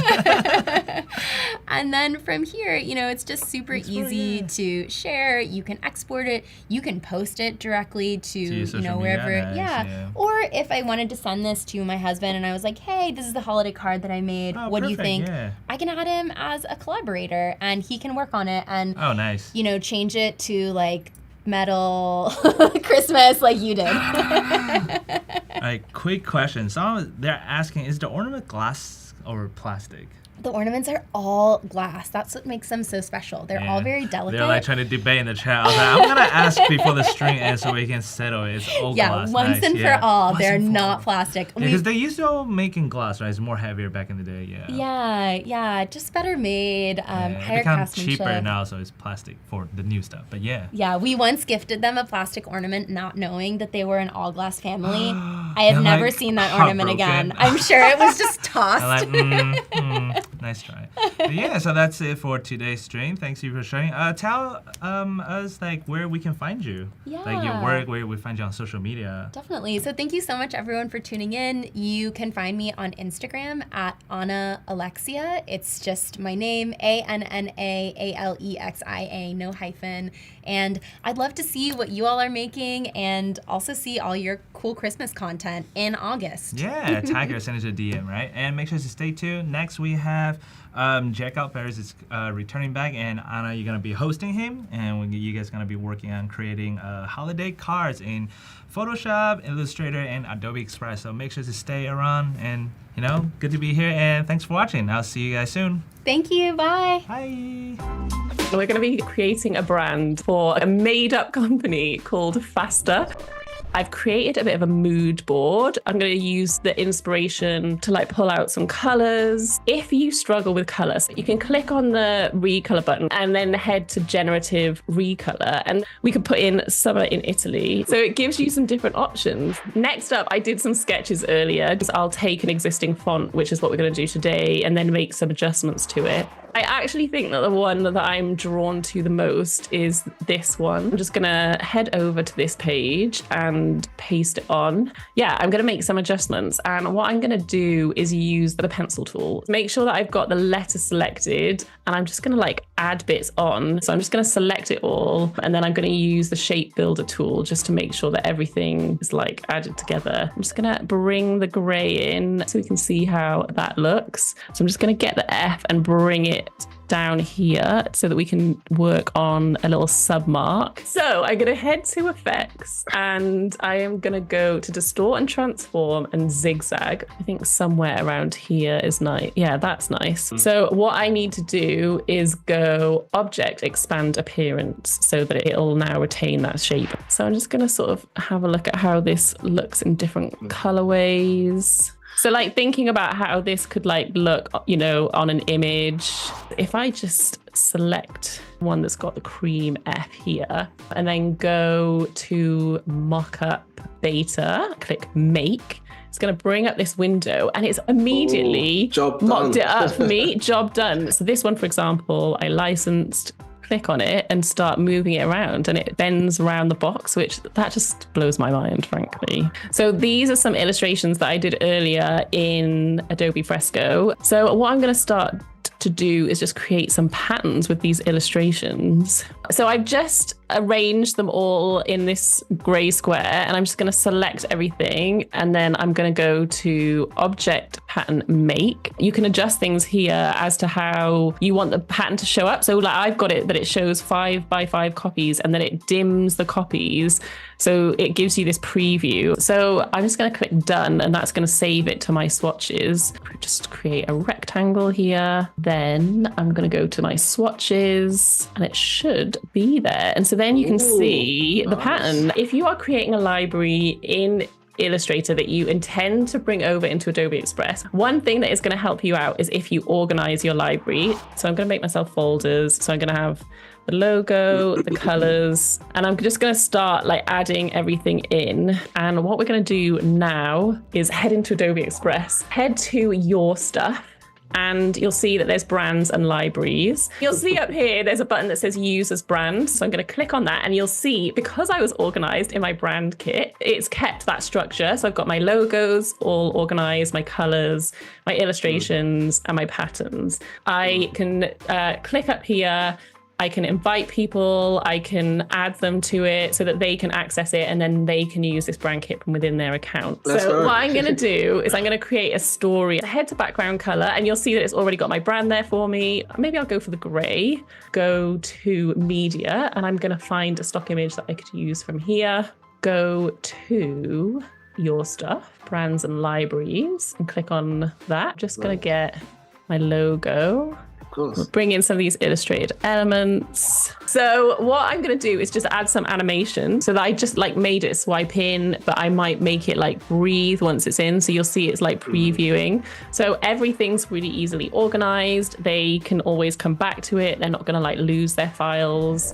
So until next time, Liz and my friends, hopefully we'll see you very soon. I look forward to it, yeah? Thanks. See you soon. Bye. Ciao.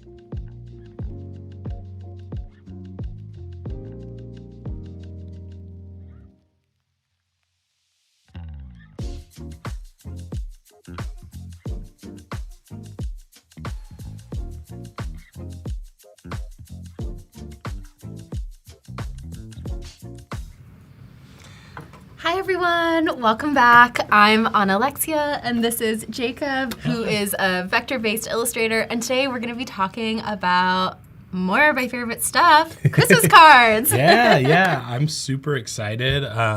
This is something that's a little new for me. Like, I don't typically do holiday stuff, but it's really fun and I like doing my own takes on these types of things, and it's an idea that just popped in my brain, so I'm really excited. I think it's gonna be fun. I hope people like it. I can't wait to see what you create. Yeah. Honestly, we can just hop right into it. We're moving and grooving through these. I have a sketch on here right now to have a general idea of what I was working with.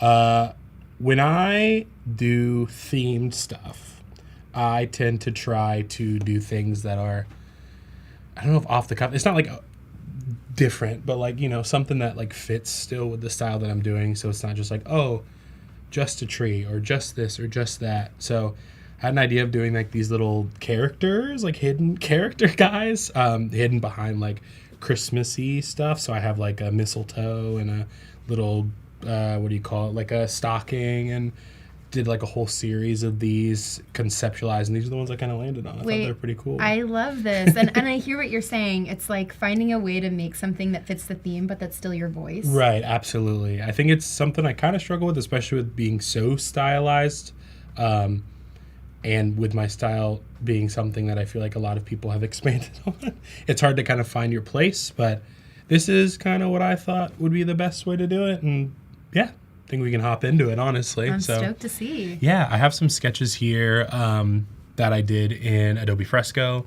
and just like in the last stream, I'm going to approach these kind of similar to how I always approach them, just by dropping the opacity down. I can probably remove this artboard so it's not crazy in the way. But yeah, dropping the opacity down and locking that image and just going crazy on the pen tool and the curvature tool. I think this is actually the curvature tool.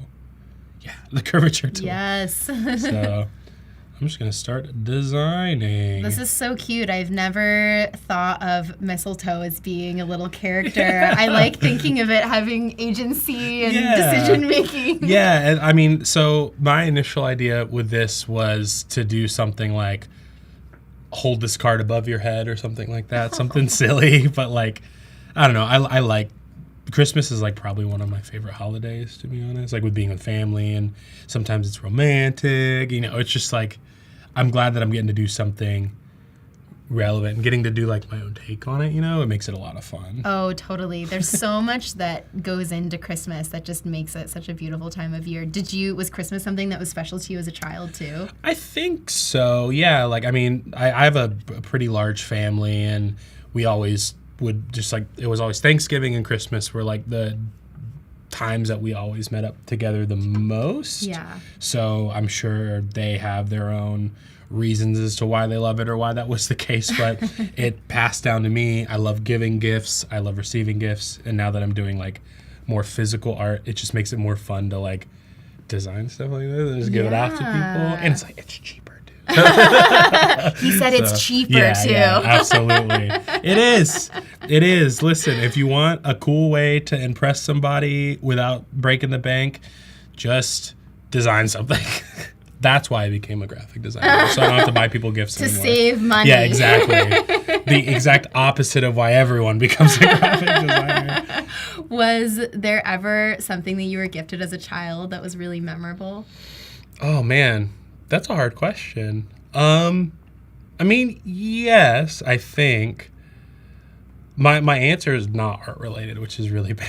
But I have a very, very, very, very funny memory of, remember when like the Wii, like the Nintendo Wii was like a huge thing? I really, really, really wanted one. And this was like years. We did not have money. This was years after it came out. And I remember like being super stoked with everything I got. And my dad was like, oh, I think Santa forgot something behind the couch. And it was the Wii. And I was like, oh, this is sick. Yes.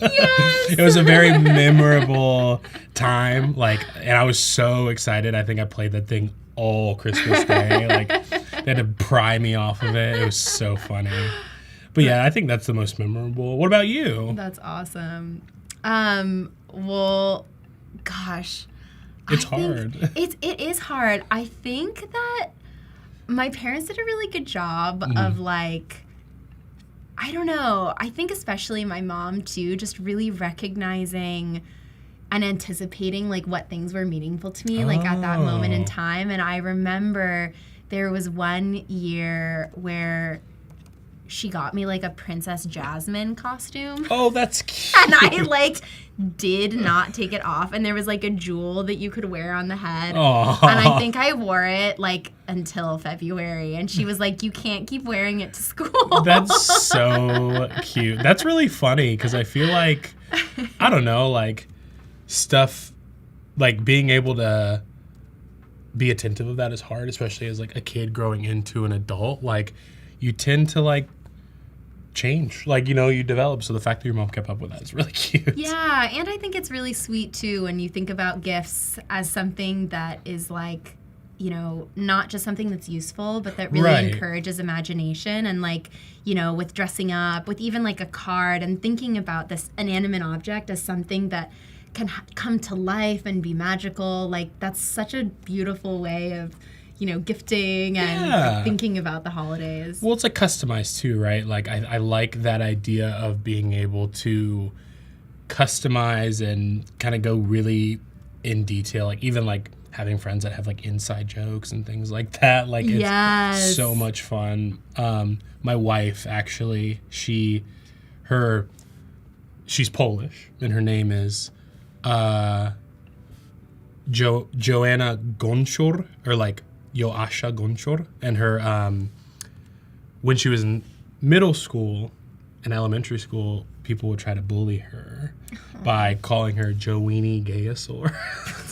It's not very original, but she like took that weenie name, and now I know this sounds like everything's devolving, but I promise it makes sense. So she took that weenie name, and she like just went by Weenie, like as a joke. It was very funny. Like, I love that. She's reclaiming the ween. Exactly. And we did like a bunch of stickers and like random accessory stuff, like of, funny enough, the hot dog from the last thing, like I'd made her like a birthday card with that on it, and like building out that character as a thing, and she thought it was so ridiculous and so fun. Like I love inside joke stuff like that. It's so much fun. She sounds like a badass. That's incredible. I love that she reclaimed this thing, that it's like funny and she's made it a part of, yeah. She's a funny person, honestly. So she rocks. Shout out Joanna. But yeah, you know, I have fully like directed that conversation to somewhere different. But right now, what I'm doing is focusing really on just getting like my general line work down, kind of tracing out my sketches and smoothing things out with the, I guess, object path smooth option. Almost all of my work I do kind of vector based in Illustrator. Even though you can draw vector based in Fresco, I just prefer Illustrator. I don't know. I've been in Illustrator for a long time. So yeah, tell us what it is about Illustrator that really works for your workflow. I don't know. I think it's just like the accessibility of it. Like I've always really been interested in, I guess like being able to do stuff fast, like getting ideas out really, really fast, because I tend to either forget stuff or like ADHD takes over and I'm just like, I don't know what I want to do. Like, or like, I don't remember what I was going to do. And with Illustrator, it's like, oh, I just pop open my MacBook and then just like kind of go to town on whatever idea or sketch that I was thinking of. Fresco, again, would make that so much easier. But I got to kind of get my feet dipped a little more in that program. So what's your process like for coming up with ideas? Like when you were thinking about these cards, like was there a reason why you chose the mistletoe and the stocking over other objects? That's a good question. I'm trying to like think back like on the fly. I feel like my creative process just has changed so much over the past few years, I think. Like before I would just kind of like go out, kind of see what's inspiring, like by literally like going to a stationery store or going to like wherever and be like, oh, this is like a cute vibe. Maybe I can expand on this in my own way. But personally, I feel a little weird doing that now. You know what I mean? Like I feel like there's always like this line that's towed of like trying to respect an artist while also homaging to their work. And it's just, it's weird. So now I kind of just like pull from very popular stuff. So like, you know, like a TV show or like a Hallmark card or something, like something completely out of my style, and kind of try to interpret that in my style. It's really, I'm probably making this sound more complex than it is, but it's something I've had to think about for a long time. No, I think you're touching on something that is actually really beautiful, which is this idea of like, how do we draw inspiration from the world around us without necessarily like imposing on something that someone else has already done. And I think that your approach to really like looking to something that would otherwise have nothing to do with what it is that you're working with and sort of finding a way to like bring your voice into the conversation is a really beautiful way of creating something that is, you know, not copying someone else and is like still, you know, a direct homage to your vision. Yeah, and I feel like, you know, as you start as an artist, like you learn, I'm sure you learn from other people, like, oh, just copy other people, copy these other things. And it's like great for developing, but once you get into the professional world and then you're friends with these people and you see the work that goes behind stuff like this, you don't want to just like copy people anymore. You want to kind of like, you know, take your own take on stuff, and it can be hard to break out of that mindset of like, oh, like this is something I want to pull reference from, or this is like so cute, I want to do this way. And it can be a bit of a challenge, but I think it's cool once you kind of find your flow and like people find their own styles and designs. I think it's so crazy how people expand on different ideas, like even more than I could ever understand how to do, right? Like there's a lot of room for growth in that department, I feel like. Yeah, and I think ultimately the secret sauce is like pulling from all sorts of different ideas and combining into one, right? To still have it feel really different and well-rounded. Absolutely, and like kind of putting your own like spin or your own kind of like pizzazz on it, where you're like, oh, that's like Jacob, or oh, that's Anna, like something like that, right? Yeah. So did you go to school for this? Are you self-taught? I'm kind of self-taught. I had an amazing mentor. His name's Matt Massara. He did illustration for a long time, and then he moved to Germany, which I thought was kind of cool. But he taught me pretty much everything I wanted to know about Illustrator and also screen printing, and was an amazing resource. But I have no like formal training or anything like that. It's kind of just YouTube videos and that guy.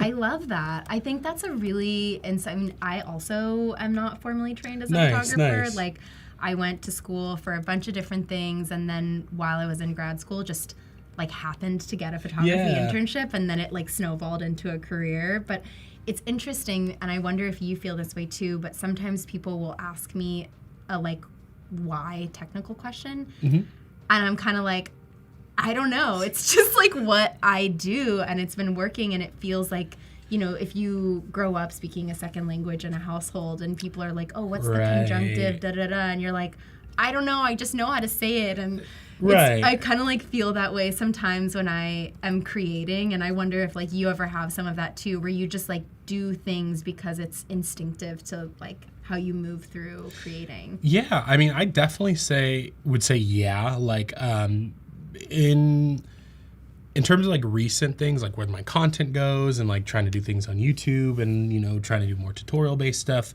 I think I'm starting to delve into that. And again, that's a challenge in itself of like totally rewiring my brain of like, I'm just going to do the thing because I want to, not because I'm like trying to get content out of it. Like, you're almost like dissecting yourself, you know, dissecting your process. But yeah, I definitely find it extremely challenging just because it's like trying to explain, I mean, not literally, but it is similar to like trying to explain like a color to someone. Like, it's yellow, it looks yellowy. Like, it's like, oh yeah, I click these buttons. Like, why don't you do it this way? Well, I don't know. you know, you're like, because it's just how I do it. Yeah. So do you have any tips for people that are interested in making their like own personalized Christmas cards in this way, for just like little things that maybe you got stumped on that would be really helpful to know going into it? Oh yeah. Technical or creative? Absolutely. I mean, so if you are an Illustrator user, there's some really amazing tools that make it so much easier to create cards from scratch. And we'll get into them once I finish with these actual design processes.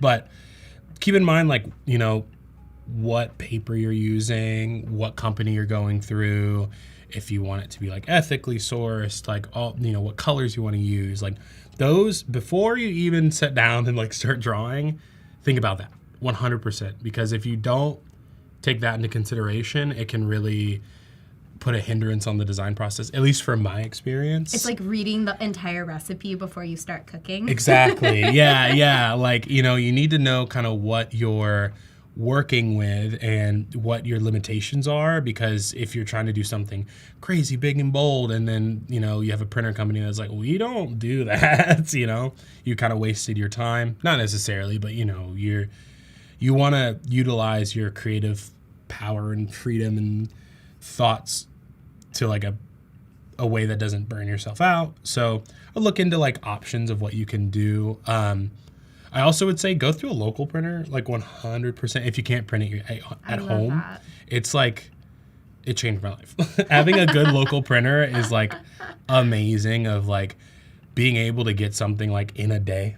It's so crazy, you know? Or if something goes wrong, Yeah. being able to get someone on the phone that can Absolutely. fix It's incredible. There's so many good printers out there. Mine currently is Little Rock Printing in Calgary, Alberta. So shout out Little Rock Printing. it. That was going to be my next Amazing. question. Yeah. They're amazing. They do everything. Wow. It's nuts. Like vinyl decals, cards, stickers, like they're doing keychains now. Like, just, it's nuts. It's so good. I mean, I feel like in general, it's hard to find good people for everything. It's so nice when you find, you know, a vendor that you love working with and that you can continue to rely on for all of your Absolutely. projects. Yeah, I feel like that's been my biggest challenge over last year, is like trying to move into stationery, because I would like to make more money eventually, but also, you know, like having physical product just is incomparable to like how it feels to have like, oh, this is on my screen, cool. Like it's so nice to have a physical medium and product there. I'm sure with photo too, it's like very similar. Like you have your digital photos, but it's nice to have like a big print or a framed photo or something, right? Yeah, I'm curious how you feel about, like, what is the moment like for you when you get the physical version of one of your designs in hand? Because something that I run into constantly, and maybe this is because I haven't found like that great local printer. If anyone is in San Francisco and has a great place where they like to get photos printed, you know, you would be surprised how much nonsense you run into. Oh yeah. I find that sometimes, you know, I spend all this time color correcting and editing and, you know, like doing all this stuff to get the photo perfect. And then they print it and I'm like, the colors don't match. Yep. The da-da-da is off, you know, XYZ. Like, how do you sort of mitigate that with the vendor in the moment? Like, have you ever run into something where you were like doing something last minute and you needed it now? Oh, I mean, so like personally, especially, I will say, like, to expand on what you're already saying, I feel like with photography, that's like a whole different, like way more detrimental, you know what I mean? Like, especially because I would even say like, you know, a quarter, half of the work is you getting this to look a specific way. And if that's like a style to be stylistic to you, or if that's it to be color corrected or things like that, like that's really important, where I feel like unless you're a very detailed artist, like for me, I do very bold colors, very straightforward.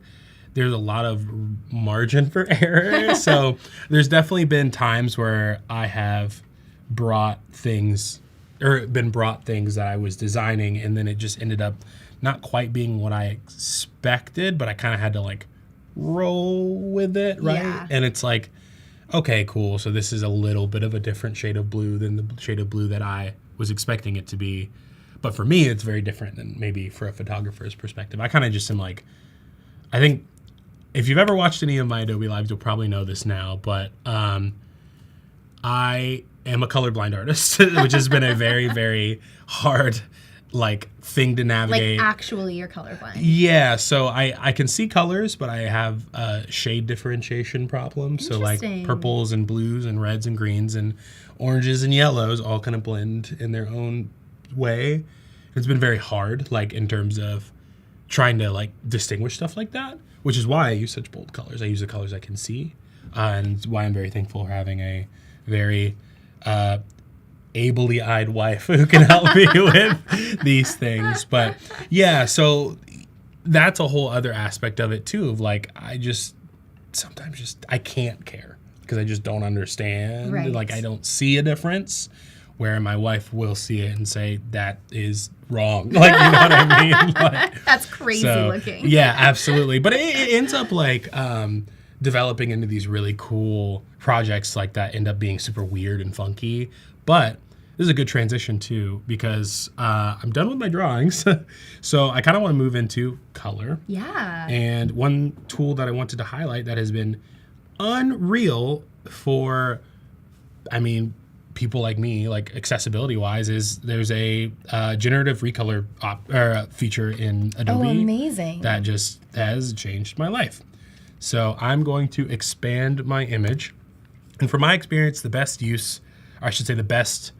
application I've gotten for this is kind of getting a general color down. So like obviously my mistletoe is going to be red, and then make the leaves kind of like a green. Doesn't really matter if they match or not. I'll probably make the character, I think when I was conceptualizing this, I had the character like orange because it contrasted. Let's see. Maybe like in this realm. Sweet. We'll fill that. And then do like a black shadow. So this will have my general character. It's like color's okay, maybe not my favorite. So what color does the character look to you right now? So this is like a mix between like orange, tan, and yellow. Yeah. Like I can't fully interpret it, especially on like computer screens. And like every computer screen is a little different. I'm like fascinated. Yeah. It's funny because when I think about color blindness, it's always like, yeah, how would you explain to someone what red looks like if you've never seen red Yeah, before, or yeah. if you know, like, you know, I don't even know that like red looks the same to me as it does to someone else. That's my favorite theory. There's a theory with that that's so cool. I can't remember exactly what it's called, but it's like a theory that like my blue is different from your blue, which I think is so fun. But yeah, it looks kind of like a yellowy, kind of palish color to me. Might look different to everyone else. But what I like about this is I can go into Generative Recolor once I have a general basis down. Go into the prompt option and I can just type in something like mistletoe with green leaves, and orange character behind it. Now my spelling's showing. What else? Trying to be as descriptive as possible, like colorful, bright, Christmas. I always do Christmas vibes, and I'm sure it has no idea what I'm talking about. I love the adding vibes to everything. Yeah. It's like, okay. It's so bad, but yeah. And so now we have kind of like a little bit of a different take on this. Oh, interesting. And you can kind of, you know, this is crazy, right? But for me, when I'm like trying to just get as many ideas down as possible and just trying to expand on this color that I'm so stuck on, I can generate it again, and then I can get more muted colors, or I can get like brighter colors and kind of just expand on it. And if, you know, you don't typically have like exactly what you're looking for, what I also like to mess around with is kind of doing shade variations in black and white. Sometimes it works, sometimes it doesn't. But when it does work, it's very, very cool. Just like, oh yeah, then it just fills out the colors exactly how I would think, because sometimes I just get stuck on colors. I'm like, I have no idea what I'm supposed to be doing in this situation. It's so interesting, you know, because I'm not an illustrator. Coming from my photography background, it's like you get there and the color is just kind of the color, and you can make some variations in hue, unless, you know, you're just like building out another world entirely. But you're ultimately not really starting from scratch with, you know, a real world image. Whereas with this, yeah, the possibilities are endless. It's interesting. Yeah, it's not. Oh yeah, no, it's kind of doing it now. It's tough. It's a tough world to navigate, like in my opinion, just from the perspective of, you know, having that different view of this art. But stuff like this, just even if it's like, okay, I'm not going to use this exact color, right? But I can expand on it a little bit more and go a little bit further. Like if I like this kind of grayish red color, it looks great to me. I don't know if it's actually gray red. I'll probably see where. Yeah, so it's not. It's actually red. And that's another thing I've had to do too, is like look at the position helps too. Like, oh, it's in the red. Someone in the chat wrote, why does the mustard look like ketchup? Yep. Absolutely how it is. So I use like a combination of this tool, and I think if I can go over to Chrome, and we'll go to Adobe Colors. This is also a really, really useful tool for me. Using, I believe it's the colors theme. Yeah. So like going in here and being able to just add a color in. And they changed the layout of this since I've used it last, so I'm sorry. Walk me through what this is. And like for those of us that, you know, maybe aren't as familiar with this tool. Yeah, so essentially what you can do, and I'm just trying to make sure, because I don't want to teach anyone wrong, you can, how can I change this? I changed the layout. There we go. Okay. So what you can do, which I love, is you can go into your artboard. You can copy over your hex code. You can come back over here, paste in the hex code, and then you're going to get some interpretations of them on the, like, what would be the color wheel. So you can go up to color harmonies, and you can click monochromatic. And if you add a few more colors, do this again, monochromatic, you're going to get a variation of everything on the color wheel itself, which is so useful for me. Because then I can say, oh, okay, now I know this is in the reddish brown. I know this is brown, and I can see that like a black color, like, or I can go in and go into complementary colors. And then I can say, oh, well, this is like on the color spectrum, a greenish color. It's, you know, it's lighter, so maybe I want to go with a darker color. So then I also know that they're working in tandem, and I can go back here and then add that color in. You know, this is more of like a darker brownish green that I'm not a huge fan of, so maybe I can go to this one because I like this, but I feel like it's a little too dark. I like hearing you change the describe the tint. colors. Yeah. Now that I have that background, I'm like, oh, that's so interesting. It's definitely a little weird, you know, like a weird process to like explain why colors look the way they do. But one thing that I like took it upon myself to do a few years ago was like totally take up color theory, and it like absolutely changed my life. Like understanding how colors talk to each other and how they sit on the color like wheel is like life changing, because it's like, oh, I don't have to think of like, oh, does this green go with this red? It's just like, I know that this red on a color wheel is here, and I know it's there, and I can just kind of like what put are it like together. the 3 big takeaways from color theory when you're looking at a color wheel that people should keep in mind? Oh man, I feel like understanding color, I don't know, I'm probably not using the technical term, so I apologize to anyone that's looking for that, but understanding like color positioning is so important. And understanding your shades within complementary colors is really important, because that's something I was so stuck on for a long time is, oh man, you know, I really want it to be, I really want to use the screen that works, but like, I can't, like, this is too bright for me. But like actually understanding, okay, you know, I can slide down the scale on this line, or I can kind of change it up a little bit. Like you can break the rules a little bit. It's not so rigid.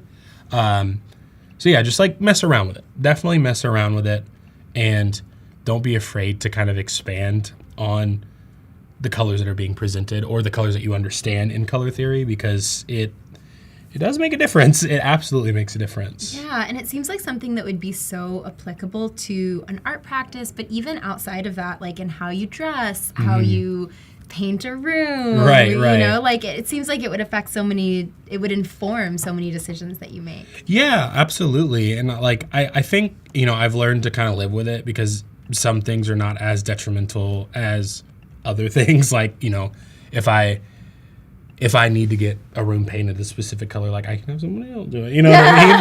Like, so it's not necessarily that bad, but when my entire profession is based around like colors and art, it tends to be something that I have to hone in on, you know? So it's a fun thing to kind of explore, and like I always enjoy talking about it. So if anybody has any questions in the chat about the type of like colorblind I have, or like, you know, any processes or how I view the world, feel free to ask, because I'm very comfortable.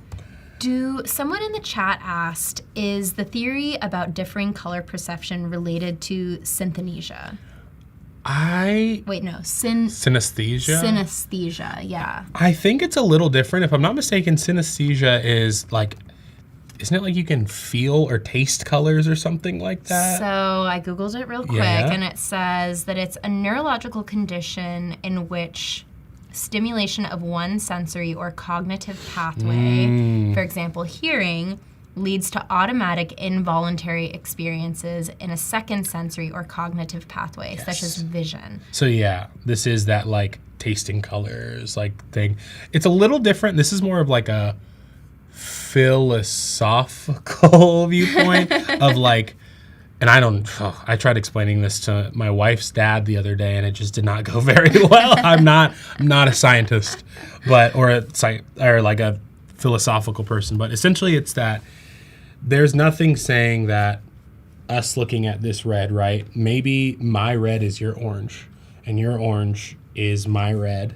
So I could say, oh, this is red, but I'm seeing a completely different color, but I can't explain that because that's what I'm interpreting, even though what you might be seeing is the true red. There's no true color behind it. Right, because we can't see what someone else is seeing and know if the words that we're using to describe something are actually the same final product that someone else is. Yeah, and it's hard to like even expand on that because it's just so intangible. Like, oh my gosh, yeah. Like it's like, how do you explain colors? You know, like trying to explain colors to a blind person. It's like explain the color red, or like explain black. Like they don't see black. Like they don't know what black is. Like it's just weird, scary, but weird. It's crazy too, because I was thinking, you know, how would I answer that question of explaining a color to a blind person? And it's like, okay, well, if they've never seen, you know, like the sky, Mm-hmm. you know, and you're thinking about how to describe blue,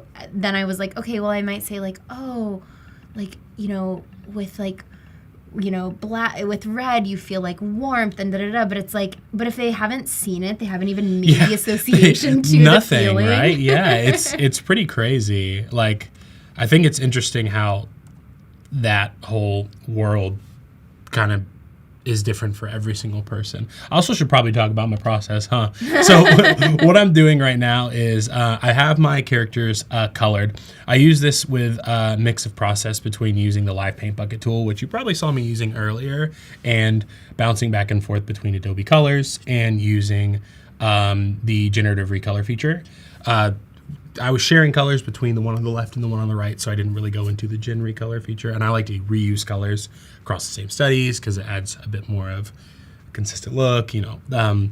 So what I'm doing now is I'm just getting things squared up to be ready to use with the mockup feature, because obviously if we're wanting to sell these as Christmas cards, we want them to be set up for Christmas cards, which I'll probably be changing the artboards, but I want everything squared off and like centered in the actual artboard itself. So I'm kind of messing around with like making copies and deleting these little stars and making sure that they are lined up with the character, because with these stars kind of surrounding the character, it's going to try to align with everything in the photo, or I should say in the illustration, not just the character. So I can bring this here and I can just go like this. And now I can adjust my other illustration to that, which there's probably a bit of an easier way to do that, but this is kind of my workaround. Hey, we all have our own ways of doing things, absolutely, right? Absolutely. So yeah, I'm just going to size these up, and I think I'm actually going to start another art board, or I should say full Illustrator file, just so I can do a different size artboard and kind of get that adjusted for when we move into the mockup feature. And so, like, how do you, like, what's your process around getting to a place where you're like, okay, I feel like this is done and I'm ready to, you know, move on to the mockup feature? I think once because I love taking my work to my family or like to my wife or whoever, and just like kind of getting an idea, or posting on my Instagram story is really fun, and people being like, you know, what color should I do? And it's like a fun point of engagement. So kind of just when people feel like it looks correct. I know that's like very broad statement, but like people have an opinion, right? And they're going to say, oh, that's something I would buy. So when I get kind of unanimously positive feedback on things, or general positive feedback, because people aren't going to like everything I do, but I kind of roll with it and kind of roll with the punches in terms of just figuring it out as I go. Like, there's definitely been some times where like I'll design something and in the moment it felt really good, and by the time I get it to the printer, I'm like, ooh, I don't like that part of it, and I'll just change it before I submit it, like right on the fly. But I'm not really married to any like, I guess, technique or stopping point, because I feel like art changes all the time, right? Like, you change your opinions. The things that I draw today, I might be like, oh, that sucks, like a week from now. So yeah, it's like that thing where you like sleep on it and come back and take a look with fresh eyes. Exactly that. Yeah. I know I do that with color correcting sometimes, where I'll go through, do a round of, you know, color corrections, edits, and then I close the computer and I like go eat a sandwich or go outside and do something else, and then I come back with sort of fresh eyes and then have clearer perspective. Yeah, I think it's important to just step away. Like, just step away. Like, it's okay. You definitely want to come to things with fresh eyes. You don't want to be burnt out on a project that you feel very passionate about. And you don't have to finish it right now. There's literally no time limit unless you're working for a client. And even then, maybe set the expectations up front that, you know, you work on a different flow. That's okay. Like, it's totally fine to go at your own pace, you know. I draw so much slower than half of the illustrators I know, and some illustrators would say I draw way too fast compared to the other people. So it's kind of just up to the whatever the vibe is, I guess, if that makes sense. We're back to the vibes. Yeah, the vibe. This is looking so good. Thank you. Yeah, I'm trying to figure out a font right now. I had some pre-scripted, whatever you would call it, like sayings. Like, I already had an idea down because we'll break the immersion for a second. I've created these already, so they are they already exist, which is really fun. Do you want me to hold some of them are green, so they might. But yeah, so I'm kind of expanding on this a little bit, but yeah, I was working on these and kind of workshopping the ideas. So for the what do you call it? For the stocking, I just hope your Christmas doesn't suck. I love the pun. So I'm a pun enjoyer, I've got to say. And then I'll try to get some of these. I'm trying to think of a font that would be fun. If anybody has any font suggestions. Yeah, send us your font recommendations in the chat. Also, did you come up with the character first or the pun first? The character for sure. Okay. Yeah, the character, it's a little bit easier, and maybe this is controversial, but sometimes I'll use some what do you call it? Like software assistance would be the way to say it, to figure out puns and stuff, and it makes it a lot easier, especially. What's the software assistant? So the text prompt programs, oh gosh, what is I always forget what it's called. The AI ones, you know what I mean? So ChatGPT. That's what I'm looking for. I always forget the name of it, but yeah, it's like ChatGPT, because again, it's an ethical way to come up with some of these ideas without also burning myself out of, I have to draw, and I also have to be the font designer, and I also have to be the illustrator, and the sizer, and get it print ready. It just kind of streamlines the process a little bit more, right? I've never thought to ask ChatGPT for pun recommendations. That is genius. It's not my idea. I actually had somebody bring that up to me within the past couple months, and it has absolutely changed my life. It's made it so much less stressful for me to just be able to come up with an end product, because again, I'm not clumping up my brain with everything that I have to put down. It can get exhausting. I'm sure it's similar with the photography process. You're having to market yourself, and you're also having to make sure the pictures look good, and there's just a lot to designing that tends to get a little exhausting. Yeah, you need to outsource some of the things. Absolutely. I'm gonna see if I can size these up a bit more accurately. I feel like this star is a little bit too high.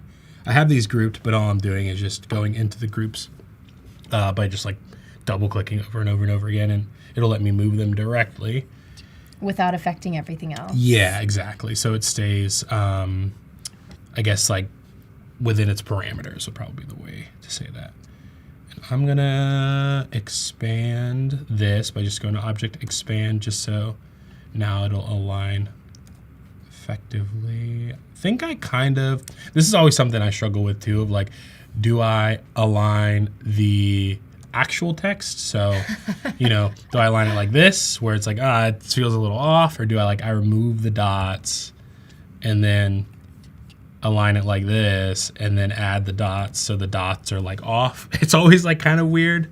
I kind of like to split the difference sometimes. So yeah. I might just, you know what I can do? I can do this. It's smarter. There we go. Now it's actually centered up. Oh, genius. I'm overcomplicating this a bit, but let's center this guy as well. And I think I want to add just a little bit of an outline to it. I think it'd be kind of cute. I'll center up my text as well. I'm just going to group this up. Perfect. So I can just go Command-C, or Shift-Command-V, paste right over it.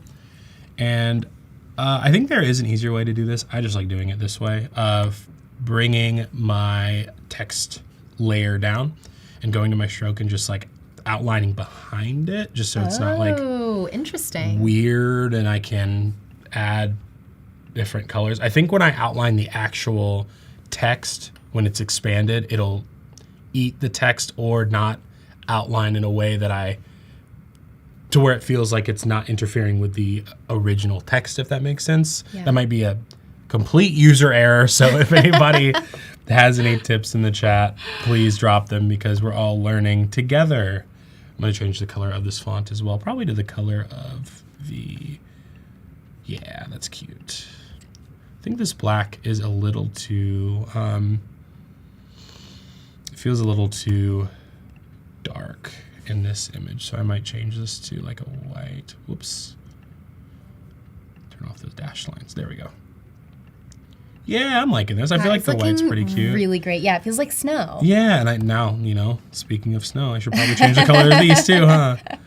Yeah, but this is kind of like what my process looks like for coloring and things. Is like there is really no like rhyme or reason. I kind of just start messing around with the like the different types of color pickers, and I mess around with Adobe Colors, and then once I get a general idea down, I just go in and start changing stuff up here and there, and it kind of ends up flowing in its own way. I feel like it seems complicated, but it ends up making things a lot less complicated. I don't know if there's a better way to explain that. Hey, whatever works for you Yeah. is what works. There's no real technical way to coming up with the orientation and colors. I feel like it's really up to what you feel comfortable with, in my opinion. Like, just kind of go with the flow, see what looks good to you. Or like if you want to pull from color studies, it's also a great option to do. Like Behance, what we're streaming on right now, has like a ton of people creating a ton of products that you can kind of pull colors from, which I feel a little differently about too. I feel like if someone has a really stellar like color that they have in like some design, I'm totally cool with like, I'm gonna lift that a little bit. maybe that's not a good thing, but I don't know. If it's a different medium, right? Like a completely different thing. So Yeah, it's funny. Someone in the chat just said that this is reminding them of a Smurf, and I actually had the exact same thought too. When it was blue, I was like, "Oh, it's so cute and Smurfy." Now I have to make them both Smurfs now. That's cute. I love that. Here, let me pop this in here. That's a really good idea. Their name is Mrs. Claus Christmas Cheer, which feels very appropriate for today's live stream. Absolutely. And maybe they're tuning in specifically because it's a Christmas tree. Christmas in August.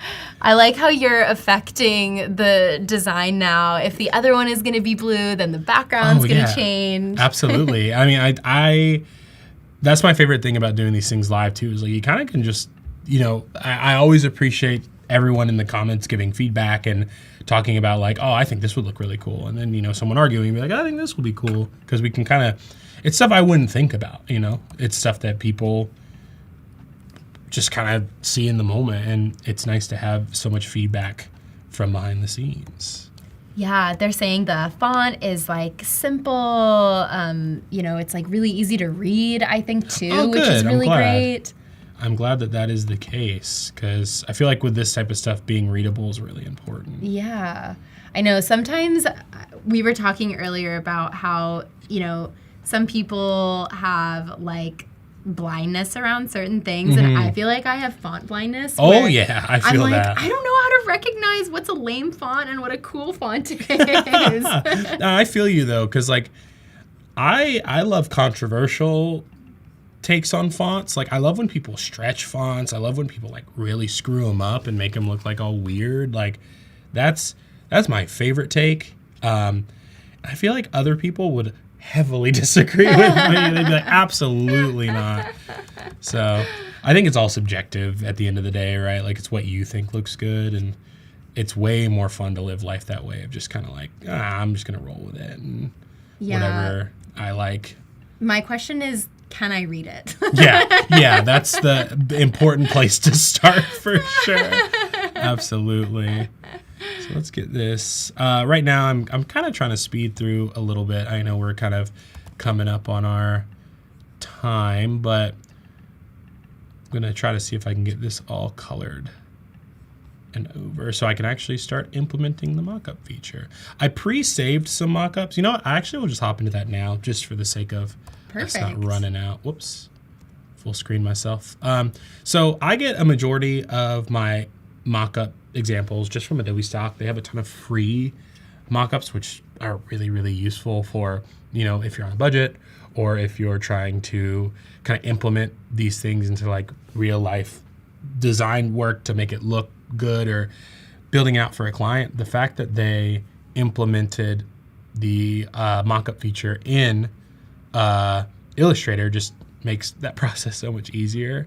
This feels kind of fall-y, I guess. So I might try, I don't know, this looks like more of a postcard than a thank you card. This is kind of, well, it's square, but let's see. It's so, like, this is so funny to me as not an illustrator, not someone that's ever in this world. I'm like, it all looks like blank white paper. Yeah. It's So like a slightly different shape. you'll see what I'm talking about. So I'll drag this in here so you can kind of get an idea. And I'll, for the sake of this example, just flip this way. It's not how it's presented. But what's nice about this and what's nice about the mockup feature is when you're working in this tool, you can kind of use whatever you can get access to, which again, with Adobe Stock and the free option, you can have access to everything, which is really, really nice. So I can just highlight both of these, go to Object, go to Mockup, and create Mockup. It's going to bring up a little panel. Takes a second because This is so cool, though, that you get to see it within the context of other things, not just on your screen. Yeah. This is my favorite part about this. And it's going to look crazy, but trust me. Trust me. So if we drag it on to the card, let's size it down a little bit. Oh, my gosh. It works in real time. And I think this is game changer for Adobe to implement. And I feel like it's not, like, people don't use it as much as, you know, it can be used, like, up to its full potential, because that took 2 seconds, what in any other context would have costed 20, 30, 40 bucks. Oh my gosh. I have a decent looking, like, movable thank you card or Christmas card mock-up, like, in like 2 seconds. That is so cool. I didn't even know that this existed. Yeah, and it's super easy to use too. Like, and you say I don't like that one, and I want to move on to, what if we do blank Christmas card? This also seems like it would be something really great if you're working on a project for a client to help them visualize something outside of the context of the computer screen. Yeah, and it makes it more accessible too, because it's something that doesn't have to be so, I mean, I say this with a grain of salt, obviously, because people have different opinions on this, but buying mockups and licensing mockups can be very expensive, right? And if you're wanting to get into the design world, these budget, but I don't even know if I would call this a budget option because it's like the real thing. These alternatives are really, really, really nice for being able to present things to clients and just hop into work and not feel so overwhelmed with the fact that, like, you can't necessarily do what the professionals are doing, I guess. Totally. I feel like that was my biggest setback, is I always felt like, oh, this doesn't look like this other person's mock-up, so it's not good enough. But no, it doesn't really matter. No, and it was so easy for you to create that. You're instantly able to sort of, like, take someone, you know, to that moment, give them that, like, sense of place, what it probably smells like when they're picking up the card. I love it. Especially for branding when it comes to, like, Christmas, right? That's important. You don't want, like, a Christmas card in, like, a, you know, some type of, like, beside a pool. Like, you know what I mean? Like, you kind of have to have the vibe, because I have a very high nostalgia factor for Christmas. So I'm sure other people would want that as well. I mean, unless for those of you that are, like, doing Christmas in Hawaii or, like, somewhere warm and tropical, maybe it means something different. I mean, also everyone's south of the equator. Yeah, I grew up in South Carolina, so we had our fair share of 80-degree Christmases. What a nightmare. But I think I'm liking where this one's looking too. I'm just gonna adjust the font size a little bit. These are looking incredible. Thank you. They're so funny and lighthearted. I love the colors. Again, like, you know what other people were saying, like, they're such impactful graphics. I love the pun. Thank you. Yeah, I think the important thing, you know, with designing stuff like this is just to remember to, like, first of all, obviously have fun with it and make things that are readable, and they can be a little more simple. It all depends on your style, right? Like what you're comfortable with designing and what you're comfortable with creating. That's, you know, up to your discretion. It's not up for me to decide. It's not up for anyone to decide. Just kind of work within your barriers and your means, and you'll probably come out with something pretty cool, you know, if you're doing what you like, right? No, I love it. Do you have any like final things that you want to tell people in our last 2 minutes? Yeah. I mean, so I am doing more stuff like this on a personal YouTube channel. It's just, you can just look up my name and I'm sure you'll find it. It's by Jacob Harris. And I'm also kind of just open to talking about any of this stuff. If you have questions outside of these live streams and you just want to, understand a bit more about the process and how this looks and, the more business side of things, feel free to message me or email me. Like, I'm a very open book. I'm still learning myself. And I'm always open to talking about stuff like this and always enjoy doing stuff like this. So what a generous offer. I hope you all take him up on this because clearly you're like a really wonderful resource. You've done such an incredible job. I feel like anyone that would receive these cards would be so stoked. It's so beautiful. Thank you. Sweet. I think we're wrapped up. Awesome. Well, thank you so much, everyone, for joining. You can find Jacob's Instagram in the chat and definitely give him a follow and check out more of the incredible work that he's doing. Good seeing you guys. Bye.